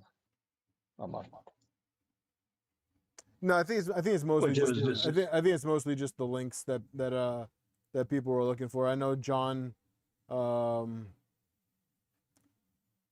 John asked if there was a different stream chat where we were posting stuff. John, yeah, we had the voice chat going on. That anyone's allowed to join. So John, if you wanted to join the voice chat, feel free to jump in, say hi. But yeah, sometimes it's easier to just post right in that channel. You got an echo, Tulsa? I'll turn my volume down. Maybe the volume on my end is picking it up a little bit so that my microphone was picking it up.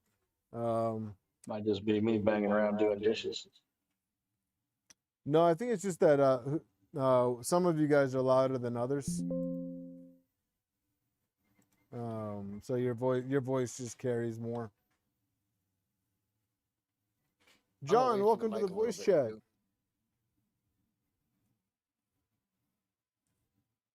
Hi, John.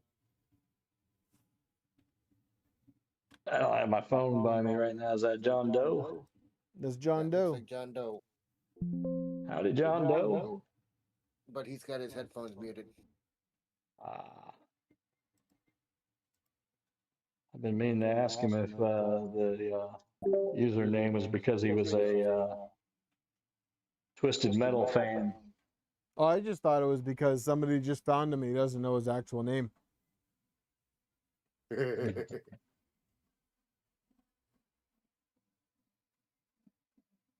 And this is coming out really good, John. This is a cool file. So what are you printing, David? This is the death whistle that John posted up in the stream chat. Oh, yeah, the old Aztec death whistle, huh? Well, that's Yeah, Hey, I guys. just thought it looked pretty cool. So I was like, you know what? I'll give it a shot. What's up, John? Not too much. How you doing? Yeah, so whenever I do these streams where the voice chat is open, any of you guys watching are welcome to jump in. I just ask to keep the conversation somewhat reasonable. So we may have times where we got to get rid of Nemesis, but for the most I'm part, not that bad. he's doing all right. Hey, I try and keep this running to a minimum. My topics may go off the deep end though. You So went straight to calling out names. So Repo, funny thing about AutoTune, if you were in the Sunday stream, I think we might have started out with a little bit of AutoTune going on over there. It was kind of a good disco beat to it, little boots and pants and boots and pants. Dude, that was I was dying so much on that because we had done 3 separate streams on our own to eliminate any type of audio issues, video issues, all that stuff, and we like Killa put in the work to get that all straightened out, and then it just hit us with a massive echo on the actual live stream. I almost couldn't keep Didn't that turn out to be your end of it too? Yeah, dude, I almost couldn't keep it together because I could have swore I muted Discord. I could have swore I muted it, but apparently I didn't, and I was the one causing the massive echo. I'm not gonna lie, it was pretty darn entertaining. I thought it was hilarious. I was It was. I was like borderline getting hiccups. Yeah, Jeremy kept messing with his audio. Jeremy kept messing with his audio because he thought it was him.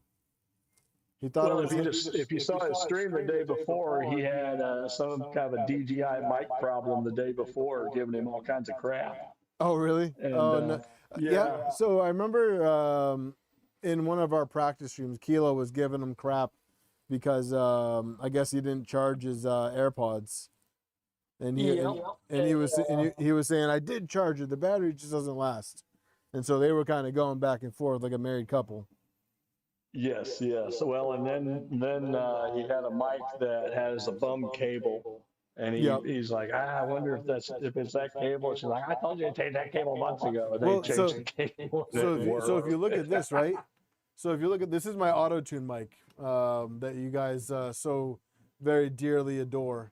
But I swapped out the cable in hopes that that would get rid of the AutoTune. But even the new cable was still doing it. I might bring that back for the next big stream. I might try just the USB cable and see if that helps. Because it's a USB or this whatever this cable's called. I can't remember the name of it off the top of my head.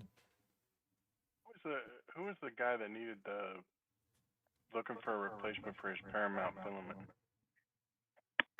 What is that?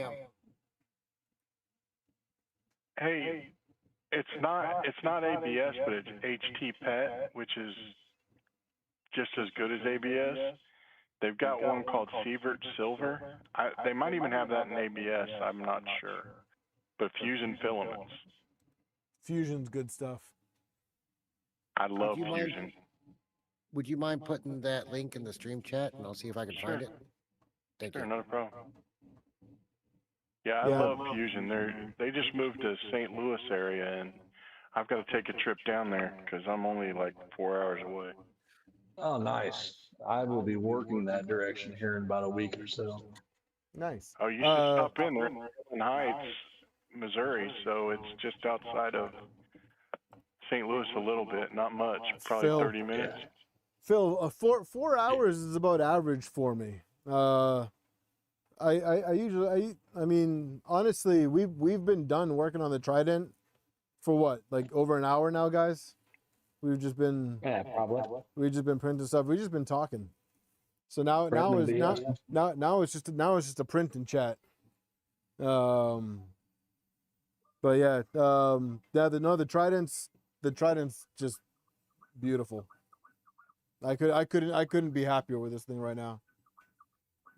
But honestly, renaming to Steve Builds 2, that's a compliment because Steve is a stand-up guy. Yeah, yes. Rename what, Steve?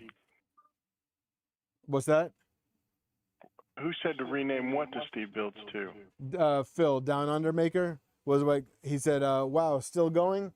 We will need to rename you to Steve Builds 2. Yeah, I don't think we need to go that far. Well, I compare Steve Builds to being the Bob Ross of printer building. Yeah, Just, a happy little extruder over here. Steve is not. Steve can solder. Oh, I see how it is. Okay. Yeah. I was saying I'd take it as a compliment because for two reasons. One, Steve is a really cool dude. And two, he knows what he's doing. So I was like, oh man, okay, well, I'll take that as a compliment then. Someone thinks that I know what I'm doing and I'm a cool dude. So, what's the cat's name? Maybe we just go with that. I don't think I'm teasing. I'm teasing. I promise you, y'all are better printer builders than me. Oh It man, I've takes been me wrestling forever with to my get one printer done. this whole time. I finally got it doing its first ever print, and it's going. It's doing its thing. Nice. Recording that it a great for, feeling? Serial number options. Isn't that such a great feeling? It is once it got working, but I had to like come back and edit a few things like repeatedly, and it's going now. Well, that's normal. That's normal. And then once you get a config built, you'll be able to just copy it over to other stuff. Hey, let me ask you guys a question. For those of you in voice and the standard chat, if I was to sit down and actually start editing videos and do like some long form video content, what kind of stuff would you like to see? Like knowing my style, and like the kind of stuff that's out there. Is there anything like in particular that you guys would like to see that somebody hasn't touched yet? Like any type of topics? I think I know all Soldering video? Thanks, Joey. You guys are freaking smart asses. You guys are brutal. maybe something you've already done it a little bit, but like a scratch setup on something like a Cardo and a first fire up. Like I'm gonna be honest with you. I thought that Cardo video that I did, I was happy with it. Mhm. It didn't do as good as I thought it was gonna do. I plan on going back and watching it here shortly because I'm getting ready to do. Like I thought my first I one. thought I was pretty thorough, but not like overly boring. And I think I covered everything in it, and I kept it at a decent length. I think it was like 20 something minutes. Like, I don't think it was painfully long. Let me take a look at it real quick. Yeah, this Trident's going to be my first triple Z with Z tilt and the Cardo, and it's wired into a tool head. All kinds of stuff I've never done before. So one thing I always see people doing for YouTube, like the day of, even like a few hours after posting a video, is changing the thumbnail and title until I guess they get something that gets some kind of traction. So I don't know if that could affect anything. I don't know. I mean, I will say that I'm not good at thumbnails. All my thumbnails are basically the same style. So they're not very exciting thumbnails, which, might be hurting me. But Paint them red. just all red. But no, I mean, I kept the cartographer video to 25 minutes, which I thought was probably at the height of like people's attention span. But I posted it halfway through August, and it's sitting at 2,000 views. So Well, see, in August, I was watching your BD sensor video, so. yeah. Let me see. Let me go by views. I mean, the best video that I have that's the video that I have that's doing the best is my NG build series part 1, the intro. That was released January 2nd of this year, and that has 14,000 views. Well, I can promise you that I watched your enclosure video probably 10 times. I would put it on and I would work on it a little while, and then something would come up in life and I'd have to walk away and the video played, and then I'd go back and try to find where I was and pick it back up. Rye guy, that's gonna be Brad. How we do it? Who was looking for those parts? By NG, you mean I guess Ender 3 NG? Yeah, the Ender 3 NG. Yeah. I mean, so the part 1, part 2, part 5, part 4, and part 3 in that order are my top 5 videos on my channel. And part 1 has 14,000 views. Part 2, which comes in second place, has just under 7,000 views. What's up, guys? Hey, what's going on? I'm trying to get my stuff together. Maybe you should add soldering not required. But that would be a lie. I had to solder on mine. Which one? On the NG. Oh yeah. I've been thinking about doing a decent crimping video for 3D printing. It's been a while since anybody did one. And yeah. Crimping people's techniques I've seen are awful. Yeah. Yeah, I saw one video, Phil, where they, on the smaller gauge wire, the guy had you strip it and then bend the wire over against the insulation and crimp. It's like, you don't do that. You leave like a millimeter sticking out the end, and you push it off, you push it deep and then crimp. Like for terminal ones? Yeah. Yeah, like JSTs. You know what also makes me laugh too about looking at my YouTube analytics? And I don't know if it's just trolls or just like sad people out there, but like the NG, like I'll be the first to admit my editing skills for videos are amateur at best. Like I don't have a video editor. Like it's just me. And yeah, but like 97.7% of the people who gave me like I have 299 likes on my part 1 for my build series, and 7 people gave me a thumbs down, which I think is very weird. Like, but also like 1 person on the bottom frame assembly gave me a thumbs down. And then on my micro Swiss video, the hot end that I did for my SV08, 76 people gave me a thumbs up, and 4 people gave me a thumbs down on that. And I was like I mean, Man, you're always going to have that, though. I mean, it's just it's just but weird. also man. It's good. yeah, You thumbs have to down are remember still one good for thing. your video. Thumbs down is unlikely to be you. It's more likely to be the product that they hate.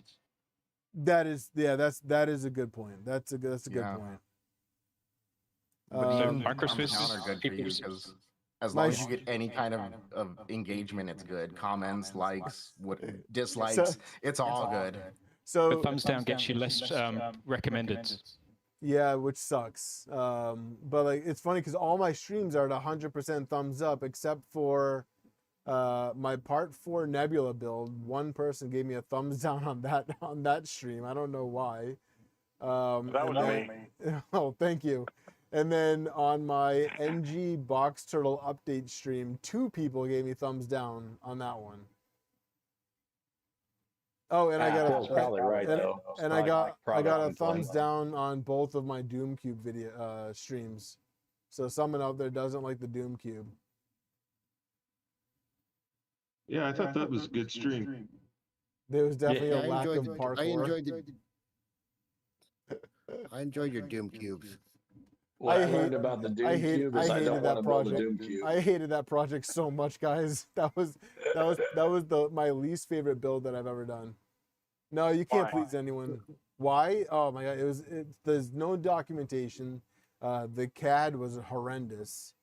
And the method for inserting the panels was just the dumbest process I've ever seen in my life.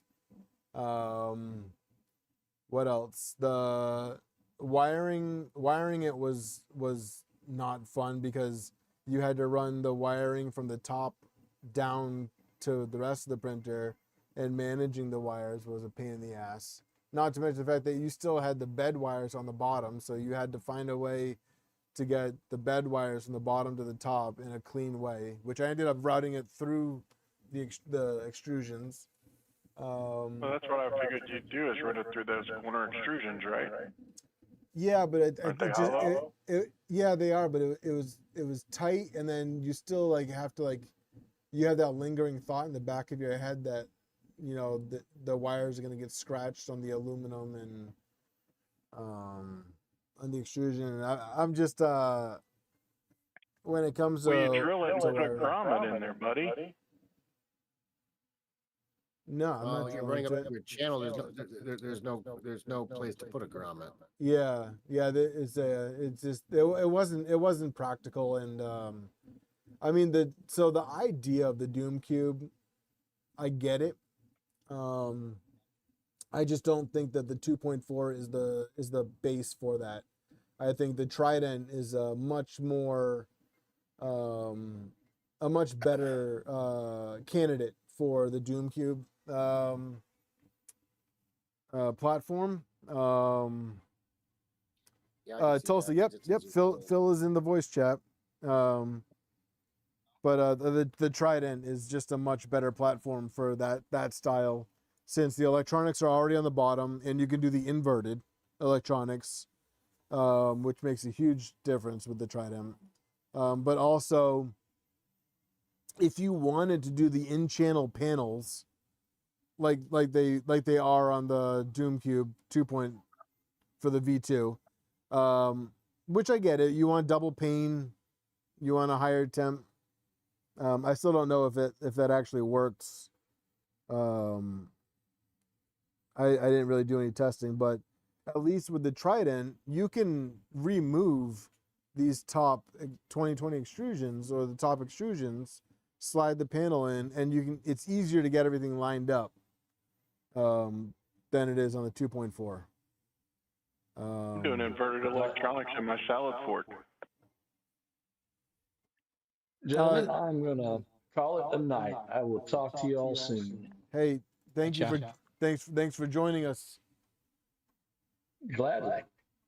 Thanks for joining us. And actually, I'm gonna be shutting the stream down anyways because I gotta get to bed. I gotta get to school a little earlier than normal tomorrow.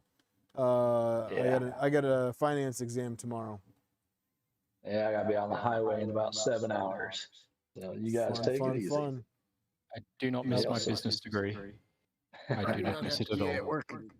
Yeah, I am I'd very have to much be up looking for 1 in forward the to this morning degree or being 1 in the done. afternoon. Yeah, I'm very much I don't looking have forward to being done with school. So, but yeah, no, yeah, I think on that note, I'm gonna call it now. We're at 4.5 hours, and I would like nothing more than to disappoint RJ right now, by not doing a 24-hour stream. But yeah, the Trident's working great. All-wheel drive is doing what it's supposed to be doing, and the Chube is doing what it's supposed to be doing, and we're printing faster now than we were printing before, with no skip steps. What's that? How long is that print supposed to take on that? Without doing all the proper tuning, I think it was like 2 hours. Okay. Let me see. Yeah, it's 2 hours. But also that's with 3 walls, 15% infill, supports. Yeah, mine's shouting 4 hours at me for that. 4 hours. Yeah, but I'm also running a stealth burner with a Galileo 2 and a bamboo hot end. It's you've got the better tool head on yours. The only thing on your tool head that's lacking is the Sherpa. Yeah, and the Sherpa was kind of like I got what I got. Yeah, it was like I gotta roll with what I got. What's better, the Sherpa or the That's Orbiter? because you couldn't find your Bondtech gears, remember? No. So I was looking for these Sherpa gears, and I had the gears that I took out of the old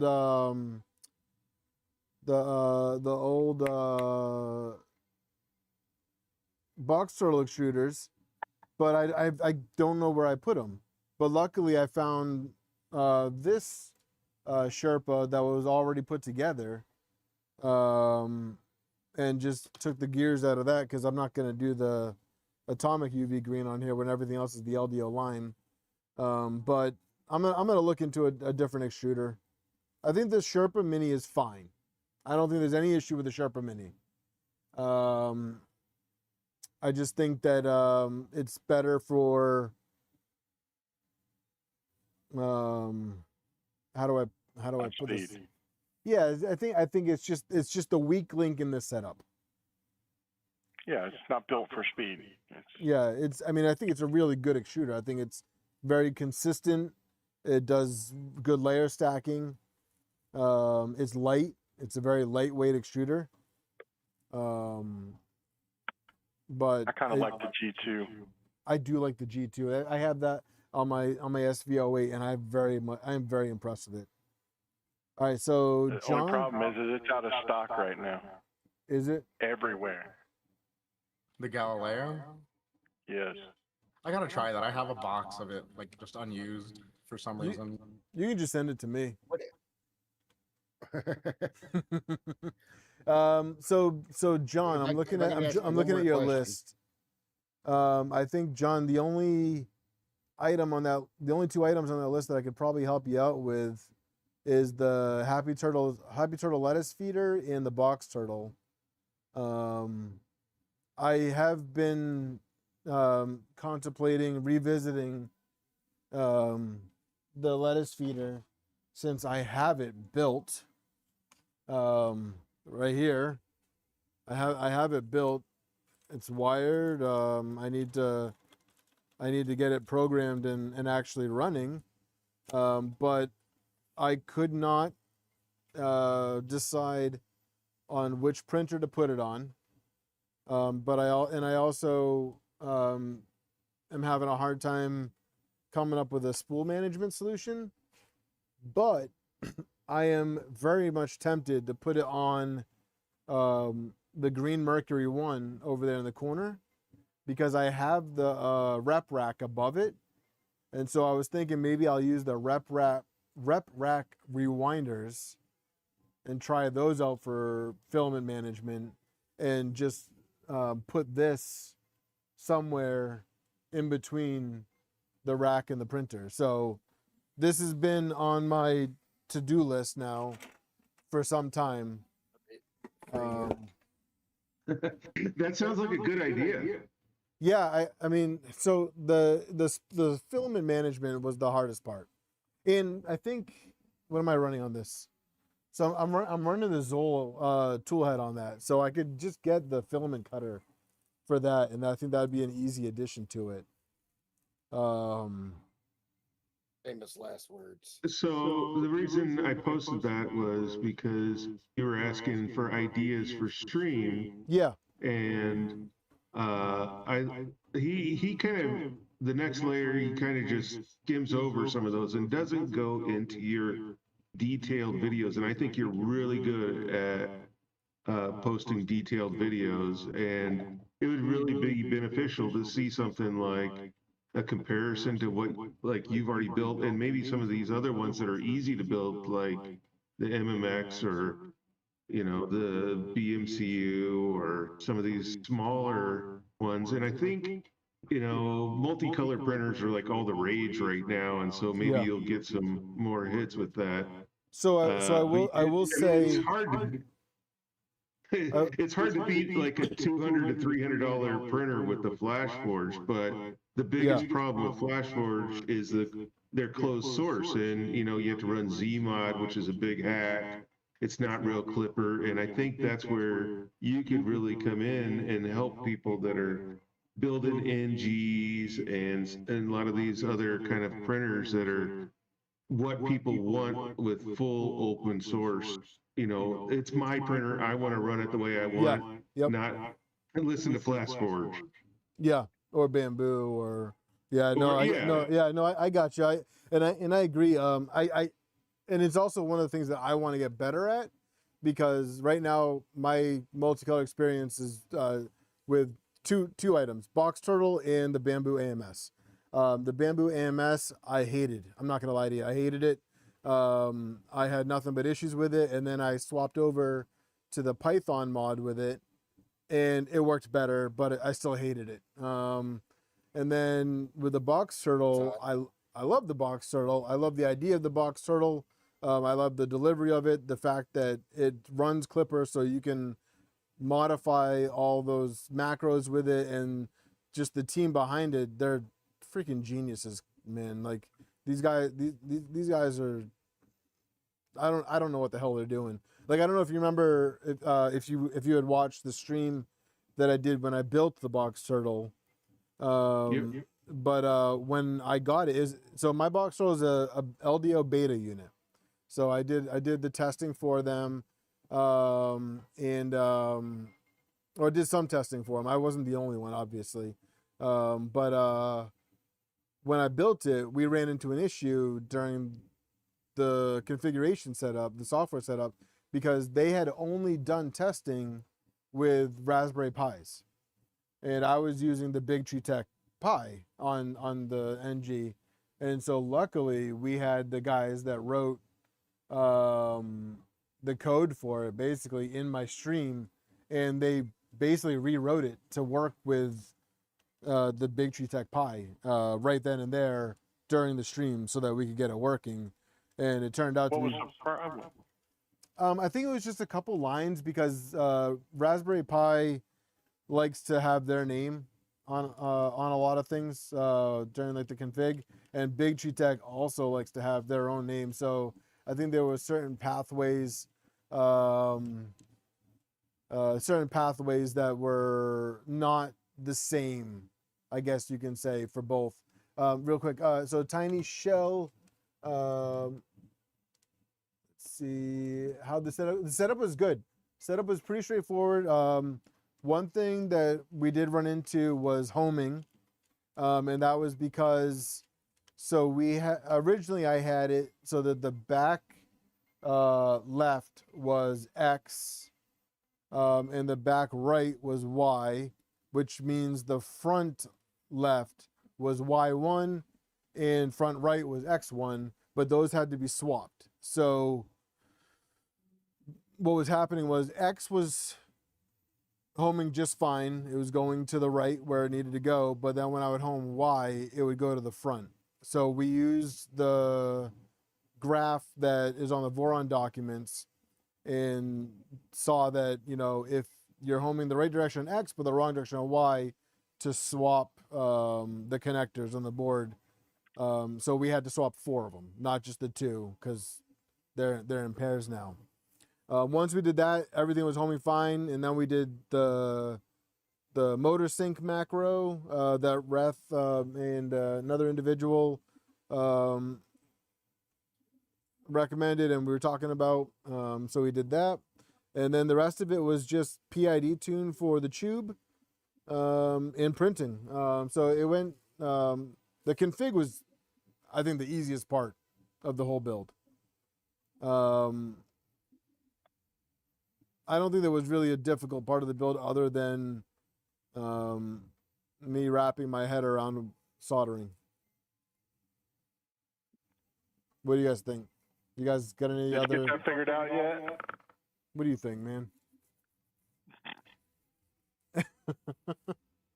No. Soldering will always be. My soldering skills are.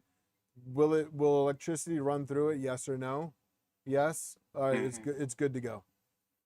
Kitterl, I am very excited for Snapping Turtle. I already turned on my notifications to let me know when the Kickstarter goes live, because I will be backing that. What is Snapping Turtle? So Snapping Turtle is basically it is a filament cutter that is electric. So I believe it runs. Now, don't quote me on this because I'm not part of the development of it. I've never touched one. I've never seen one. This is just based off of my memory with a couple other individuals. It goes in between the tool head and the extruder, and it's firmware based. Like it cuts the filament for you, basically with the push of a button. And it's repeatable. You don't need to worry about going up to a lever to push the cutter in, or stuck blades. They say it's super consistent. And the thing is with the Kickstarter, in doing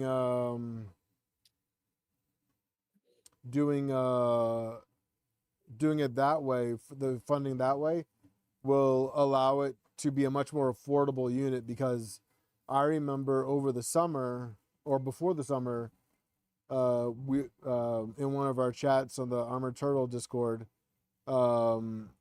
they were talking about doing like a limited run where it was going to be a few $100 for one of them, for like initial testing, and I couldn't swing that. But now with the Kickstarter, I think they're aiming at $50 for the cutter, which is crazy. Considering right now, if I asked Rob to make me one right now, I think he said that on an individual basis, it's like $1,100 or something like that. Did you But see Yeah, that? I'm done with the poop monsters. Yeah, I'm waiting for Index. Yep, me too. I can't handle wasting that much filament. I mean, the amount of filament that I dump is just horrible, and that's even on an A1 Mini, so I can't even do big ones. Yeah. My thing is, it's not even so much the waste. It's just the mess that comes with it. And I don't know if you guys have seen my workbench or my shop, but I really don't need to encourage any more of a mess. Well, I mean, I've got some things that I've printed from a guy, like the Kitty. It's got the Cheaty +4. Yeah. I've got a drawer that sits underneath it that collects all the poop. Yep. There's a tube that runs down the back and it collects poop, and the A1 Mini's got a little drawer that it kicks it into, so I can just pull those out and empty them. So, I mean, the mess is, it's easy to maintain, really, but I just don't like the waste. I mean, The waste. I'd rather be able to print in 4 colors and have minimal waste. Which Yeah, is no, why I'm waiting on I agree index. completely. Rye, you're buying at least 3 of the snapping turtles. Yeah. Well, you can put all the waste into another object. You don't have to have poop. There's poop lists. Yeah, Yeah, but that's you get depending on the print, you can do the purge it into the infill, depending on what colors you're doing. Like if you're doing all darker colors, then that's what I would do. But if you're doing anything with lighter colors, I mean, you're gonna get bleed through. But yeah, it's not ideal. Sacrificial one. yeah, I mean, yeah, you could always do a sacrificial print too. Which Takes way longer though. Yeah, it does add a lot of time. But I will say the tool changer route definitely looks like the most the best route for less waste, but at the same time you got cost. It ain't the cheaper route. It's not. If index is like half as good as they're saying it's going to be, like it could be a complete game changer. I think index is going to be a complete game changer. Oh yeah, I mean, come on, it's Bondtech. I mean, yeah, it is a legitimate company, so I'm very looking forward to it. But we all gotta just wait.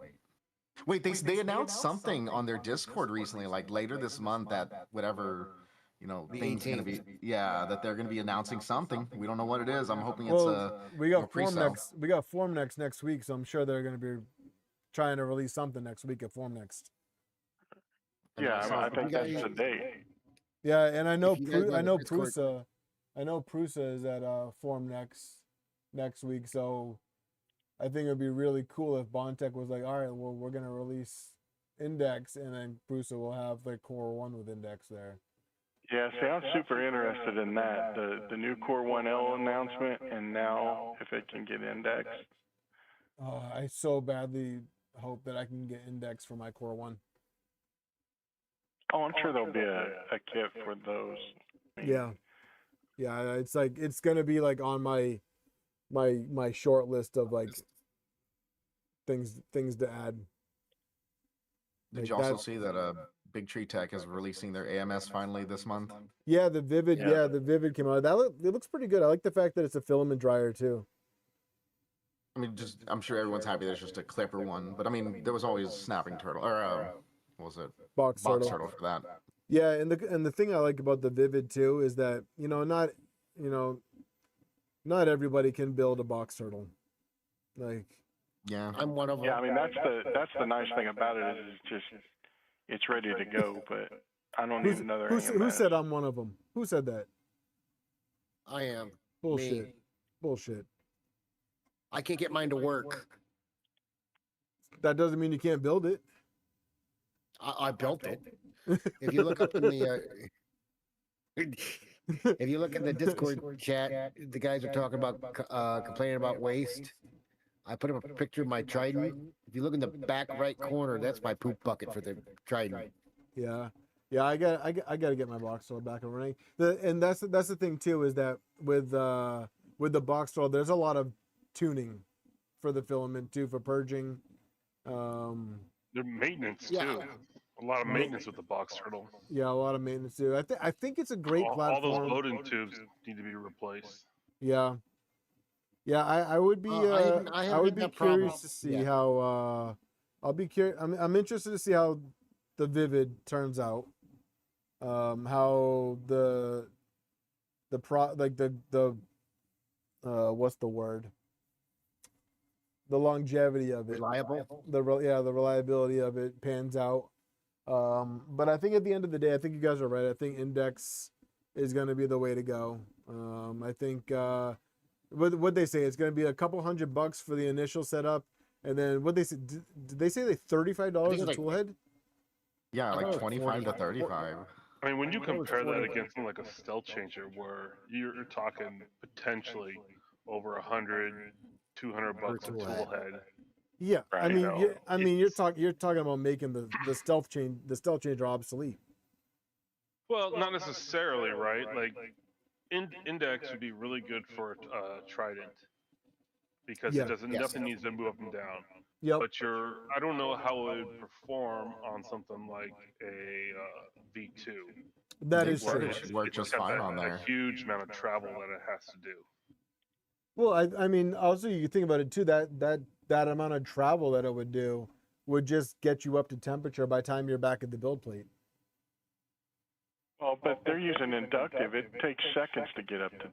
Right, but that's what I'm saying. Like by the time you get up there, you swap the tool. There's no waiting for heat for temperature.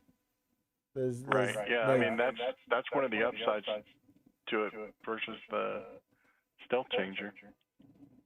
but the Wouldn't cost, the 2.4 be closer though? Because the tools are just right behind the tool head at all times. It just has to move, backwards a little to pick one up instead of moving up and down. Well, I guess because they're both going to have them on the tool head or the gantry for the most part, aren't they?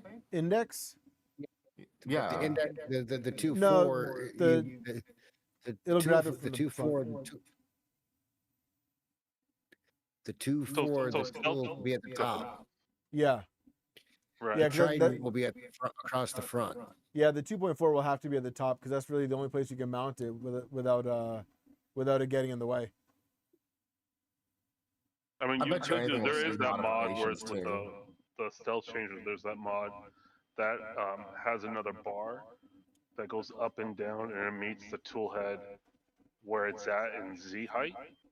I forget what the mod's called, but it's on its own 2 independent motors, and it goes up on its own belts. God, that sounds You like a could do something nightmare. like that. That sounds like a nightmare. Oh yeah, it's a lot more moving parts, but you bring the tool head back to It where sounds like the vortex. I know which one you're talking about. That But I sounds can't think of awful. I'm its not name gonna lie. either. That sounds like a tuning and calibration nightmare. Well, I mean, I don't think it's a lot of people are actually using it. Some are, but not a lot. Yeah, I mean at that point, like I would love to do a stealth changer on my 2.4 just to do it, just to have it. I think it would be fun. I think it'd be a fun build. I think it would be rewarding to get everything up and running. But at the same time, like if I can do it for a fraction of the cost with index and still get, Yeah, that's the thing. That's the Like- thing, man. Like everything else, well, you'll still have to do all the same calibrations that you would Yeah. with the stealth changer. It's the cost. it's the cost because if with that you're talking about five tool heads or six. I mean, you're talking about multiple tool heads on a stealth changer, which means you have to Right. buy multiple tool head boards, multiple hot ends, multiple extruders. And another Yeah. control board. Yep. Yeah. I mean, It's just I, like I spent probably $1,000. I made a 6 tool head stealth changer. I mean, And they they're look awesome. probably $200 Nemesis. tool heads. Nemesis, I think your stealth changer looks phenomenal, and I would love to build one of those just to have built it and put it together and use it, and I think it would be a phenomenal machine. But for me, being broke as shit, I can't justify that cost. Like I still gotta sit down and I got the tool heads configured. I gotta sit down and calibrate everything before I can start printing with it. But life has gotten in the way. I haven't been able to get back to it for like a month. I Tiny will Shell, say, you once think got a Index stealth is gonna changer- come to Prusa first? Oh yeah. Yeah. I think they're 100%. working together on it. Yeah, 100%. I think they're both working very well together. I think that would be a really good partnership too. Together, I think. Oh, you guys make it sound like the Clipper's not working with them in the background. If you don't think that Clipper's going to come out with it as soon as it's released, you're crazy.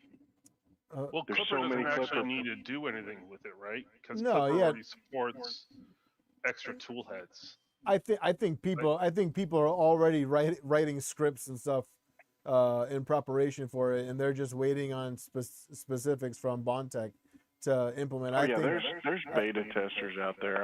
I guarantee you somebody's got it. I think as soon as Bondtech's released, I think there's going to be a flood of stuff out there because Bondtech doesn't. Yeah, you won't be able to get any.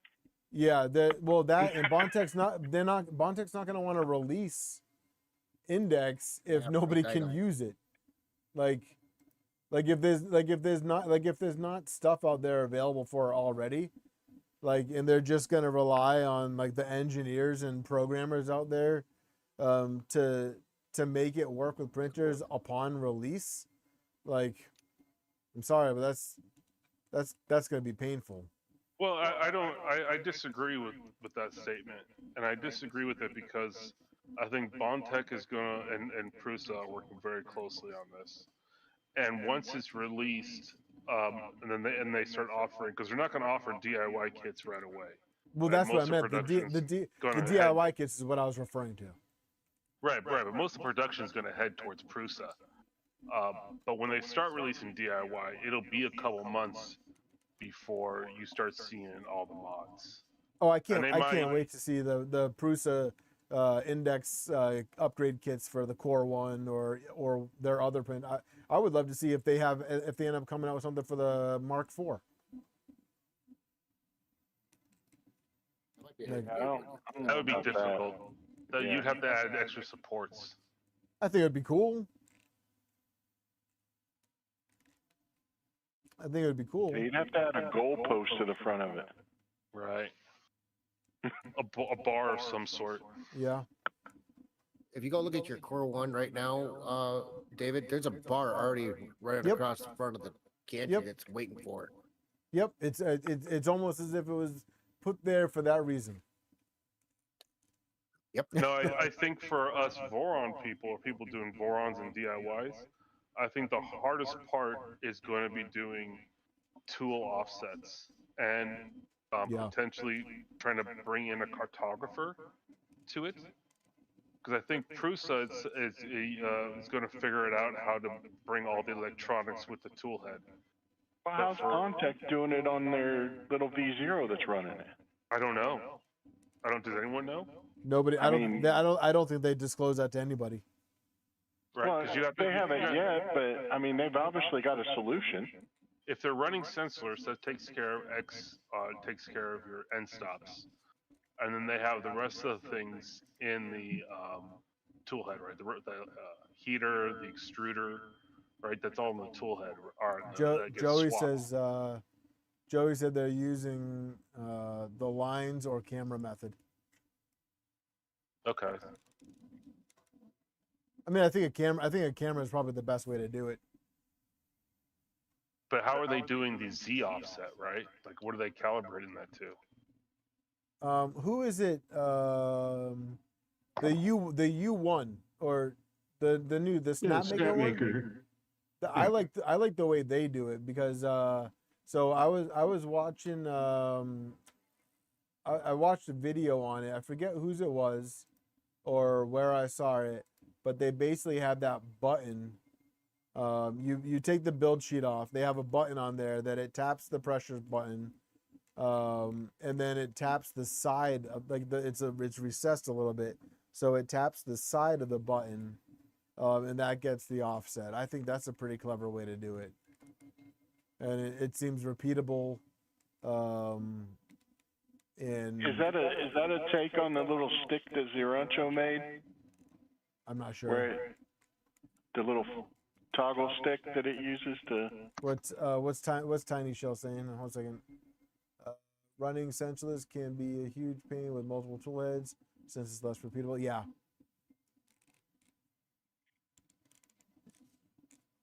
I know what you're talking about. That's the nudge. Yeah, the toggle stick, the joystick. Yeah. Snapmaker has a video on how to fix where their heads are located. They have a lot of good information out, and they posted on Facebook that they are going to be releasing their full Clipper source code in March when they finally get done doing iterations and it goes for retail sale. That'll be helpful. I guess we'll see, because they are planning on complying with the GPL, unlike Flashforge or other printers, Bamboo. But that, oh, don't forget Katie. Yeah. They pulled I think Snapmaker will either lead this pack on these multi-tool head printers, because they're $849 for a four-head printer is kind of unbeatable. Comparing it to a Prusa, which is a couple $1,000s. Yeah, but I think you also got to take into account, like, I think the Prusa in the long run will probably be more reliable. Maybe. I tell you, everybody complains about the price of a Prusa, but their support is just bang on. Well, yeah, that's what you're paying for is Prusa support. But I mean, the question becomes, right? Is your 3D printer a tool to be maintained or a tool to be thrown away? Like how it all comes down to how the person views their 3D printer, and that's going to determine how much you're willing to spend on it. Yeah. Right? Like I'm willing to buy a Prusa because I'm going to be using the shit out of that, and I want to keep it going. I don't want to buy it again. Right. But some people, some businesses are just like, well, run it till it's dead, toss it, get another one. I will say that my favorite thing so far about the Prusa, and I will say the only complaint I have, literally the only complaint I have about this Core One so far, is the factory build plate. I don't like it. I don't like the build plate on it. But other than that, I will say that this machine, the only time I ever had to cancel a print was when I messed up in slicing, and that's because, I'm trying to do a couple multicolor, single extruder multicolor prints on it, like manual filament swaps, but I'm not familiar enough with Prusa Slicer to know how to go in and tell it to pause mid-layer for a filament change. There's a great video out there. Just go search for. There's a guy that shows you exactly how to do it. Okay, yeah, I'll look it up because it's something I definitely want to do because I have a couple parts for this project I'm doing where I want to do 2 colors on it, and I can do it on my SV08. That's fine, but I'd rather do it in the Core One. But that printer has just worked every single time I sent a print to it. I don't have to watch it. I don't even watch it start the print more often than not. The only thing that I wish, considering the price that it's a $1,200 printer. Yes, I didn't buy it. They sent it to me. But I think if I was going to change anything, I would just include the camera with it. And the 80XL. And the 80XL. I would include the camera and 80XL, and I think I would do a different build sheet. I would do like a textured build sheet with it, or there's satin sheet.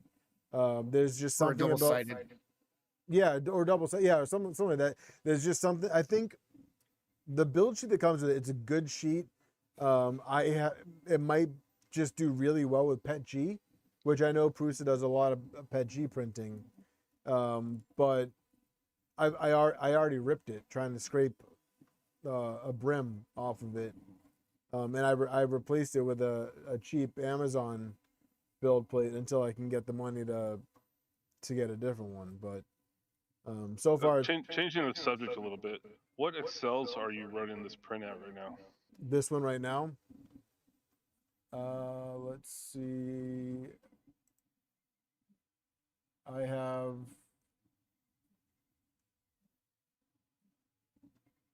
normal printing is at 15,000. Outer wall is at 13,000. Inner is at 15,000. And travel is at 17,000. You travel, you can probably bump up to 20. Yeah, I'm gonna be honest with you. All I did was I put a 1 in front of the default settings.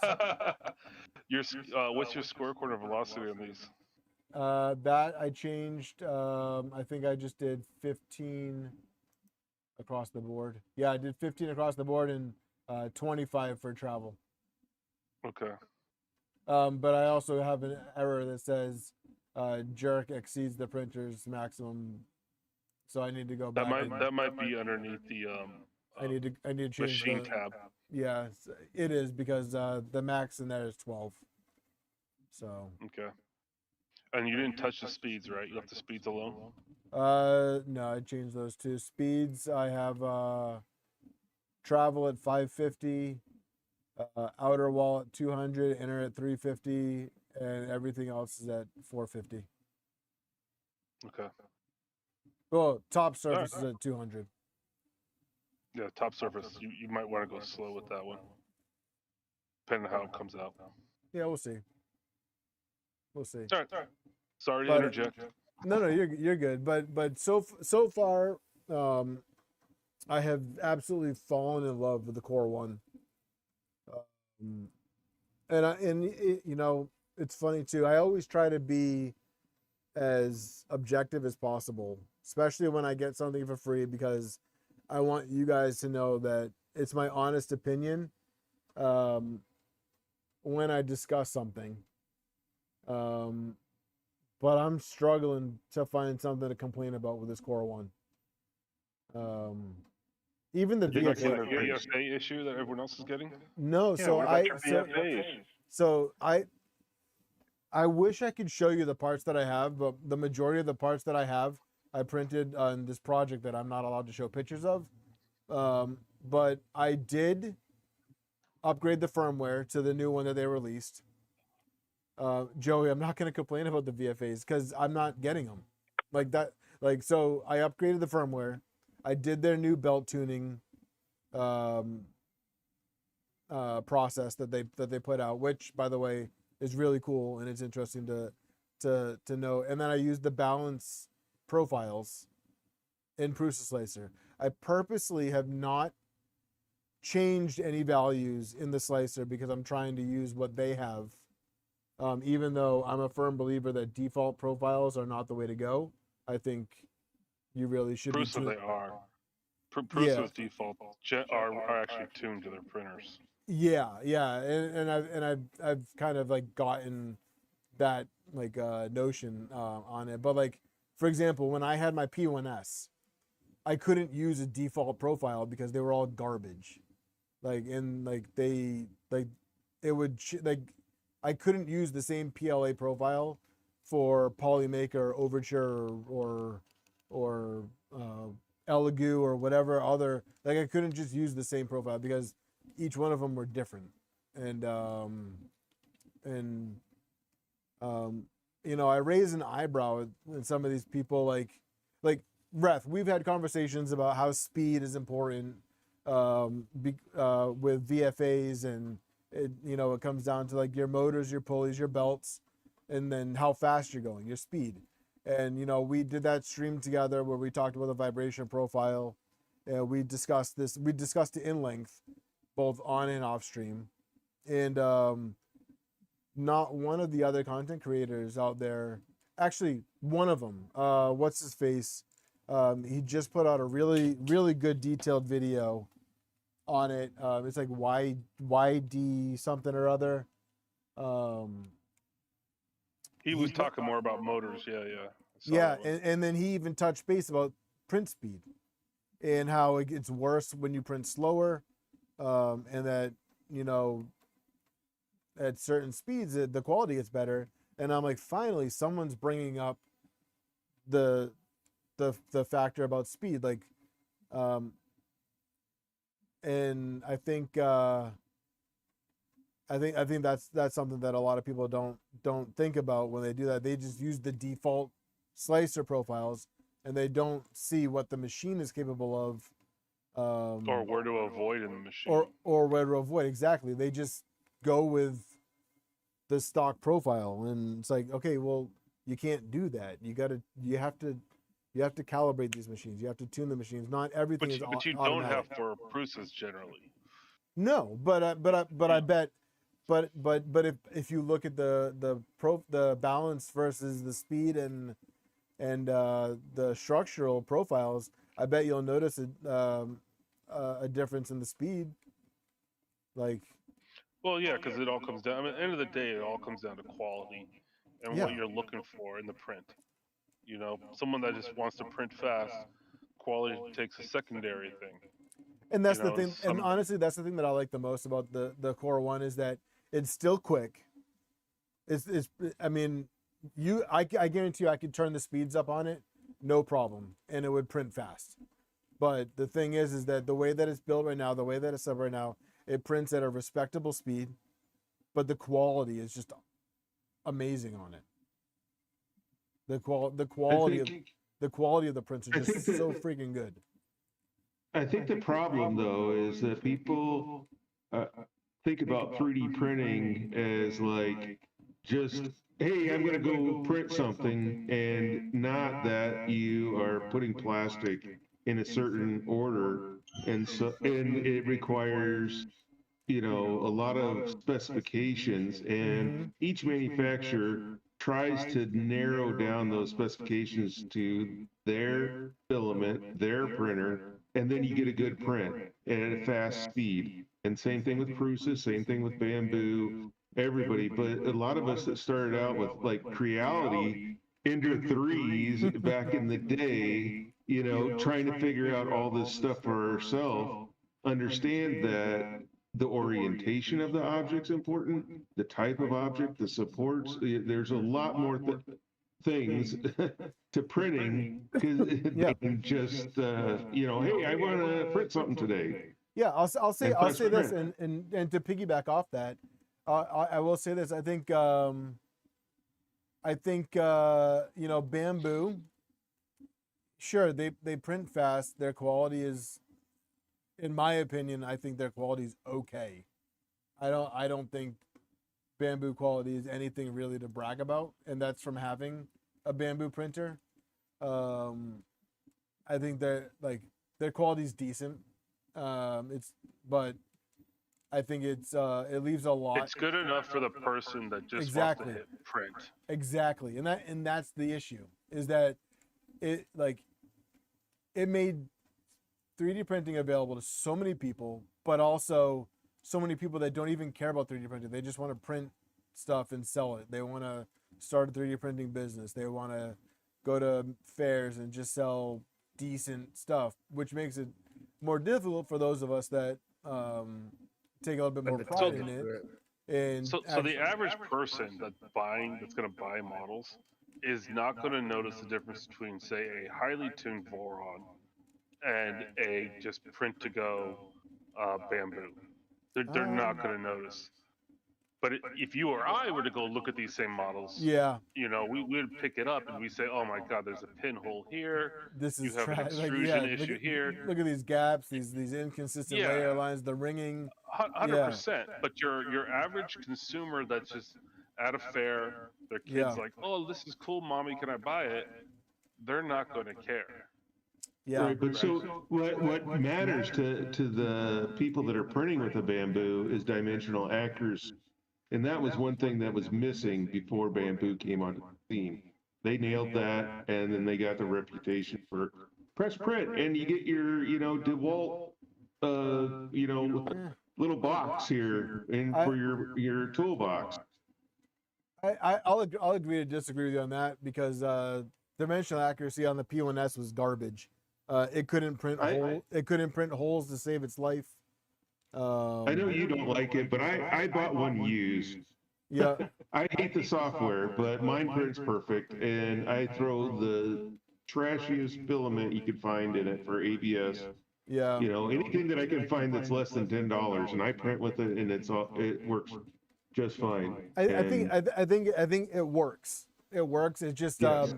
But if you're comparing quality, like, I think what really surprised me was when I was comparing prints that came off of my P1S to prints that came off of my Ender 3 NG.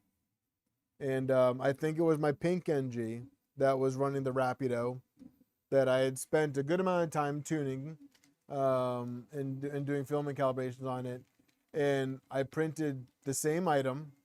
I think it took 30 minutes longer on my NG, but the quality of the NG print over the P1, like, I was blown away, and I was like, I can't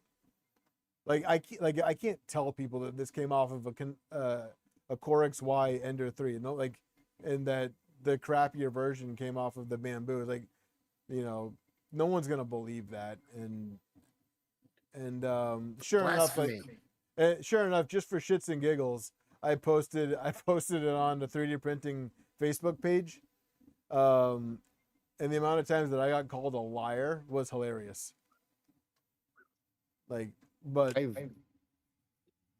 will but say this: after I went through and tuned my Trident and got it all set up and going, my Trident will outprint my X1C in both speed and quality 90% of the time. yeah, I believe it. Now, if I could, now one thing my Bamboo does excel that my Trident doesn't do is the multicolor prints.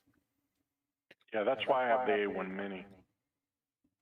I burnt that thing out in a year, man. That thing cannot handle 24/7 printing for a year. It's not made for it.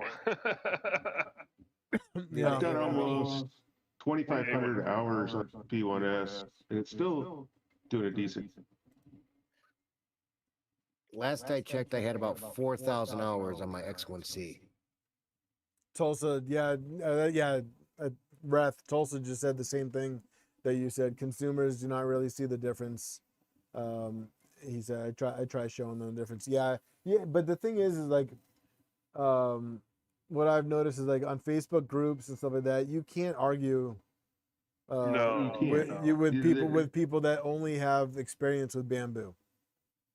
I mean, you do have the fanboy clubs and stuff like that. But it's not even like honestly. And it's cheap, right? It is the throwaway tool. Yeah. And I don't fault them for it because, you know, they're not necessarily the enthusiasts out there. They're trying to make a buck. Most of the people that are on the Facebook groups they have their bamboo printers. They didn't buy it just to print knickknacks for themselves. They bought it because some did. Some do, but there's a lot of people out there that bought a bamboo printer because they want to start a 3D printing business and sell dragons and stuff like that. I bought it because I bought the A1 Mini because I got it in the AMS for like $300. Yeah, and that's a good deal. That's a really good deal. I mean, that's one thing you can't fault. I mean, bamboo is a inexpensive printer for what it offers. Yeah, I mean, I'll be honest with you.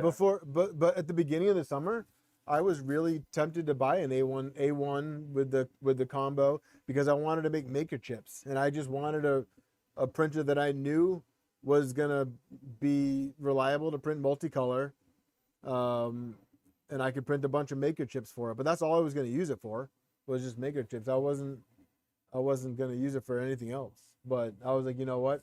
I'm not gonna do it. I couldn't afford it. Bamboo didn't respond to my email. Have a good night, Joey. Thanks for joining. Good night, Joey. But I mean, they serve a purpose. I just don't. And to be fair, I don't think that they they're did move the industry. They did. They did, but I mean, they also made it more difficult for everything. Yeah, because they I mean, you try to use Orca Slicer now, and it's, you know, every help thing goes to bamboo. Before it didn't do that. Well, no, I think as far as like making it more difficult, yeah, I agree, but I think what I mean by they made it more difficult is now everybody compares everything to a bamboo printer, and yeah, but before it was comparing it to a Prusa. Or back in the Mark III days. Yeah. I think it was always like a Creality. Yeah. But I think in those like pre-bamboo, I think Prusa was the flagship. Like Prusa was like the. Well, as far as I'm concerned, they still are. I agree. I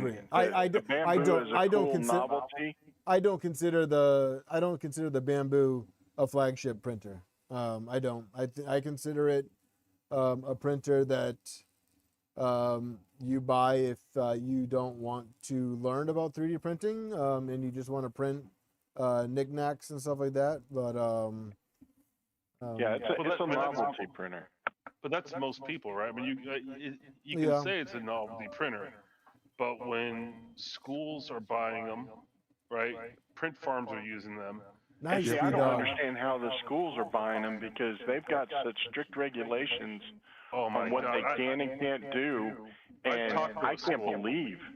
I've talked to a school about the bamboos and how the camera faces out and it can Yep. capture everything, right? All the Right. students, and it sends it back to China and all that stuff.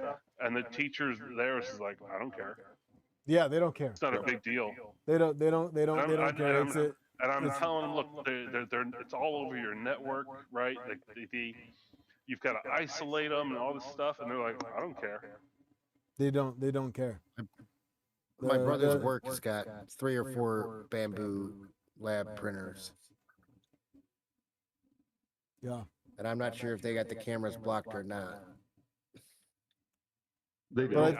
I honestly think I honestly think if you know, if I was going to be selling a printer or say like the school that I go to, the university I go to, if they were like, oh hey, you know, David, you do 3D printing, we want to put together a space where we want to get 3D printers, blah blah blah. What would you recommend? For that, I honestly, honest to God, guys, I would be like, I think you should get Prusas. I think you should get either the Core One or if you're not planning on printing ABS or whatever, get a Mark IV.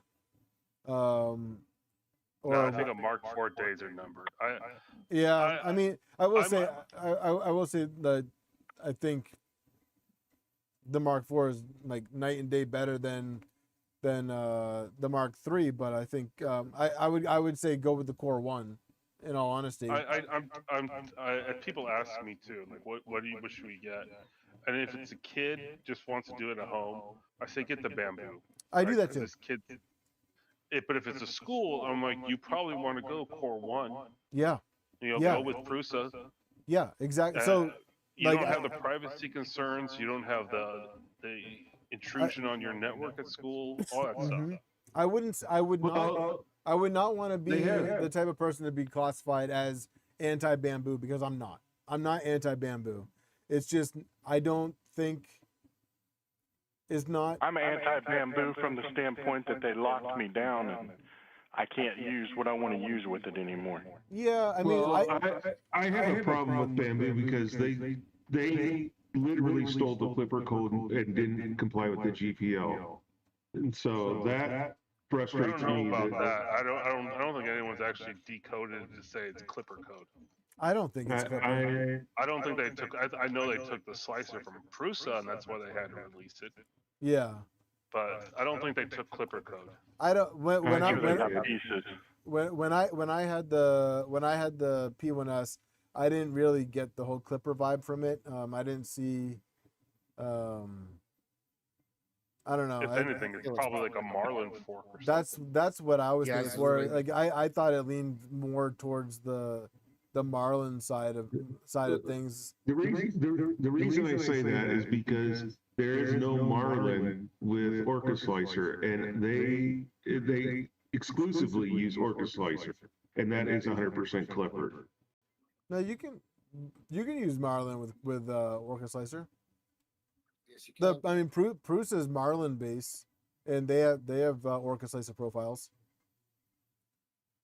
You can use Orca Slicer. And the other thing is that they're like the P1S uses the ESP32 chipset, which is the same thing with the Flash Forge, 85X and the M5s, and they're using these real small chipsets that only Marlin wouldn't even fit on those, and that's the reason this P1S camera is so slow is because the tiny chipsets they're using. So it has to be Clipper. And Are you sure it's not because they only allow you to go through their network to view it?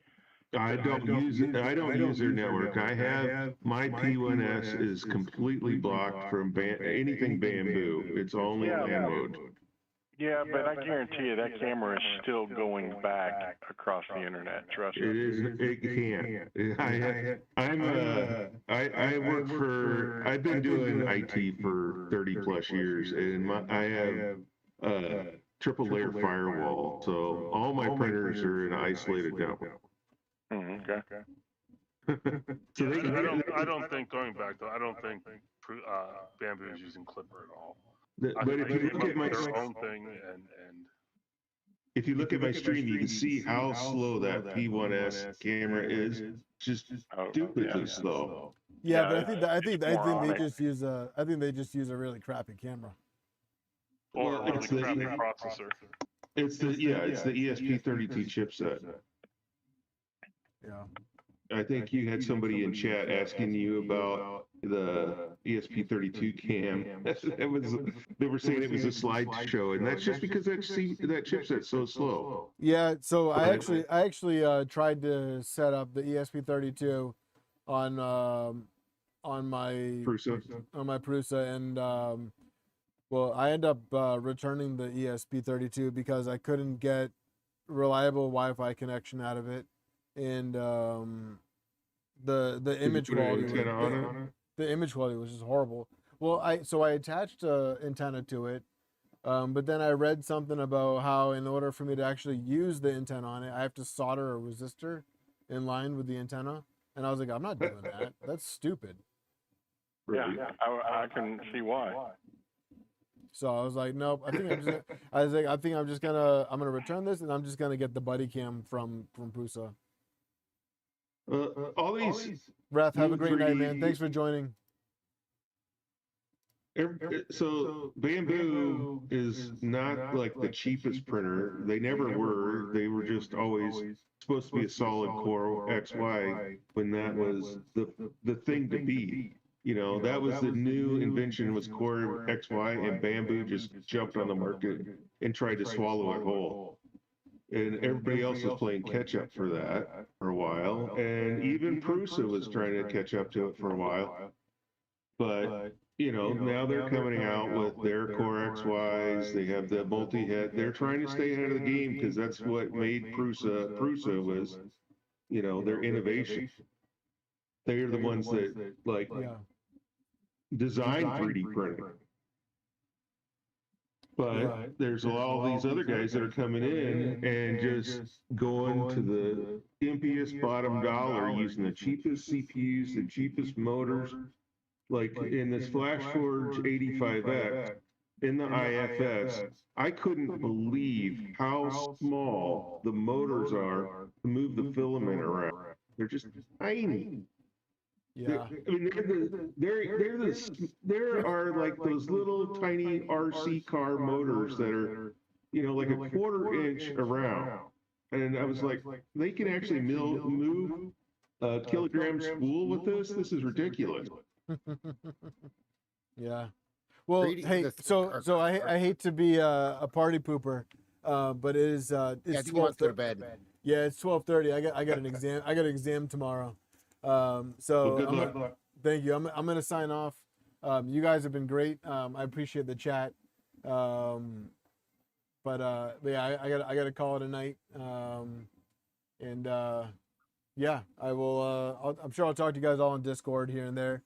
But yeah, I gotta figure out what we're gonna do for next Tuesday. So.